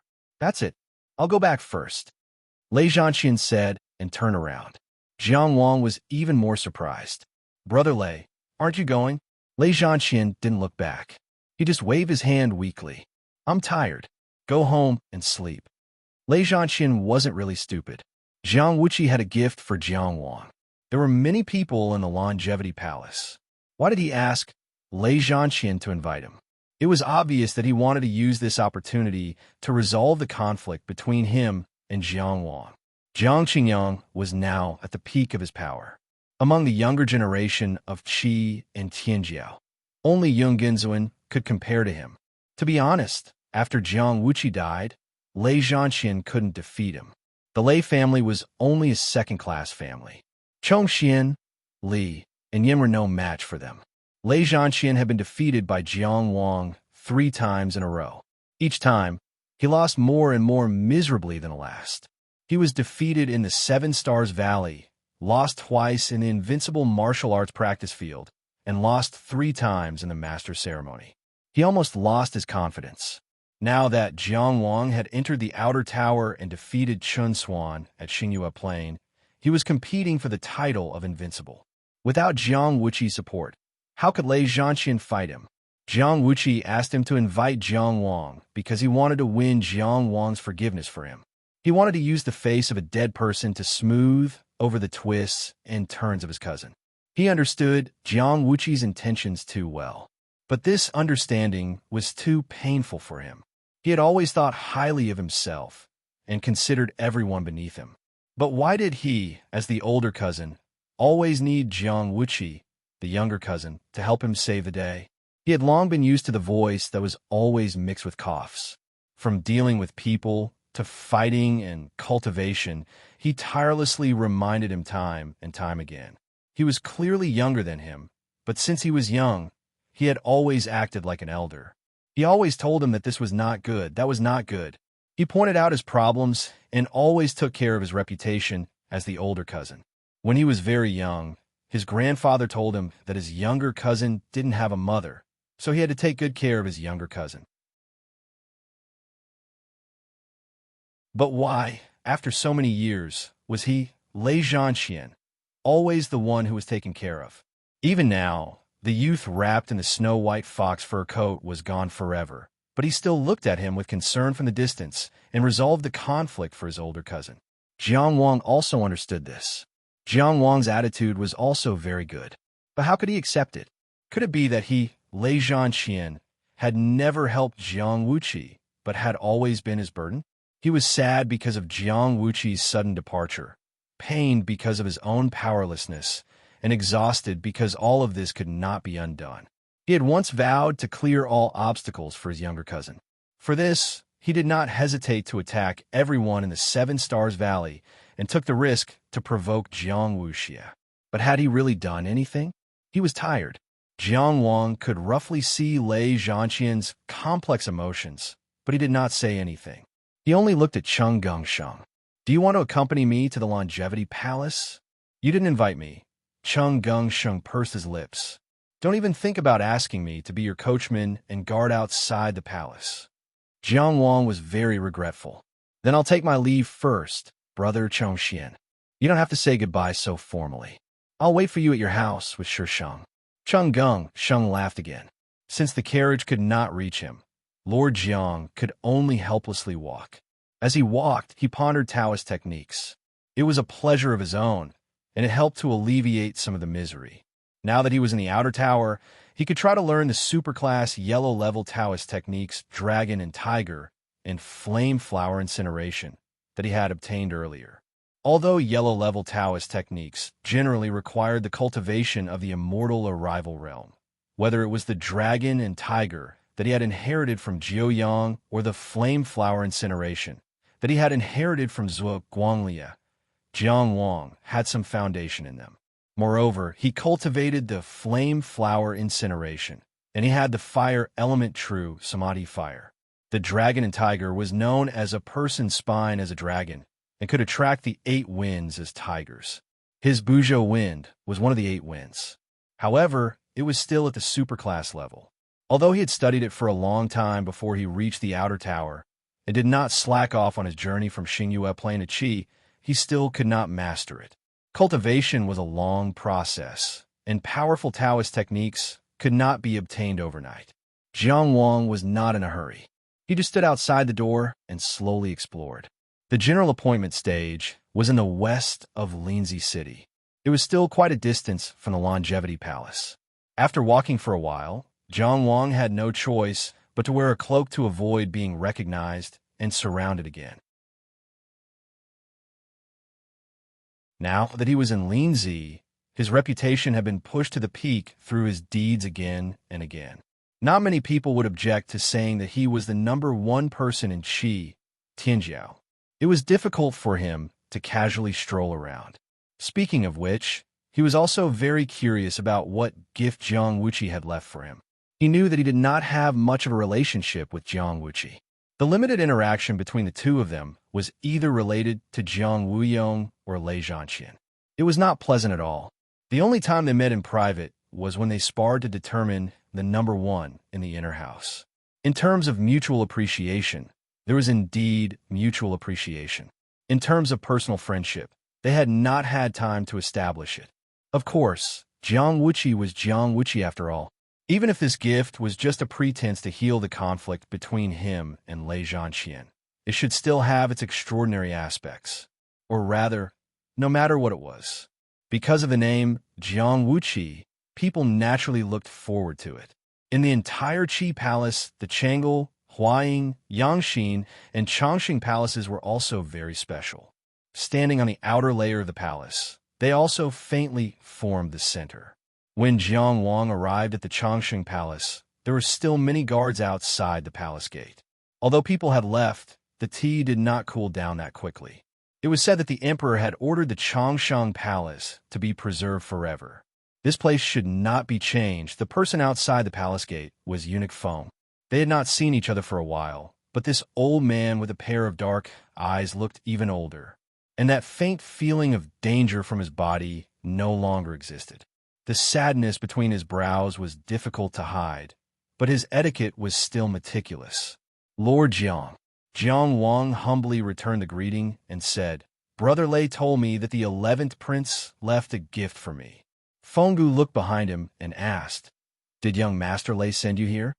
Jiang Wang said indifferently, he was a little tired, so he went back to rest first. Fenggu probably knew Lei Zhanqian's temper, so he only sighed and said, "Please come this way." He walked forward behind Fenggu. This was the second time he came to the Chongqing Palace. It was still a grand and majestic palace, but no matter how Jiang Wang looked, he could not find the bright feeling he had when he first came. It had nothing to do with the lighting or the layout. The spirit of this palace had indeed left with the sickly prince. In the long corridor, Fenggu's footsteps were silent, but Jiang Wang's steps were clean and steady. He came here calmly to fulfill Jiang Wuqi's last wish. It could be said that he had completed the evenly matched battle that day, and bid farewell to this startling rainbow that cut across the sky. Fenggu walked in front and suddenly said, "His Highness had always thought highly of you, Lord Zhu." He often said that it was the Qi's fortune to have a talent like you coming from the East. It was only because you were close to the third prince that he did not want to make things difficult for you, so he did not get close to you. Jiang Wang did not know what to say. He only said, I also admire the 11th prince very much. Fenggu did not say anything else. It was not like last time when he could not wait to introduce Jiang Wang to him wherever he went, and his words were full of pride. He was very old. Like this palace, some kind of support had been taken away. He clearly had countless topics to talk about Jiang Wuqi, but what should he say? He was no longer here. Once again, he led Jiang Wang to the side chamber from last time. Fenggu took a deep breath before stopping at the door. He turned sideways and gestured for Jiang Wang to enter.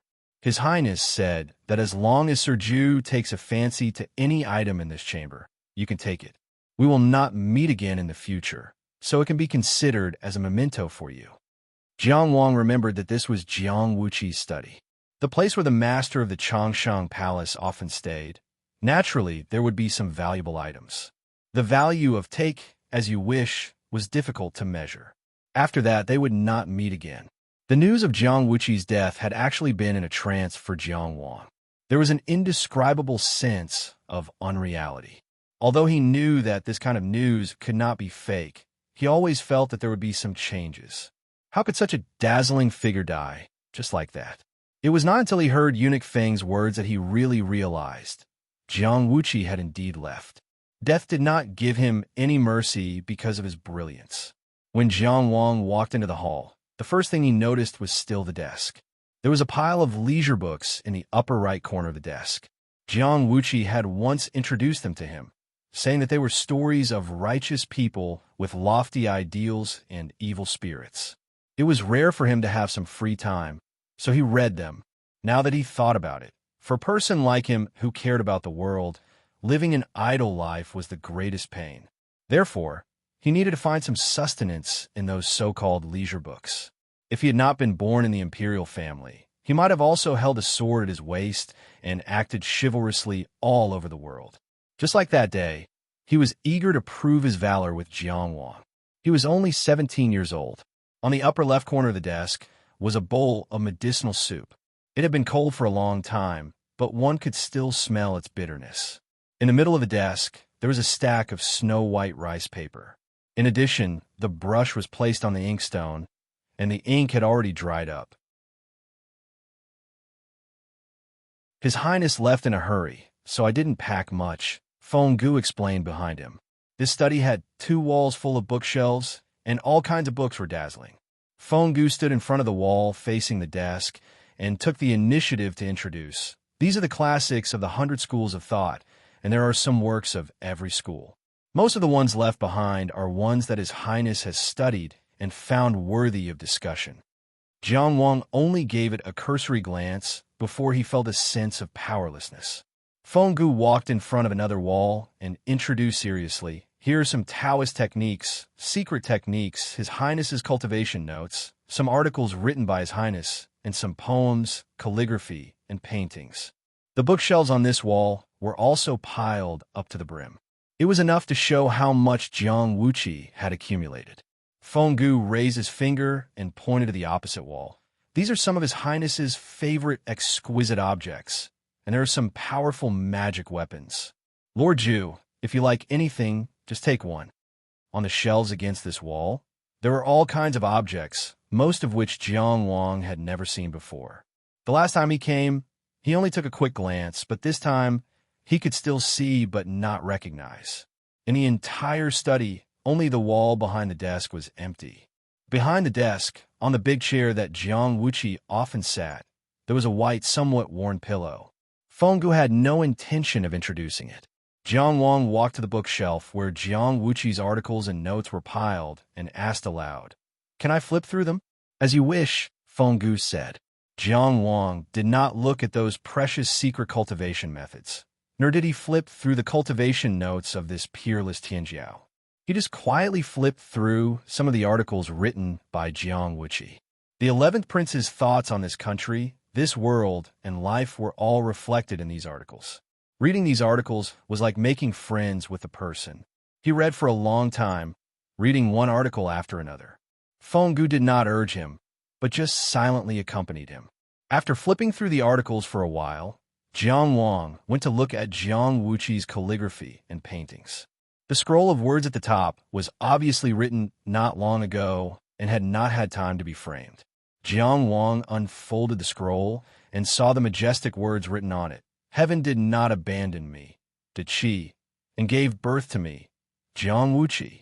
The spirit displayed in this word was very inconsistent with the 11th prince's usual sickly appearance, but it was more in line with the image of the palace master of longevity, who used himself as bait to kill the spies of Qi and Ping countries. "I'll take this word," Jiang Wang said. "Of course you can." Fenggu was a little surprised. There were countless treasures in this study, most of which were secret techniques, precious weapons, and famous works of the 100 schools of thought. Jiang Wang did not choose any of them, but only the last word written by Jiang Wuqi. Although it was written by Jiang Wuqi, there was no secret about it, so it was not as precious as the other items. He could not help but remind him, "Don't you want to think about it?" Jiang Wang carefully rolled up the word and put it in the storage box. He said seriously, "His Highness told me to keep it as a memento. This word reminds me of him the most." Fenggu was a little moved, but he quickly restrained his expression and said, "You can take whatever you want, Lord Zhu. This is His Highness' last wish." "Thank you." Jiang Wang looked around. This study was full of Jiang Wuqi's traces, so fresh and clear. This was probably why Fenggu was not willing to clean it up. "I hope His Highness got what he wanted when he left," he said finally. Fenggu looked down at him. Jiang Wang was ready to leave after he finished writing. But at this moment, Fenggu suddenly remembered something. "All right." He turned around and flipped through the bookshelf. He took a book and walked over. "After Lord Zhu came to the Longevity Palace last time, His Highness specially prepared this gift for you." But he didn't have time. Jiang Wang knew that he left Qi very quickly and was being hunted down. "What book?" He took it curiously. It was a book with a very beautiful binding. There were 5 big words on the cover of the book, "Legend of 1,000 Beauties." Jiang Wang suddenly remembered that last time he seemed to have, vaguely, and indeed talked about this book with Jiang Wuqi. There was a seal at the bottom left corner of the book. The book was Tiandu Collection. Lord Zhu, who had been reading a lot recently, naturally knew that Tiandu was a well-known brand in the book industry. Tiandu Collection had always been synonymous with classic. He could not help but mutter, why was there a mistake in Tiandu Collection? He could completely feel that Jiang Wuqi, as the master of the Longevity Palace, had found the Tiandu Collection's Legend of 1,000 Beauties just because of his casual remark. However, he was really just casually spouting nonsense. Since he was young, he had never read any casual books at all. But in this situation, how could he refuse the kindness of an old friend who had already passed away? He could only accept it and say with emotion, "Your Highness has troubled me." Fenggu bowed respectfully. "Lord Zhu, please take care. I'm old and weak, so I won't send you off." "There's no need to send me off. Please rest. My condolences." Jiang Wang bowed sincerely and then left alone. Although the Longevity Palace was vast, he had already memorized the roads after a few trips. As he walked, he casually opened the book that Jiang Wuqi gave him. He also wanted to see what was written in the casual book that the 11th prince had painstakingly collected and that Chongxian was obsessed with 2 pages later. He quickly closed it. His footsteps quickened, and his face turned red.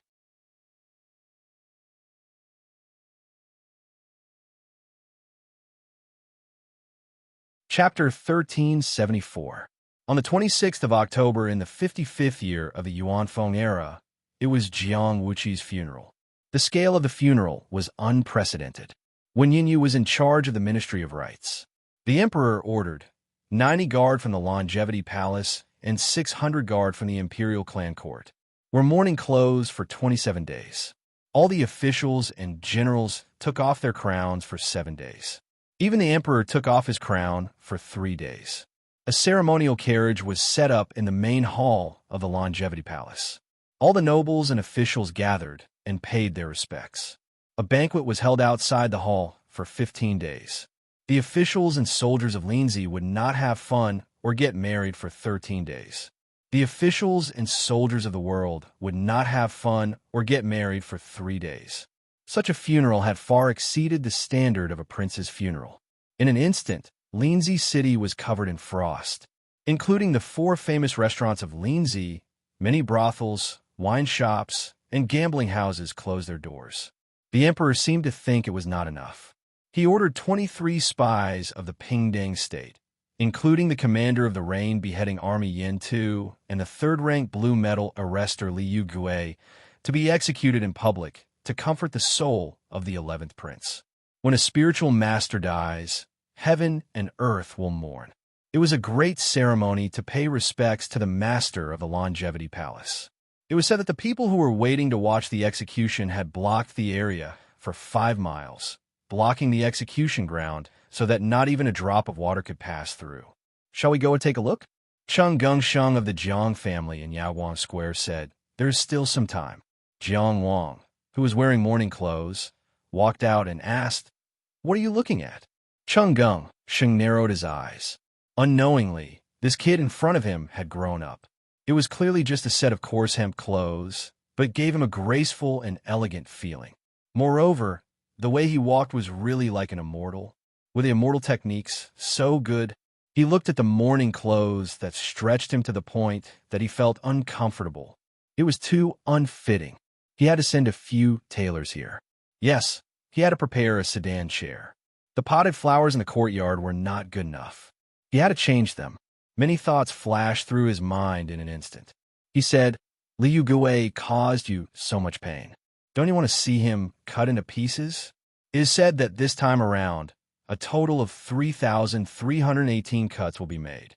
Before the number of cuts is sufficient, you are not allowed to let him die. Jiang Wang shook his head. What's it to see if he's going to die anyway? You don't hate him? It was rare for 14 to open his mouth and ask curiously, "Hate? How can I not hate him for setting me up for no reason?" Jiang Wang said seriously, "If Liu Gui hadn't been found and was still alive, I would have killed him in the future. This is my hatred for him. I only need him to die. I don't need to admire the process of his death. Then let the imperial court do it." Cheng Gongsheng said, "Even the 9 soldiers commander-in-chief has their people. The power of the Pingdang state is much stronger than I imagined. It's not good for you to stand in front." Jiang Wang had been targeted by the Pingdang state many times. Of course, he had his own opinions about the Pingdang state. However, he didn't say anything harsh. Instead, he gently changed the topic. "Today is the 11th prince's funeral. Let's hurry up and offer incense." Cheng Gongsheng was speechless.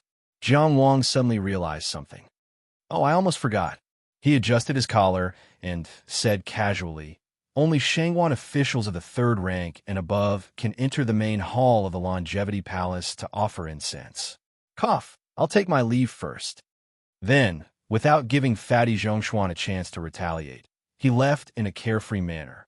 Cheng Gongsheng looked very calm. Looking at the guy's back, he said to 14, "I asked the wrong question just now." 14 tilted his head and gave him a questioning look. "I should have asked him if he wanted to study the performance of the golden body chalcedony under the death of 1,000 cuts. Also, if he wanted to take a closer look at the data of the 3,318 times a perfected person's body was cut. In addition, the knife skills of the executioner who can cut through the golden body chalcedony and the body of a perfected person are also worth learning." 14 thought for a while and had to admit that Cheng Gongsheng's words were very reasonable. Jiang Wang was indeed someone who would be interested in these things. "So, are you going to see it or not?" she asked. "No." Cheng Gongsheng turned back and walked to his courtyard. "It's not rare for a perfected person to die. You're not going to the funeral?" 14 chased after him and asked. "It's better if I can be a little later."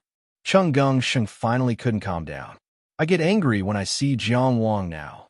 The whole city was covered with frost and snow, and the Changle Palace was no exception. The Crown Prince of Deqi, Jiang Wuhua, who was dressed in mourning clothes, came out of the palace gate. "Mother, How come you have time to come today? Daki Empresses grabbed his hand and walked into the palace. Although she walked quickly, she didn't lose her elegance. Today is the funeral of the 11th. I'm afraid that you'll be too sad, so I came to see you. I'll go to the Longevity Palace with you later. Jiang Wuhua didn't say anything else. The mother and son walked into the palace and sat down. Empress He looked around. Where's Ning? Jiang Wuhua said casually. He got up late. He's still dressing up. The Empress frowned slightly. He explained in a soft voice. Ninger knows what to do with a plain face. Empress He skipped over this matter and waved her hand gently. The palace maids left one after another. Only the mother and son sat side by side in the large palace. This was the most honorable pair of mother and son in the whole eastern region. The 11th is already the crown prince's standard, but the crown prince is still here. I really don't know what His Majesty is thinking. The empress' tone was already very dissatisfied. Jiang Wuhua didn't show any jealousy. He just said softly, the 11th's life was full of hardships. It's inevitable that father would love more. When he was alive, I didn't fight with him for anything. Now that he's gone, there's nothing to fight for. The empress sighed and gently brushed the hair in front of Jiang Wuhua's forehead. He cares for this and that every day. When will he care for you more? You're also his flesh and blood. You're the crown prince of the Qi. You were born late and didn't accompany him through the most difficult times. Is it your fault? Mother took care of you. Is it your fault? You're already so outstanding. There's no fault to be found. Why is he so harsh on you? Jiang Wuhua's expression was still gentle, without any resentment. Bearing the weight of the country, he also has to bear the responsibility of the country. It's normal to be harsh on the crown prince. If Emperor KG makes another mistake, the country's foundation will be damaged. Only through hard work can a good ruler rule the country. The anger and dissatisfaction on the empress's face disappeared in an instant. She sat there gracefully. There is only nobility and magnanimity. It's good that you can think this way. Regardless of whether you really think this way or not, you must always think this way. Her resentment and dissatisfaction might have come from her heart, but it was completely a test for the crown prince. If the crown prince didn't have any resentment in front of his mother, then it would be a true, flawless heart. Akin truly thinks this way, Jiang Wuhua said. Everyone knew that the former crown prince, Jiang Wuliang, was imprisoned by the emperor in the Green Rock Palace because of his private resentment. At that time, he had already been crippled for 6 years. Nothing happened for 6 years. He kept trying to make a comeback, but in the end, everything was cut off. But how did the imperial censor find out about his private resentment? A lesson learned from the past, a teacher for the future. The empress nodded in satisfaction. It didn't matter whether his heart was true or not. As his mother, she couldn't tell and didn't need to. This was very good. The Eastern Palace was truly benevolent to be able to show this way. She asked again, when do you plan to become a god? Let's wait a little longer. The best time has passed. Jiang Wuhua said calmly. Little 11 has just left. As his elder brother, I chose this moment to visit him. Should everyone feel sad for little 11, or should you feel happy for me? Father can't help but ask, what does the crown prince want to show? What does the crown prince want to do? That's good. You're a calculative person. Daki Empresses was completely relieved. She stood up and said, let's go to the Longevity Palace now. Your father will be unhappy if we're late. Okay, Jiang Wuhua replied warmly. I'll go call Ning. The Longevity Palace was covered with frost and snow. Everything was white. For some reason, it gave Jiang Wang the feeling that Jiang Wuqi was standing in front of him, draped in a white fox fur coat. Everyone in front of him was wearing mourning clothes. Their expressions were mournful, but he didn't know how many of them were truly sad. Wen Yinyu, the imperial censor, had already taken over the outer part of the Longevity Palace with officials from the Ministry of Rites and arranged all the rites. 2 minister counselors of the Ministry of Rites stood guard outside the Longevity Palace, responsible for welcoming and sending off the guests. Even when Yinyu himself was standing to the side. Of course, those who could come to the Longevity Palace at this time were either rich or noble. Not many people had the right to exchange greetings with Wen Yin. He presided over the entire funeral this time. Naturally, only the current emperor, the empress, and a few others could make him, as the imperial censor, welcome them outside the palace gates. As soon as Jiang Wang appeared, a minister-counselor from the Ministry of Rites immediately came forward to welcome him, addressing him as Lord Jiang. What surprised the onlookers was that when Yin, who had been silent outside the palace gates for a long time, actually took the initiative to nod at Jiang Wang. His attitude was amiable. "You're here?" Jiang Wang originally wanted to be thick-skinned and greet Wen Yin first, regardless of whether the other party would respond to him or not. Wen Yin was among the immortals who went to the Wawinda Mountains to look for him. Although it was the emperor's order, he still had to accept this favor. Unexpectedly, it was Wen Yin who spoke first. He hurriedly went forward to greet him as a junior would. "I should have paid a visit to the immortal's residence long ago. I didn't expect to be tied up with so many things. I'm fortunate to see you here today. I hope the immortal will forgive me." "It's fine," Wen Yin said slowly. "When you're free, you can come to my orchid garden for a visit. Let me get to know you young people and understand their thoughts." Of course, this was not the place to exchange greetings. Jiang Wang bowed politely again and said tactfully, "You go ahead with your work. I'll go in first." Wendinglin once invited him to Wen Yin's orchid garden for tea and friends in private. He had not been there yet. Wen Yin personally invited him this time. It could be said that he gave him enough face. However, Jiang Wang knew very well that although he could be considered to have some weight now, in front of people like Wen Yin, he was nothing. Wen Yin's goodwill was more for Yin Fu's sake. Giving face to Yin Fu's close friend was helping Yin Fu keep up appearances.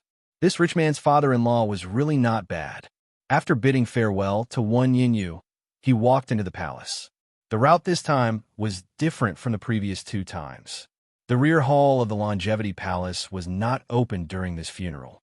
There were palace guards guiding the way along the way.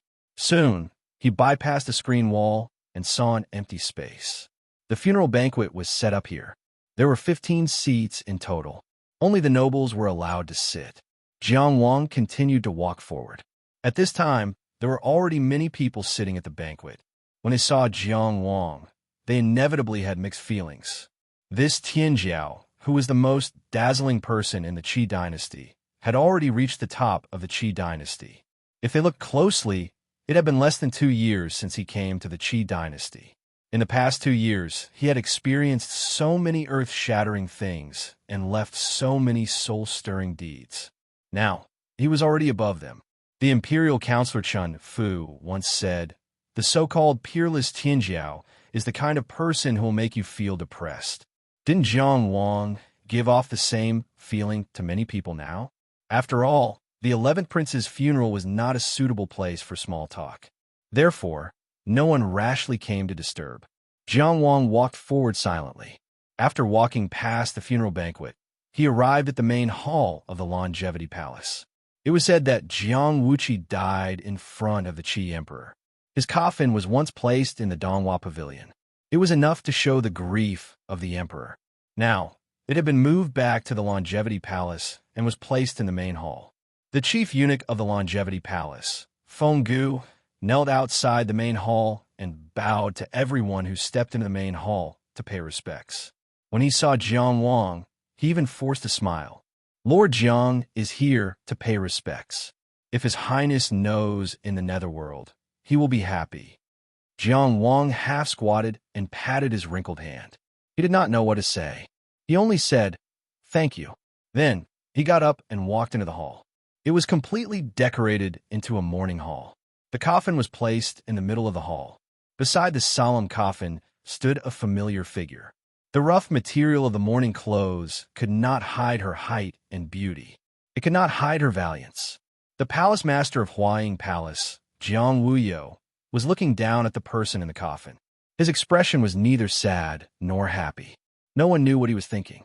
Jiang Wang walked forward. The young man lying in the coffin was wearing a purple prince's robe.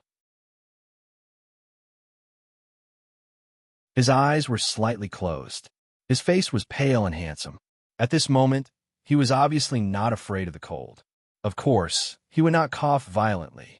After standing with him for a while, Jiang Wuyo suddenly said, "I used to have a bad temper. I bullied many people in the palace. If I wasn't beating this person, I was beating that person, but I never bullied him, because I always felt that he was like a porcelain doll. I was afraid that he would break if I touched him." Jiang Wang did not know what to say. He only sighed. Then he walked to the altar in front of the coffin and bowed seriously. Then he burned 3 sticks of incense for Jiang Wuqi. At this moment, he heard a faint sobbing sound. When he turned around, he saw another familiar person kneeling on the other side of the coffin. It was the 14th Prince, Jiang Wuyo. His eyes were red and he looked sad. He was crying very hard.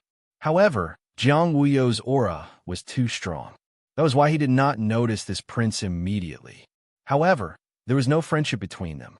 Jiang Wang just glanced at him. He looked at Jiang Wuyo worriedly, but he did not say anything.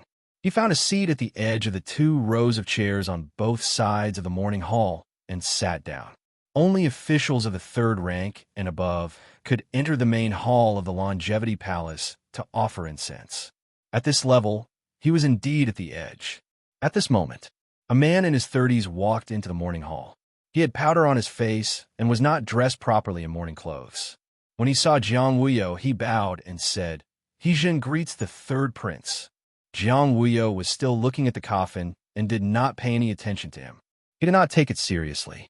He walked around the coffin and went to the altar. He took 3 sticks of incense and bowed 3 times. Then he inserted them into the incense burner and turned around to find a seat. He glanced at the 14th prince, who was kneeling on the other side of the coffin. He looked around and saw Jiang Wang, who was sitting at the edge. His eyes lit up. He walked over and sat down next to Jiang Wang. "You must be Qin Yangzi, right? I am He Jun. Can we get to know each other?" Perhaps he really admired Jiang Wang, but his voice was a little too loud, so it was a little harsh to the ears. Jiang Wang thought for a moment. He was about to turn him down quietly when he heard a cold rebuke. "What do you think this place is?" Jiang Wuyo, who was standing next to the coffin, turned his face slightly. He only showed a cold side face. His eyes were cold. In an instant, it was as if there was an army of iron horses and golden spears. "Get out!" He Jun, the only son of the imperial uncle, He Fu, and the nephew of the Daki empresses, was stunned. He subconsciously lifted half of his butt. He wanted to continue sitting, but did not dare to. He wanted to leave, but felt too embarrassed. He even thought that he might have misheard. The Empress of Huaying Palace asked Jiang Wang to get out. After all, he was a relative. But when he met Jiang Wuyo's cold eyes, all his hesitation disappeared. It was autumn, but he felt like he was in a world of ice and snow. He was in a morning hall, but he felt like he was in a battlefield. His body stiffened and his soul trembled. He could not care less about making friends. He fled out of the morning hall in a panic.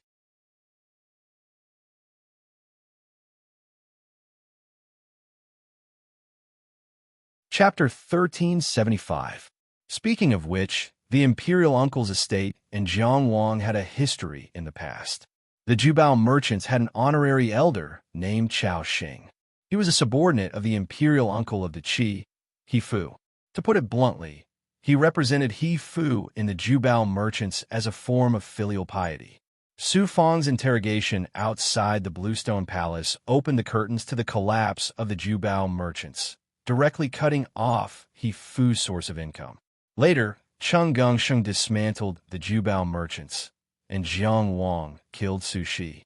This once glorious organization was completely thrown into the dust. Speaking of which, although Jiang Wang didn't have any direct conflicts with the imperial uncle's estate, there were still some conflicts between them. However, He Jin didn't have any plans to cause trouble for Jiang Wang today.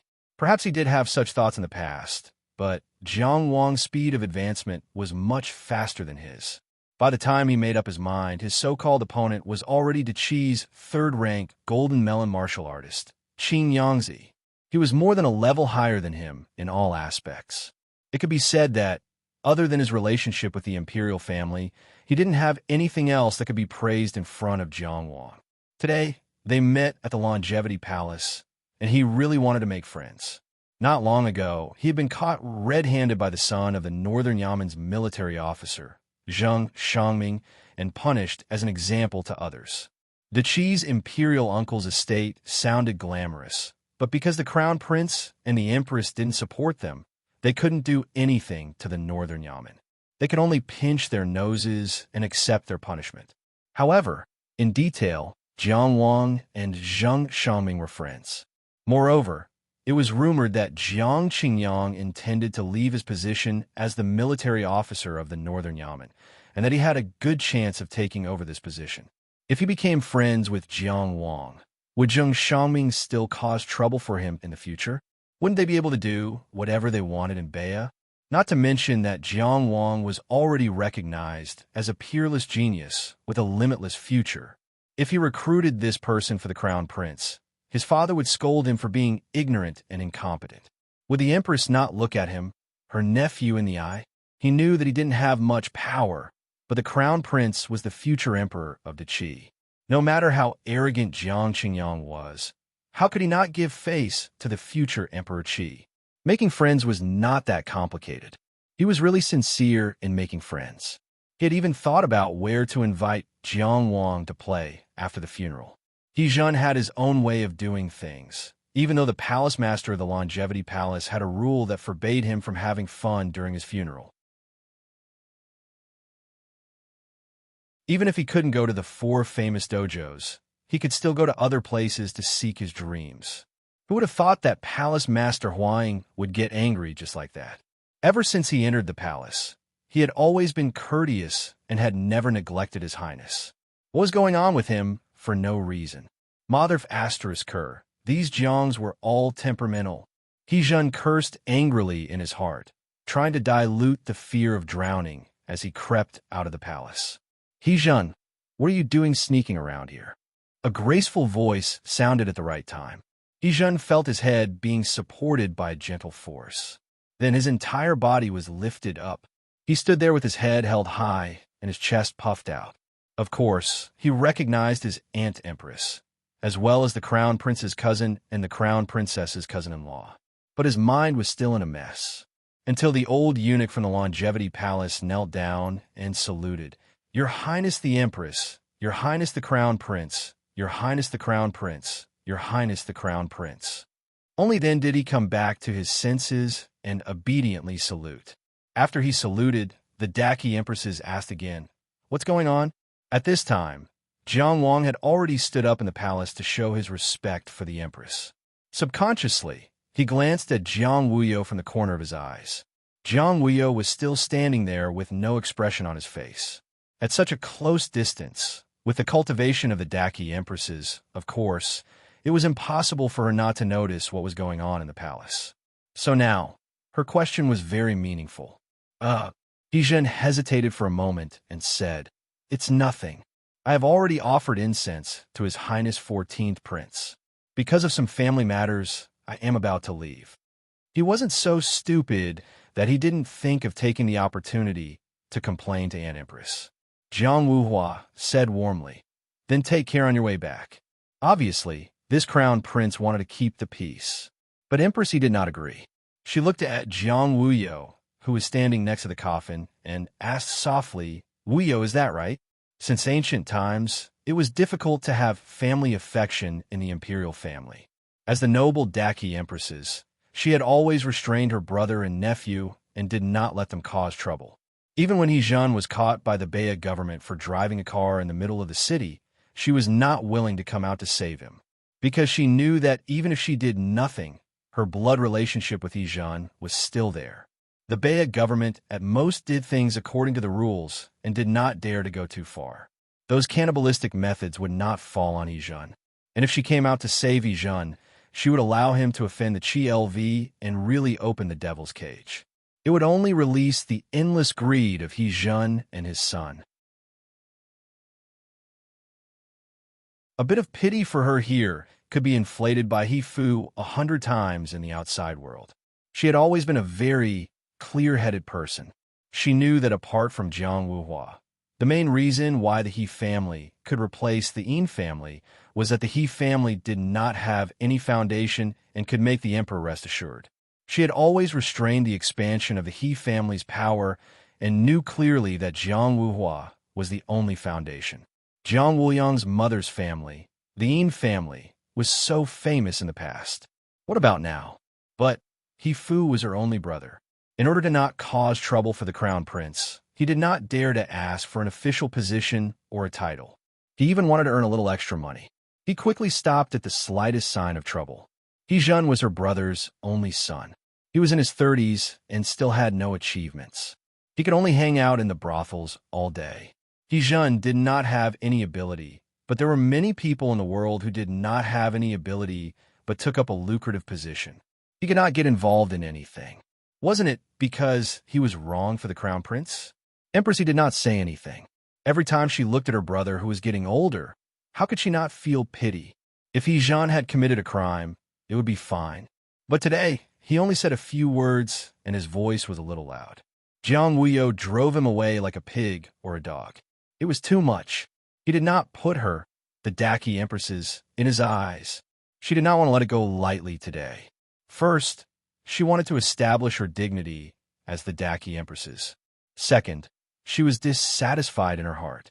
Third, she wanted to test Jiang Wuyo's confidence. She wanted to ask what Jiang Wuyo wanted to do. Since he had been called, Jiang Wuyo could not turn a deaf ear to it. He turned around and bowed to Empress He, Imperial Mother. There's no need for formalities. Empress He raised her hand to stop him, but she did not want to skip the question. Tell Imperial Mother what happened just now, Wuyo. Although her voice was not strict, the atmosphere in the morning hall had suddenly become heavy. All right, Imperial Mother. Jiang Wuhua spoke up to smooth things over. Today is the 11th. Did I ask you, Crown Prince? Empress He did not turn her head, but she told the Crown Prince to shut his mouth. He Zhen's mood was both nervous and excited. How many years had it been?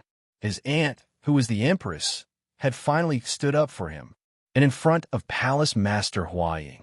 Was this the beginning of the peak of his life? In the whole Linzi city, who would dare to provoke him in the future? But this mixed feeling of nervousness and excitement was quickly doused by a basin of cold water. Jiang Wuyo just glanced at him indifferently. Then he can stay here and wait to be an eyesore to Imperial Father. Feng Gu, the chief eunuch of the Longevity Palace, who was kneeling outside the hall, was motionless like a statue. Jiang Wuhua was silent. He Zhen was frozen. Even Jiang Wuyong, who had been kneeling beside the coffin and sobbing quietly, forgot to cry at this time. The corner of Jiang Wang's eyes twitched. The third princess said that she just had a bad temper before. She was too modest. Wuyo, you have really grown up. Empress He said this sentence coldly. She turned around and looked at He Zhen. What are you still doing? Huh? He Zhen didn't react at all. There was no anger on the Empress' face at all. She just said indifferently, Palace Master Huaying asked you to leave. Didn't you hear her? Jiang Wuhua reached out and stroked He Zhen's back to comfort him. He Zhen, you go back first. He Zhen lowered his head. I will take my leave. He walked out in a daze and saw a few important people who stopped halfway. They were Chao Jia, the commander of the Spring Death Army, Xiao Yuan, the commander of the Lightning Prison Army, and Chen Fu. These important people were obviously aware of the matter in the morning hall. They didn't want to get involved in the trouble of the imperial family, so they temporarily stopped here. He Zhen felt more and more embarrassed. He even felt that everyone sitting at the ceremony was secretly laughing at him. Who wouldn't find it funny? But what could he do? He could only lower his head even more. In the morning hall, Jiang Wang remained silent. He realized that he had indeed come a little early. At this time, almost everyone in the morning hall was from the imperial family. He was the only outsider, so he was particularly restrained and awkward. Perhaps he shouldn't have mocked Chongxian Fat. He deliberately came first, but he didn't get anything good out of it. Looking at the imperial family here, he couldn't say anything, but he also couldn't say anything. It was really unbearable. When Jiang Wuhua walked in, he cast a comforting look at him. Next to him was the crown princess, Song Ning. She was a gentle-looking woman. She didn't have any makeup on. but her movements were very elegant. But her personality wasn't rigid. She looked at Jiang Wang, the influential figure of De Qi's younger generation, with some curiosity. Jiang Wang wasn't curious about the crown princess. He just felt that the crown princess's face without makeup was different from Jiang Wuyo's face without makeup. But he couldn't tell what the difference was. Daqi empresses walked forward with an expressionless face. Her posture was graceful, and her phoenix-like eyes were full of power. The accompanying maids and eunuchs stayed outside the hall. No one spoke in the hall, and there was no other sound. This made the empress's light footsteps sound very heavy. Jiang Wuyo silently gave up the seat next to the coffin. He didn't say anything and walked straight to Jiang Wang's side. But he didn't sit down immediately. He only glanced at the chair He Jin sat on. Jiang Wang reacted and hurriedly stood up, swapping the chair with the one next to him. Jiang Wuyo then sat down, but he still didn't say anything. Jiang Wang sat at the outermost part of the morning hall. From here, he could see Feng Gu kneeling outside the hall. He seemed to be getting weaker and weaker every day. He was so old that people couldn't bear to look at him. Jiang Wang couldn't stare at Feng Gu, nor could he talk to Jiang Wuyo. Of course, he couldn't stare at the crown princess. He could only fix his eyes on the coffin in the hall. No matter how brilliant the person was, no matter how exquisite the coffin was, it was unperturbed under the eternal meaning of death. The empress put her hand on the edge of the coffin. Her voice carried a hint of sadness. "Little 11, you've suffered. You have been in poor health since you were young. It wasn't easy for you to grow to this age, but I couldn't take good care of you. I feel guilty." The crown princess, Song Ning supported her and comforted her softly. "Mother, please restrain your grief. If 11th brother is in heaven, he wouldn't want you to be sad." The crown prince walked alone on the other side of the coffin to Jiang Wuyong's side. Jiang Wuyong wanted to get up and avoid him, but the crown prince held him down. He knelt down directly next to Jiang Wuyong. He put one hand on his shoulder and held his hand with the other. "Wuyong, you have lost your brother. I have lost my brother." He choked and couldn't continue. He just held Jiang Wuyong's hand tightly. Jiang Wuyong only called out "brother" before he burst into tears. There was no futon or straw mat on the ground for kneeling, so they knelt directly on the cold ground. And lying in the coffin was a person who would never be able to hear cries or see tears. Chao Jia, Xiao Yuan, and Chun Fu, the three high-ranking Qi officials, came together at this moment. They didn't say much. They greeted the empress and the crown prince according to the rules and offered incense in front of the altar. The empress asked them to sit first, so they found their own seats and sat down. Jiang Wuyo sat next to Jiang Wang, which already disrupted the order, so they sat very casually. Chen Fu looked like a very intelligent person. His eyes were deep and his hair was slightly white. After offering incense, he chose a seat behind the crown prince and sat down. Xiao Yuan, who had both a gentle and fierce temperament, silently found a chair next to Jiang Wang and sat down. The high-ranking military officials in Linzi could choose not to come, but he couldn't. After all, it was Jiang Wuqi who was lying in the coffin. That cleared his suspicion. Chao Jia, on the other hand, still had that bitter look on his face as he silently sat beside Chen Fu. Among the three of them, Jiang Wang was only familiar with Chao Jia. He had seen Chen Fu a few times, but it was the first time Xiao Yuan saw him. In response to Jiang Wang's respectful gaze, the three high-ranking officials were very kind. He acted like he didn't see the conflict between the great Qi Empress and Huaying Palace Head. Born in winter, covered in snow after death. A chant-like voice sounded outside the hall. The ninth prince of the Qi, Jiang Wuxia, stepped into the morning hall in such an atmosphere. He looked at the coffin placed in the hall and sighed. "Even if a real person is buried with me, how can I be worthy of you, Jiang Wuqi?" Today, when he saw Jiang Wuxia again, he was wearing mourning clothes, and his long hair was tied up with a wooden hairpin. His slightly evil and wanton temperament was restrained. He walked slowly to the coffin and put a piece of white jade in the shape of a water droplet, sticking it to the bottom of Jiang Wuqi's feet. Then, he bowed to the empress beside the coffin. "Mother, please restrain your grief. Don't overdo it." "Wuxia." The empress looked at the extraordinarily good-looking prince and said kindly, "What did you give to Wuqi?" "The Requiem Jade," Jiang Wuxia said softly. "Although I know it's useless, it's still something to hold on to." The Requiem Jade was a treasure suitable for the cultivation of one's spiritual strength.